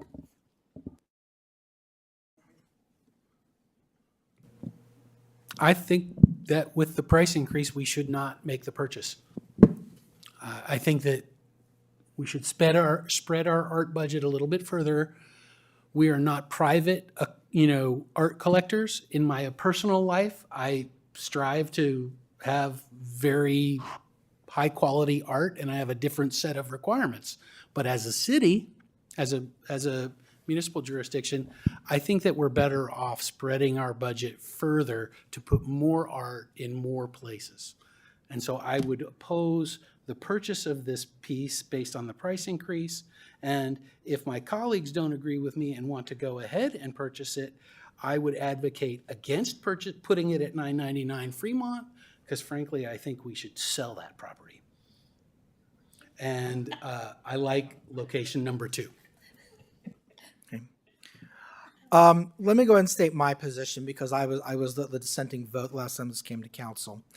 And the reason that I voted against the purchase was because I didn't think that we were adequately maintaining the sculptures that we had. 2 weeks ago, we had our joint meeting with Park, and I learned that we actually are putting resources and time into maintaining resources. And I actually that was news to me. It was pleasantly received by me. And when I saw this item was coming back to the council, I thought that might persuade me. I never thought that this piece was appropriate for Los Altos, and I continue to think that, but at the time that we last discussed this, the majority of the council thought that it was appropriate to move forward with it, and frankly, I didn't want to undermine Park's recommendation. So if the majority of the council wanted to move forward with it, even at this price, I actually would have voted yes this time, because my concern about maintenance has been assuaged. But I do think that we can do better. And I think with this price increase, the prudent thing to do would be to ask the commission to find an alternative. But if the majority wants to move forward, then I would support it. Councilmember Meadows? Well, I don't remember any of us being tremendously excited about this.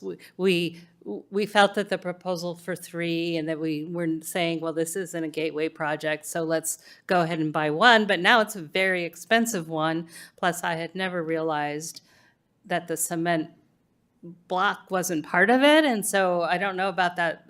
Well, whatever the block is. Plinth, very large plinth. So I have not grown any more fond of it in the time since we last saw it. And I also don't support it going at 999 Fremont. I think we have plans for that, whether it's the short-term plans for the police substation or longer-term, the ability to redo the traffic pattern there.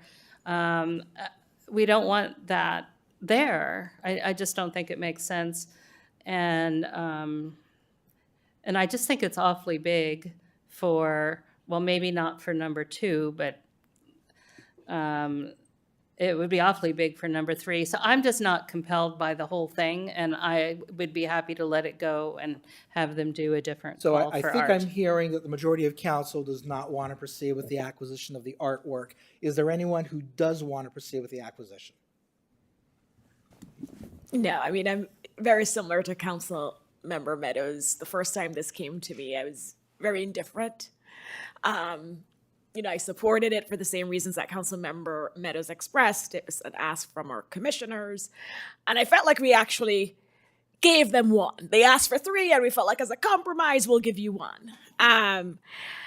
So with the price increase and the fact that, to the mayor's point, if majority of my colleagues were supportive of it because I'm indifferent, I would have gone along with the majority.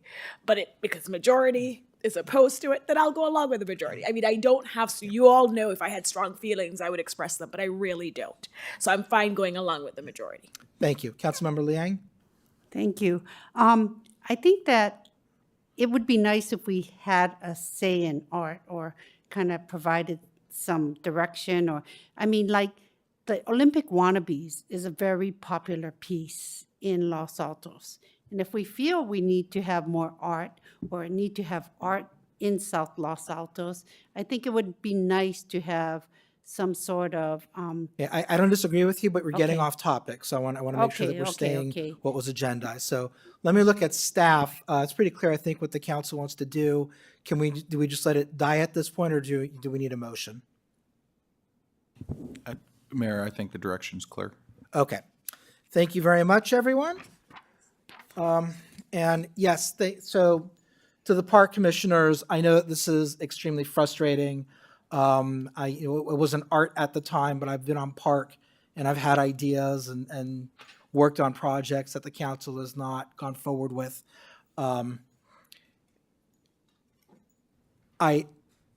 I want to thank you for the hard work that you put into this, because I know that really was hard work. And the council values that, and we did try to move forward with it. Circumstances changed. I know you still wanted to move forward with it.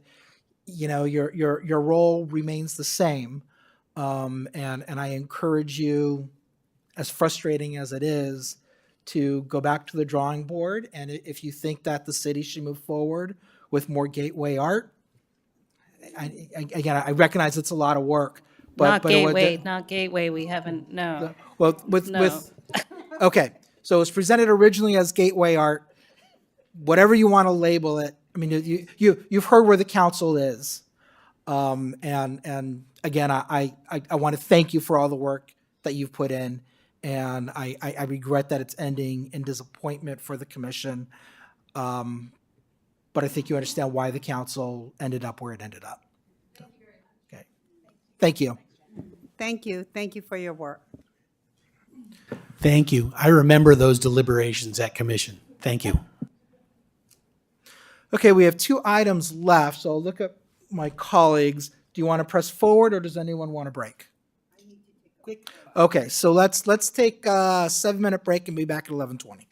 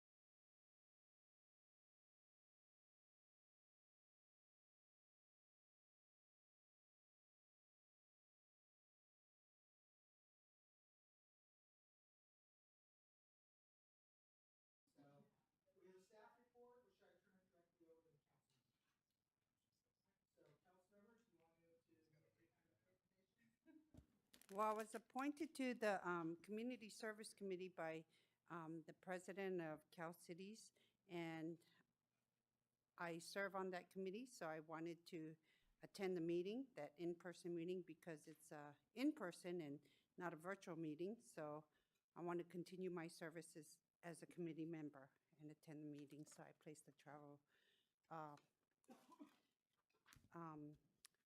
my flight ticket expense.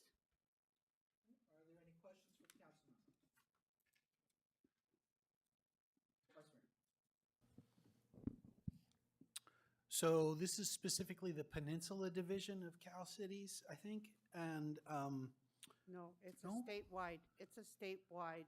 what's But your I appointed? was appointed by the Peninsula. By the president of the Peninsula Division. The current president, I think, is Ellen Kamai. Was she the one who appointed you? Yes. Okay. And the Peninsula Division has not and will not have other in-person meetings, but it has convened for some presentations, no? I mean, I looked at the calendar on the, Just for clarification, this is for a policy committee for Cal Cities. You happen to have been appointed by the Peninsula Division, but the committee meeting you want to go to is not related specifically to this region. It is a committee, it's a committee focusing on community service. Okay. Can I elaborate? Thank you, Mayor. So as you know, Cal Cities, the statewide organization, has different divisions across the state. The division we sit in is the Peninsula Division. Ellen is the president. And this policy committee is made up of representatives from the different divisions, and the president of the division gets to select, through an application process, who to represent the Peninsula Division, who sits in the Peninsula Division seat on this policy committee. And so in the Peninsula Division, it's San Mateo, San Francisco, and Santa Clara County. And so the president of the division, she asked people to apply for these different policy committee appointments. I presume Councilmember Liang applied, and she was appointed to sit in the Peninsula Division seat on this statewide policy committee. thanks for explaining that. The only remaining question I have is what are you going to learn? What are you going to bring back? What are you going to accomplish? And I'm inclined to approve the expenditure. I think it's pretty reasonable. As long as there's a good reason for it, that's all. What it's about, it's working collaboratively with all the other members in looking at how we can study some of the laws that's come before us that pertains to our priorities, our Cal Cities priorities, and some of the legislation. We will be studying some of the legislation and provide recommendations. So we also provide recommendations on how we wanted the community services to be prioritizing some of the issues, like our senior services and our how we want to continue to work on addressing homelessness and our green policies. But that's the state policy. But for community services, it was more about, parks, discussing other things that's related to what we felt was important about human services and addressing community needs.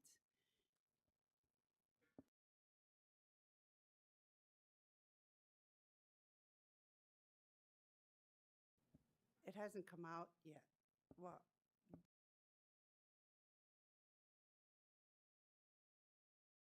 I didn't get a chance to register because I had problems registering. Oh, Anthony's not here.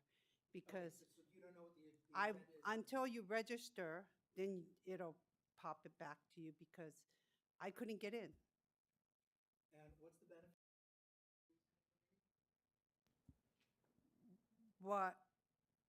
It's actually a Peninsula Division benefit. I think it benefits the Peninsula Division statewide, because I think it's an honor to serve on a statewide committee such as this. And I felt that my knowledge of parks as well as aging services was valuable to this committee. So you know, I think that I can add to what we need to bring to the attention of Cal Cities. Councilmember Flagger? Thank you. And I'll just add to what Councilmember Liang said. You know, she's the Peninsula Division representative, which includes our city. And so she'll be the voice that talks about how proposed legislation in Sacramento or any proposed regulations could impact us here in the Peninsula Division. And that's what they normally do at these policy committee meetings. Staff will bring forward proposed legislation or policy or regulations that touch on that policy area and have them give feedback and weigh in on issues that they have identified in their local division and what they would like to see Sacramento do with regards to that. And then the policy committee actually makes a recommendation, a position recommendation to the Cal Cities Board. And it's actually the Cal Cities Board that makes the final vote on whether or not we want to take the position recommended by the policy committees.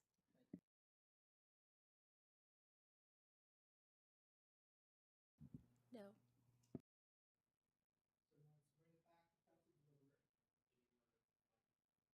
I'm sorry, no, I forgot to turn it on. Thank you. Sorry about that, and I apologize to those who are listening on YouTube or anywhere else out in the ether world. Who would like to get us started in deliberations? I can start.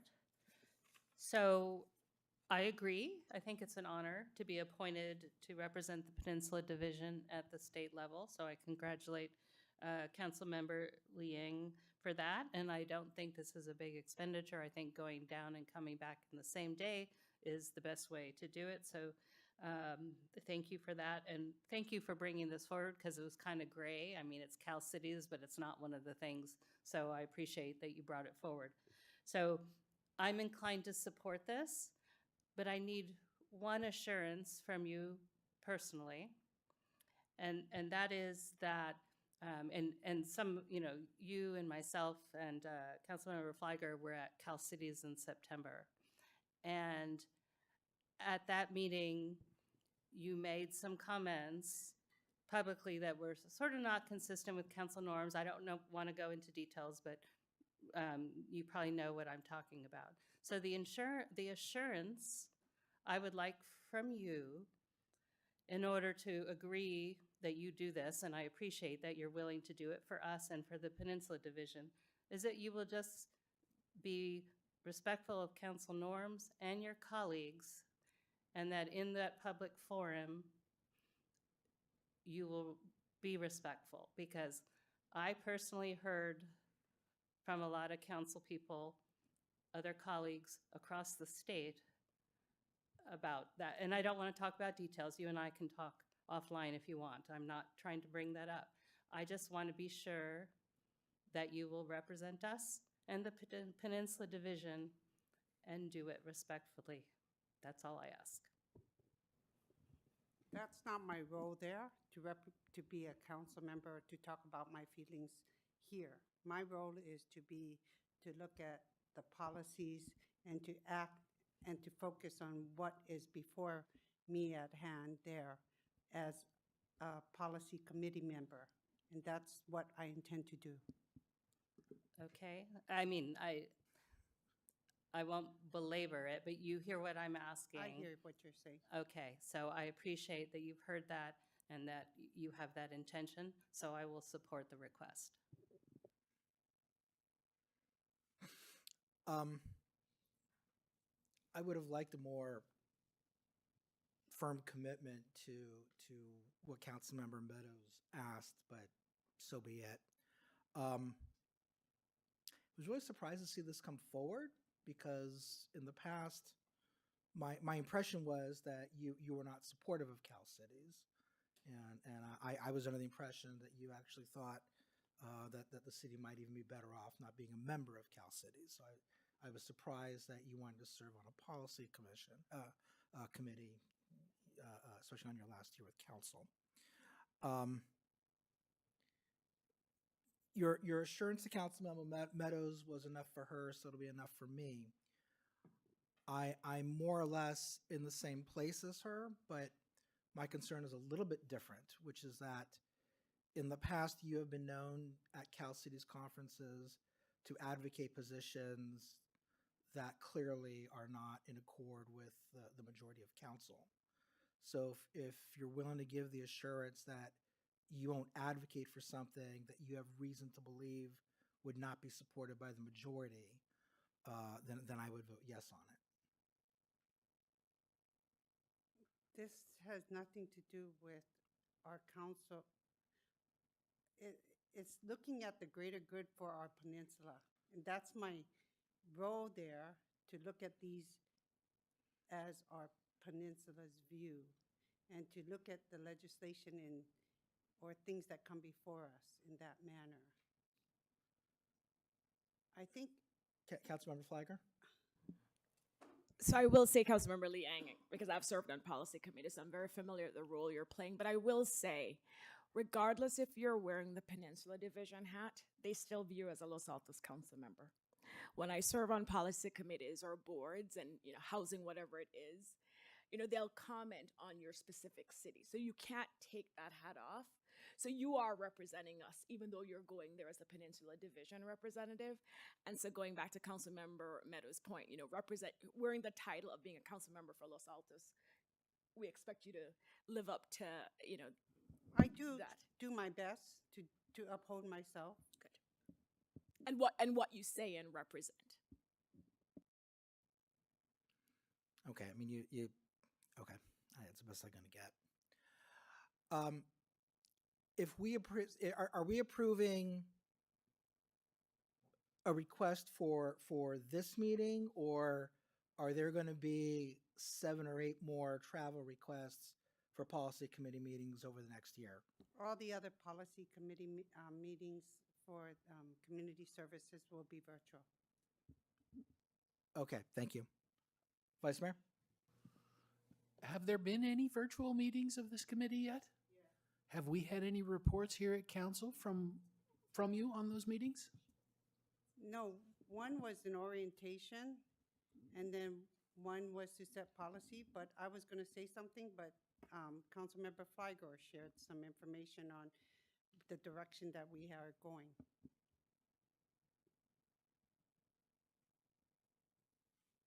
Okay. Any other comments? Yeah, and I want to take it at face value, but we're even across the state, we're kind of a small community and we talk a lot, so, and I've been surprised at that as an elected official, how small the community is. So I accept your assurance, but we will know if something goes sideways. So, and so if that were to happen, we'd have to look at the norms and whether it was fitting. So I'm not trying to threaten you. I'm just trying to say that I feel very strongly it's important, and I want to support your ability to do this, because I think it serves you well and us well and the peninsula well. But I just want you to know that it's important to me, the assurance that you gave me. So thank you.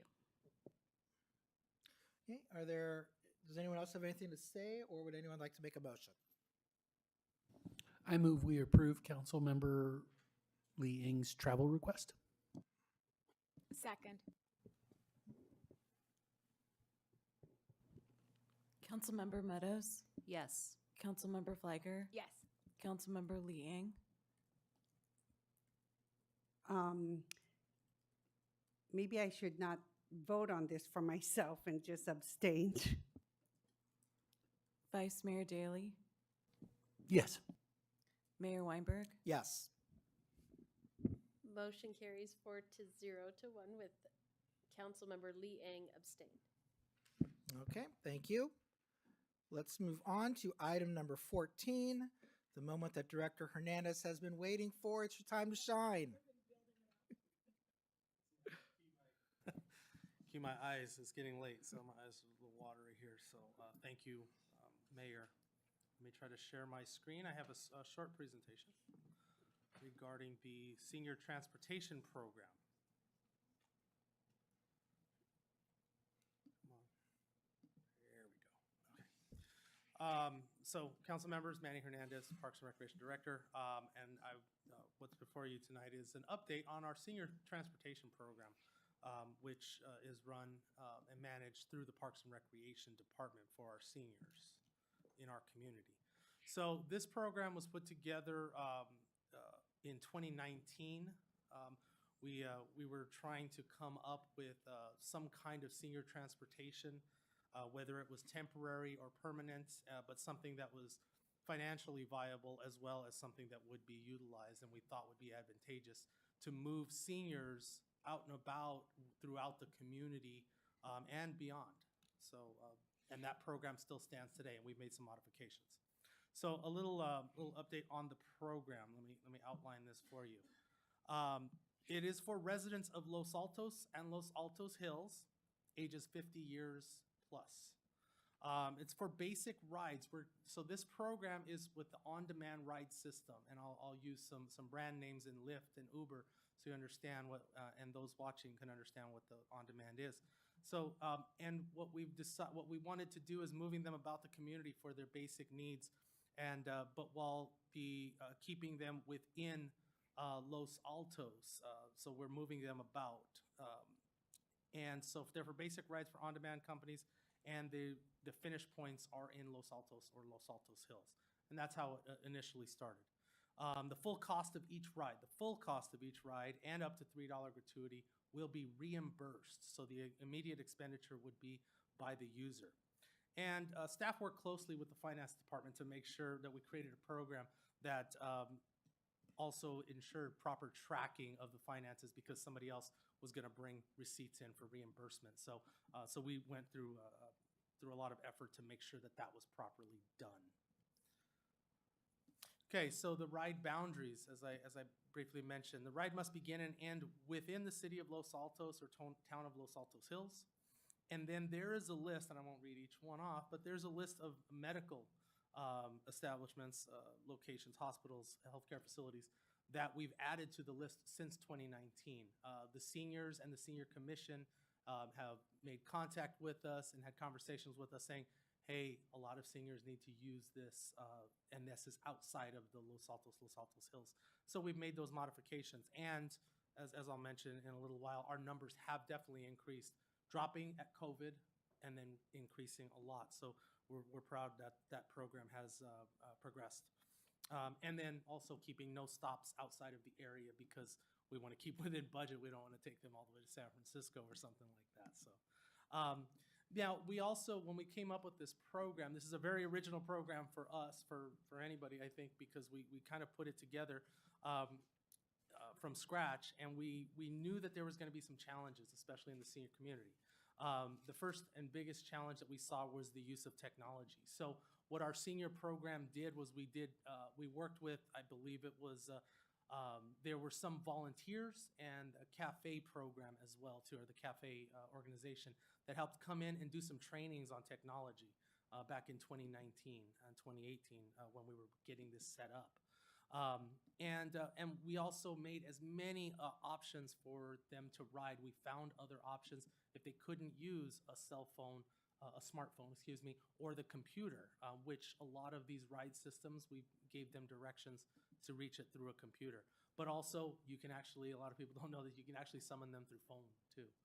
So we found ways where seniors would be able to access that easily.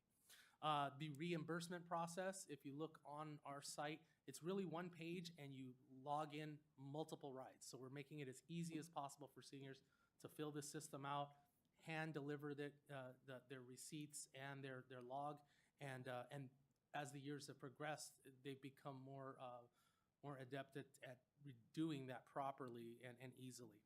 And then the ride boundaries, as I've mentioned, staff has taken input from seniors and the commission to expand the usage boundaries as necessary over the years.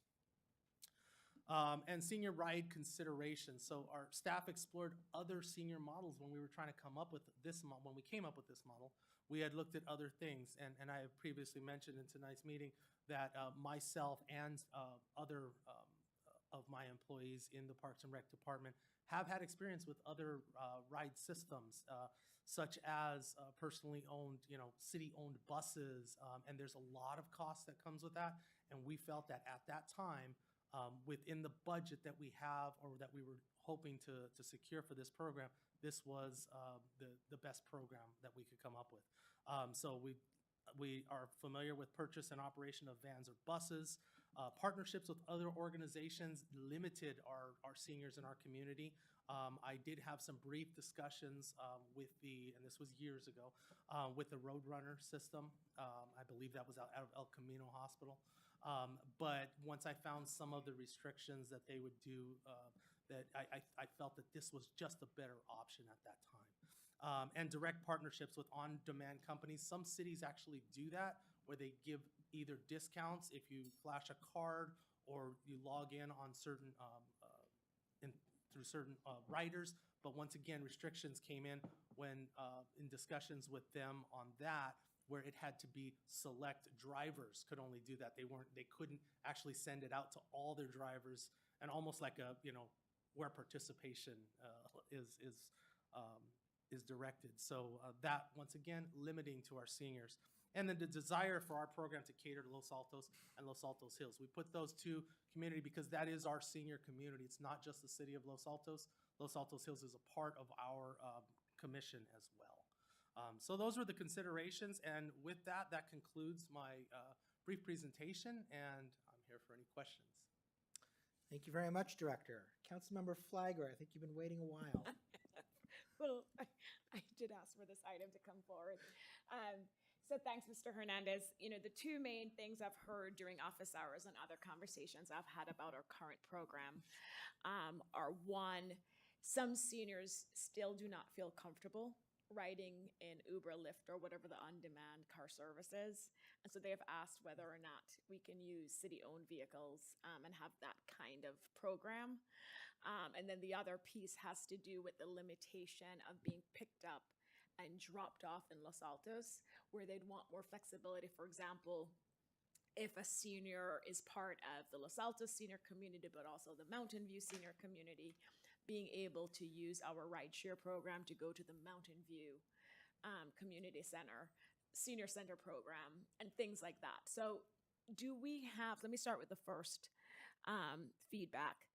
Do we have data showing how frequently the rideshare is used and how many overlapping times we have? So the reason I'm asking, hypothetically, let's say we don't have situations where we have 10 seniors using, the rideshare app at the same time. Then maybe we could have a city car because we can pick up each one. You don't have a demand all mounting at the same time. And so I'm curious if we have data showing the usage, the time of usage, if it's a spike or that kind of information. And if you don't have that tonight, which I understand, I think it'd be important to look into that just to see if it's spread out over the day or the week.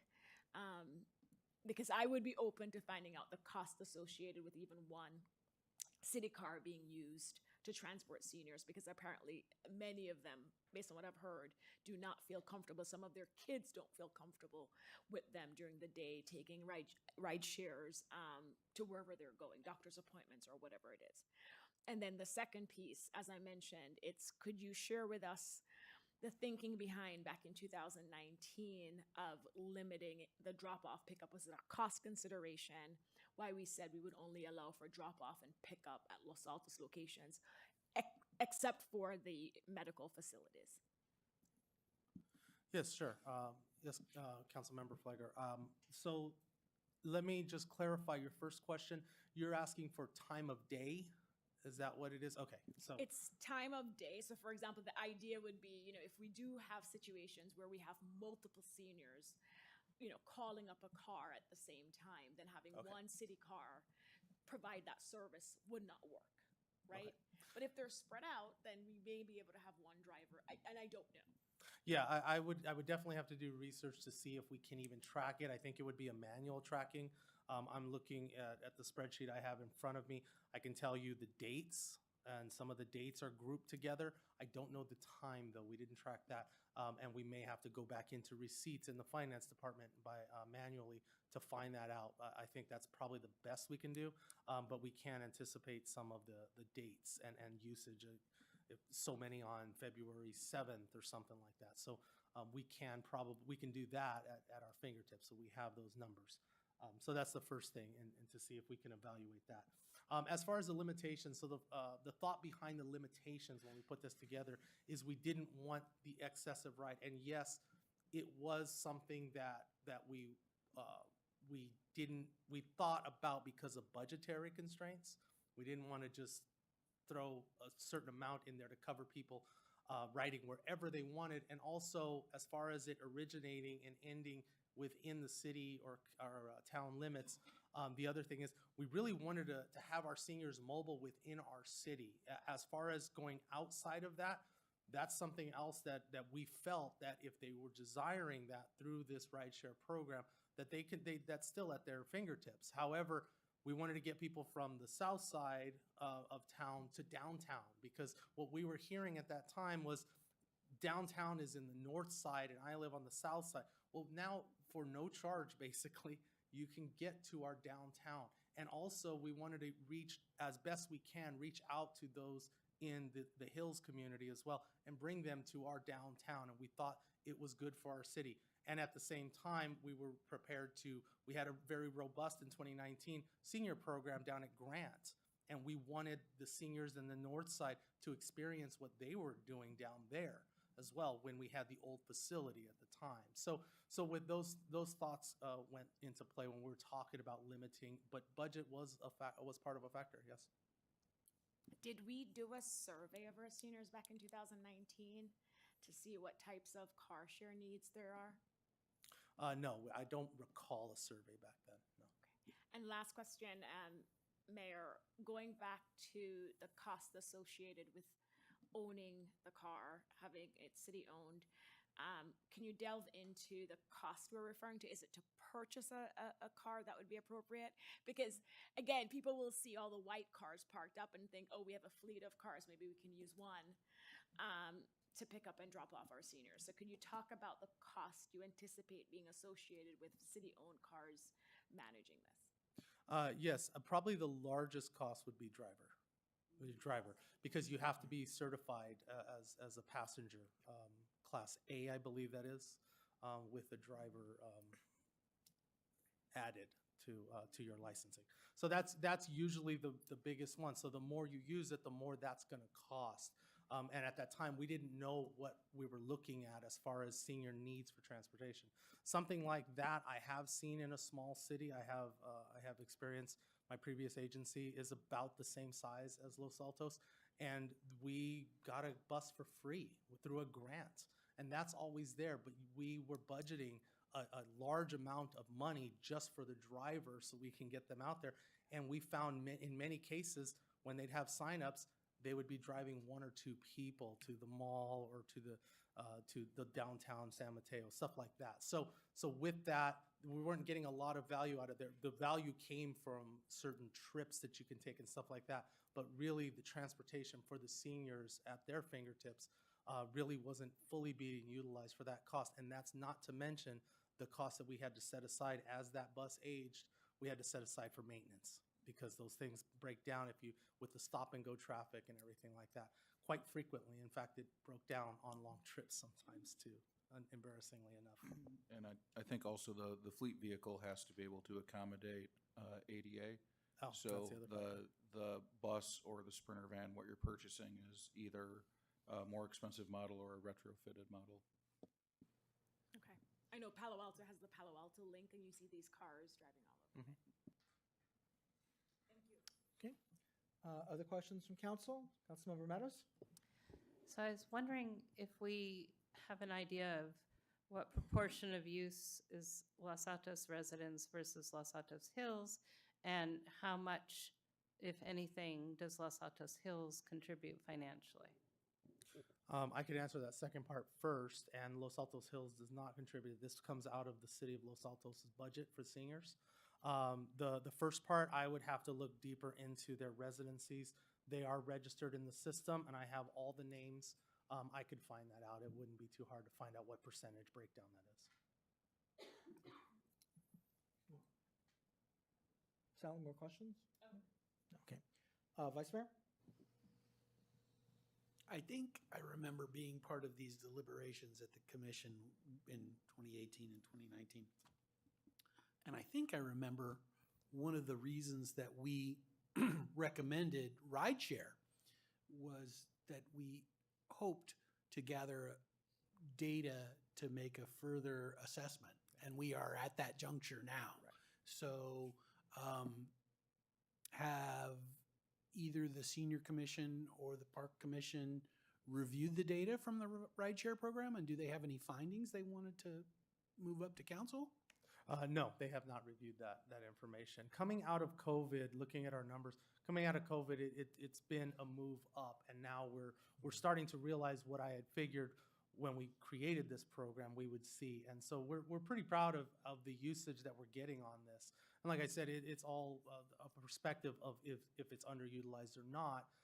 We feel that it's being utilized very well for the seniors here. Now, do we need a bus? Do we need a change of that ride program? That needs to be evaluated still. So at the outset, the other thing that we said was that we don't know how smooth the forecast might be or consistent the usage might be. So we were concerned about volatility, really, meaning that, this was a better alternative because some months usage may be really high and some months usage may be really low. And when you actually when you make capital expenses to handle this, then you strand capital in months when usage isn't high. So I'm very interested in some assessment of the usage data, and perhaps would even prefer to send this back to commission and get a report of some kind. Councilmember Liang. I wasn't going to ask a question, but I could speak to your concerns. So. Yeah, well, I want to get into discussion. Okay. This is questions for staff. Okay, no questions, but I did want to thank you, Manny, because I know that this program is a valuable program, and we've done a lot to educate, and we can continue to do more to work with our seniors in getting them information on how to use this rideshare program. Thank you. Director Hernandez, about how much staff time is used per month in administering the program? I would have to ask the staff. It's really just processing the receipts that come in. That's basically it, and that was a good point of this program, is that it would take minimal staff time as well. Okay, so I think you probably answered the question with that statement, but am I correct to say that if we were to look at some of the other options that have been mentioned, which are more comprehensive, that would require more staff time to administer? Absolutely. Okay. I will open it up to public comment. I know we have 2 members of the public in the back row, afraid to sit up front, who are waiting to make comments, and neither one is rushing up. Madam City Clerk? They're holding out on us. They haven't All right. filled out a card yet. That's it. I'm closing public comment, and I will bring it back to council for deliberation.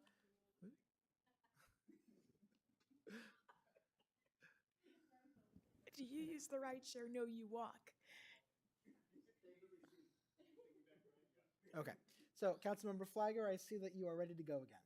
No, thank you, Mayor. And I want to pick up on what the Vice Mayor said, because I do think that should be the next step. And it was good hearing the history of this from the Vice Mayor, to analyze the data, see how far we've come, what we've learned, and then, work with the Parks Commission. And I would think both Parks Commission, because I know they're senior commissioners too, and I will defer to you if you need both commissions to give input. But I would support the direction to have staff analyze the data, work with the parks and the senior commissions, and then come back to us with, it could be status quo. There's nothing better. This is what's working. Let's keep it the way it is. But if there are areas to improve, especially hearing some of the concerns expressed by members of the community, and there's a way to do it cost effectively, then those are the types of things I would support coming back to council. Councilmember Liang? So there's a lot that needs to be understood about this item, because I've worked with the seniors. I volunteer at the senior center to help educate the seniors about this program. So just to let you know, this does not accommodate those with ADA. So those with wheelchairs have to use VTA paratransit or outreach. So there's also an outreach program through El Camino or some that costs more, but we don't reimburse for that. So I just wanted to let you know about that. Those who don't have smartphones can utilize this program through GoGo Grandparent. We really need to help our senior community understand that this is available for them. The only way majority of our seniors find out about it is those attending our senior program, because we help them, and many times people go, oh, I had problems getting here, and so we have to explain there's this option available, and then we help teach them how to use it. Our senior commission was working on trying to come up with a recommendation. They studied all the various ride option programs through the various cities, and I worked with them as well, educating them on the various shuttle programs and programs implemented throughout the neighboring cities, as well as those across the East Bay. Because, as you heard today, their priority is getting through to make it that age-friendly. So they all wanted to work on that. So because they only can work on one subcommittee, everything else drops, right? And then you're wondering why they can't work on everything else, because they had to work on that one priority. So I do know that the seniors have had this on their work plan, have been working on it. And so if they can go back to having working on more than one subcommittee, they would gladly like to pursue working on how to do that. So I just thought I'd share that all with you, because I think it's important information to have, and it doesn't meet all the needs of our seniors. And I think this program does apply to others within the community. No, just 50 plus. Okay, thank you. You know, I'm sure I'm not alone up here when I say I think that what we're trying to accomplish is wonderful, and I'm really glad that we have the program. It has its limitations, and those are being discussed tonight. And there may be options and cause for the city to look into something further. But for where we are right now, I support the direction that Councilmember Flagger proposed. I think that makes a lot of sense, and thank you, Vice Mayor, for the input that you gave, which sort of frame that. I would also support a direction where staff would inquire whether Los Altos Hills would be willing to reimburse 1/2 of any of the trips from or to Los Altos Hills that, you know, that start or end there. And I mean, if the Hills said no, I wouldn't change the program. I wouldn't stop serving them. I mean, that would be really petty. Don't tell them I said that, although I guess they could watch them on. But I you know, we're providing an important service to the senior community, and I know the Hills also has a vibrant and large senior community. I think that it's reasonable for us to ask the town, hey, you know, we're providing a service and we're happy administering it, but can you defray a little bit of the cost because some of these services are being provided to your residents? Can you just help us out with that? I think that would be a reasonable direction to give. So see whether or not my colleague, I'm seeing a couple of head nods. So I think we have a Councilmember Liang. Also, there are grant opportunities through VTA, and perhaps if we could do a collaborative application for the grant opportunity, I think it makes it stronger. We should consider doing that. Vice Mayor or Councilmember Meadows? I agree with everything my colleagues have said. Okay. So staff, I think you have the two items of direction. Do we need a motion or are we good? I think we have the direction, Mayor. Okay. Then with that, I will close item number 14.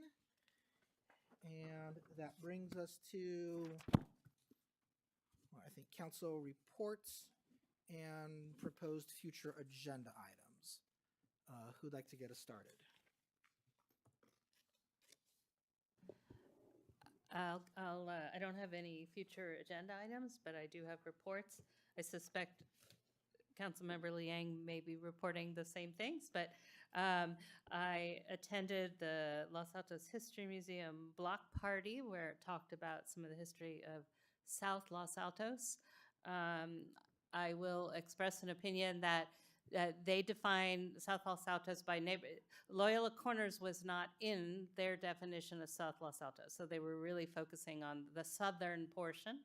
And I will say for the record, I don't think we have a capital S South and a capital N North Los Altos. We're all one city, and we're all of, 4.5 miles long and 7 square miles. But I appreciate the historic value, and it was a good event, and Councilmember Liang spoke, so she can mention that. And I also attended the very vibrant and very full Lunar New Year celebration on Sunday. So, and I got a very good mango boba or something, yes.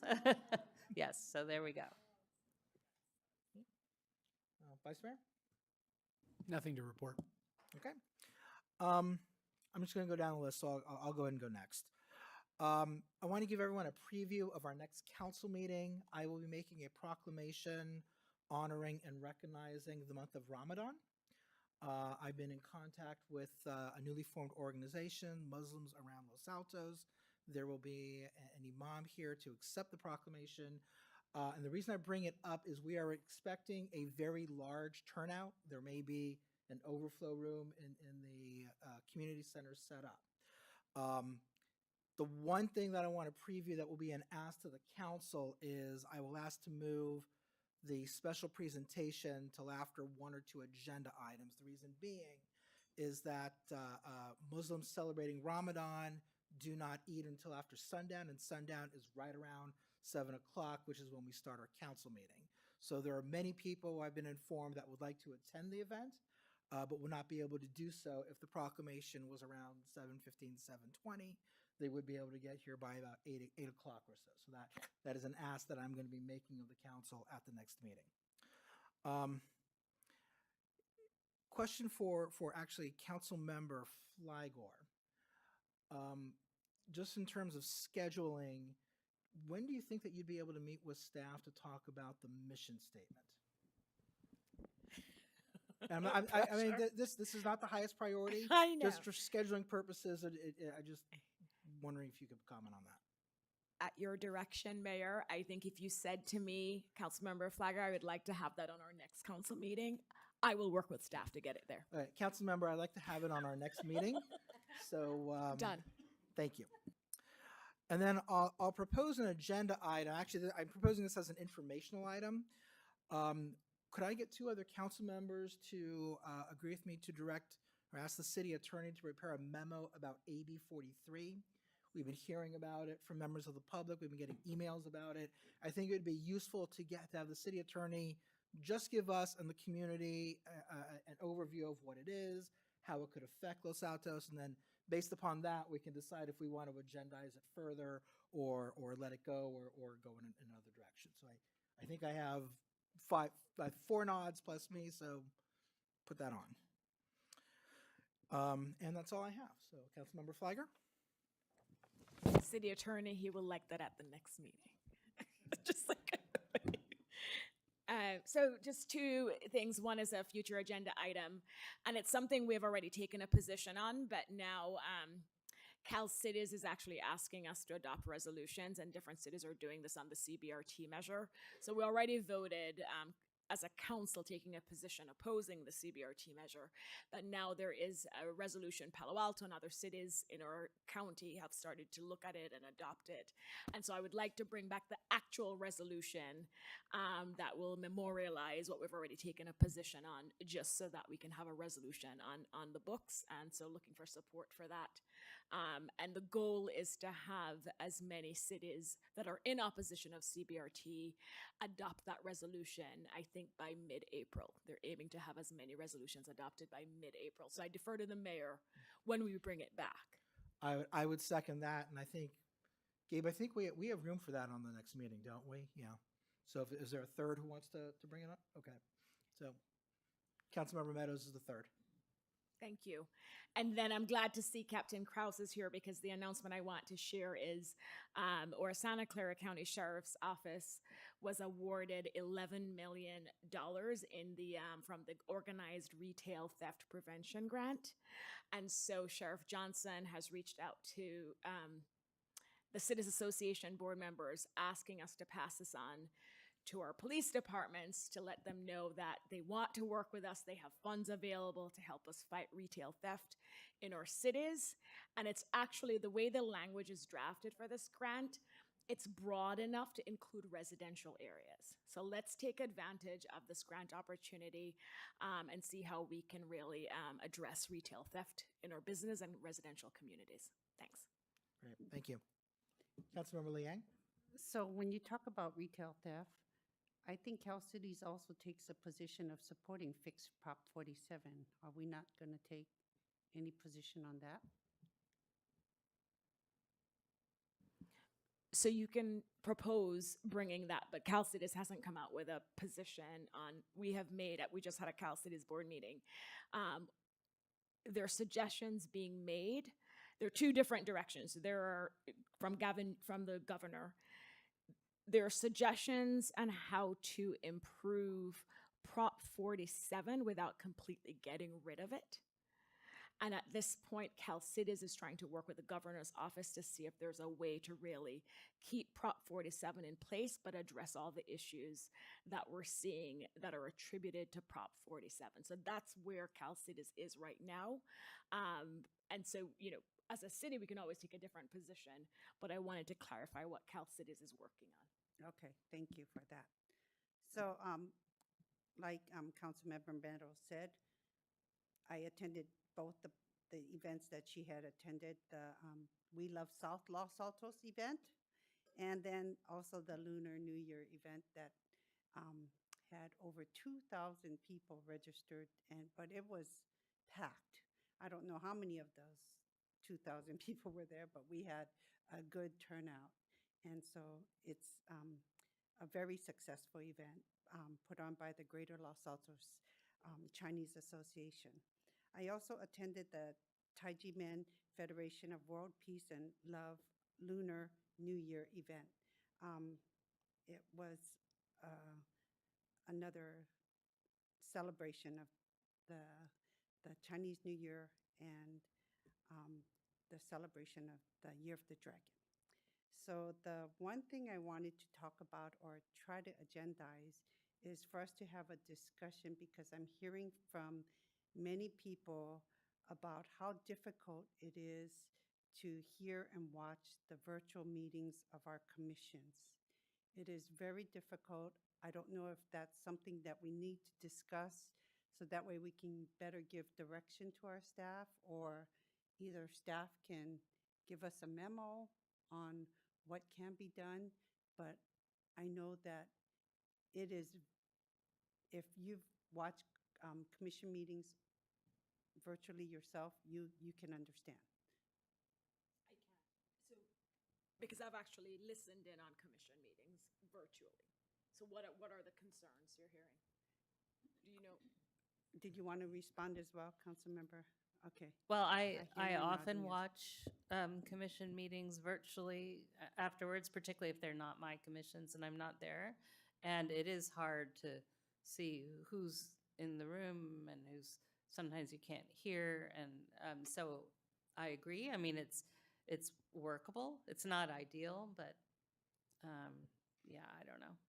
because when we had the Zoom meetings, it was really, people could clearly hear us and could identify who was speaking. So like if you watch the Park Commission meeting, they're tiny and it's really fuzzy. So I just want to see in what things we can do to improve the virtual experience for our community members. So I don't know why we would need a council meeting about it, but I think all of us want the record from the commissions as well as the council to be as clear as possible. So I'll look at staff. Is this ringing a bell? And if it is, are there efforts that could be redoubled to correct that? So when commissions were meeting virtually, they were talking into the computer, so it's much easier to see and hear. When we have meetings that are not in council chambers, they're done over what's known as a Zoom room. So it's one omnidirectional microphone picking up volume. It's one standard shot. If council was to ask commissions to meet in council chambers and we were to hire a contractor to run the meeting, you would have clearer audio and video. But as long as the commission meetings are being held through the Zoom room technology, it's going to be a standard shot. Sometimes the audio, there are things we can do to improve it. But based on how, when, where we meet and the support that's given there, it would be difficult to improve it substantially. Okay, so what I'm hearing is that if there is a solution, that solution is for commissions to meet in council chambers. Is that something that would have to come to the council as an agenda item, or is there another way for us to address that? Well, the contract with KMTV is for 4 meetings a month, 2 for the city council and 2 for the planning commission. So if we were to add the other meetings, it would be a contract, a budget item. So we really can't do anything. And I remember, just if I may, through the mayor, in the past when other commissions have asked to have meetings here, it was less about KMTV, but more about scheduling. I remember this, and we said, you know, we didn't want some commissions to meet in here and others, and we had to figure that out. So in addition to the technology and staff support, I think the scheduling may not allow us to have all our commissions meet in here. I think we're happy to look at potentially improving ways we can improve the audio feed. We may be able to add microphones in the Zoom room. We'll look at that. We'll work with IT. As far as the camera shot, that it's going to be a static, basically wide angle shot because it's being filmed off the Zoom room. Okay. All right. Thank you. Okay. Councilmember? The other thing I wanted to make sure we agendize, and I was looking at our schedule, and I'm not quite sure on when we're going to have that full discussion about our facilities.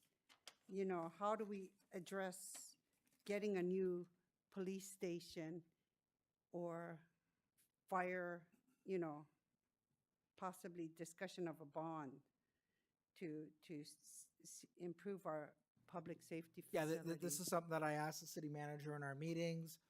My understanding is that the base reports that are necessary to move forward with putting that together are still being prepared, but they're in process, right?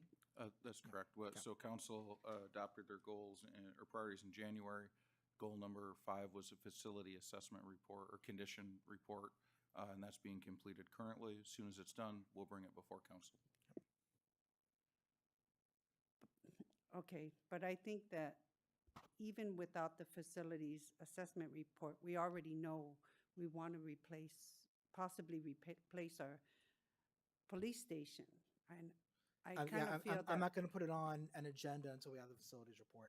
I don't think that we could take meaningful action until we do that. Okay. Then the other thing was, we heard from community members regarding PG&E, but we can't do anything about PG&E.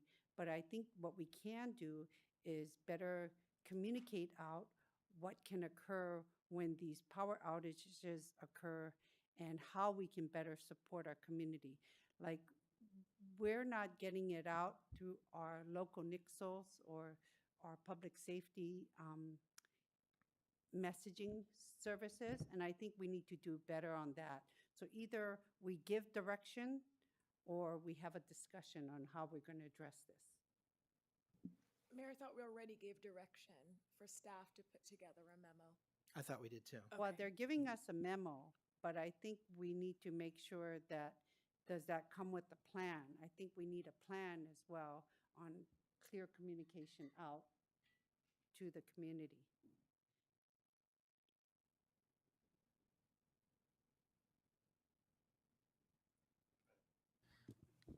I think we've got direction on this item already. Okay.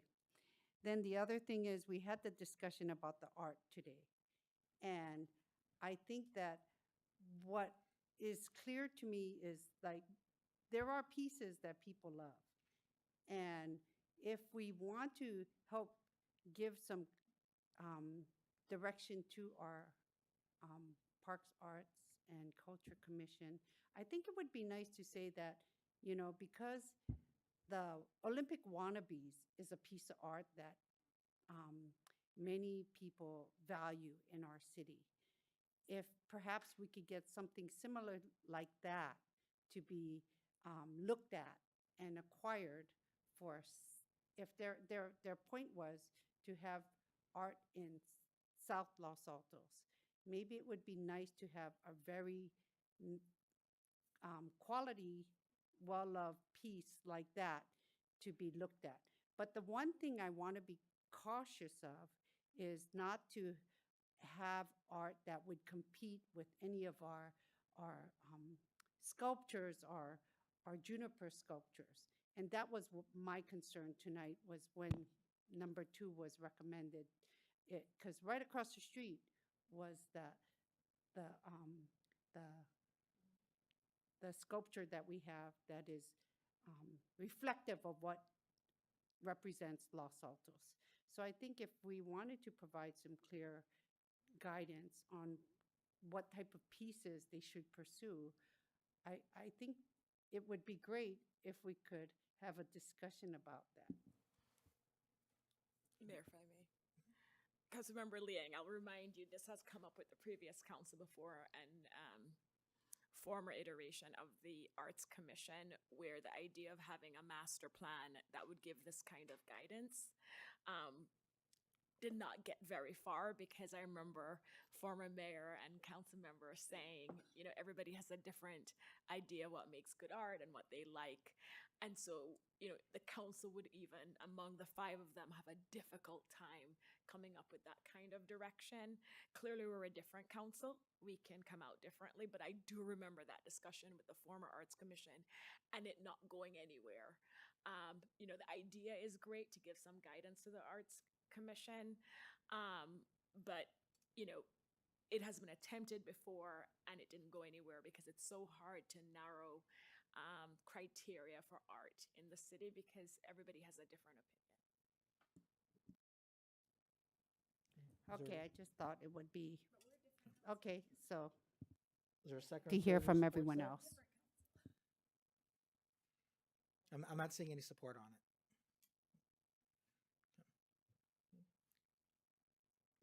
I tend to, I don't know if I remember this. I know I wasn't on the council at the time, but I feel like I remember the discussion. I know it's hard, even within a household, to agree on the art sometimes. So, you know, I would almost go about it the other approach, is say what spots need something and then look for something to go there, because I think we've been doing the other way around. But I don't really feel like we're need to give the commission direction. So.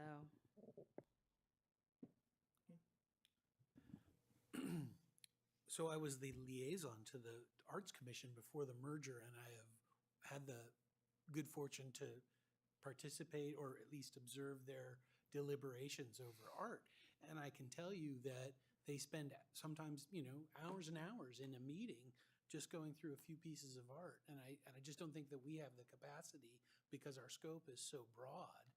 I don't think we have the capacity as a body to give them that kind of guidance, because I predict it would similarly take us hours to come to consensus on that. So I would prefer that we just let the status quo ride for a while on that. But I do understand your interests. I just think it's impractical. As much as I would like to encourage the city to acquire lots of statues of famous players who play for the Oakland A's, I think it's probably best that we leave that process with the Parks and Arts Commission for now. Steve Bachman, former A's player and Los Altos resident, now represented in statue. Anything else, council member? No. Thank you. Okay, is there anything from staff? Not tonight, Mayor.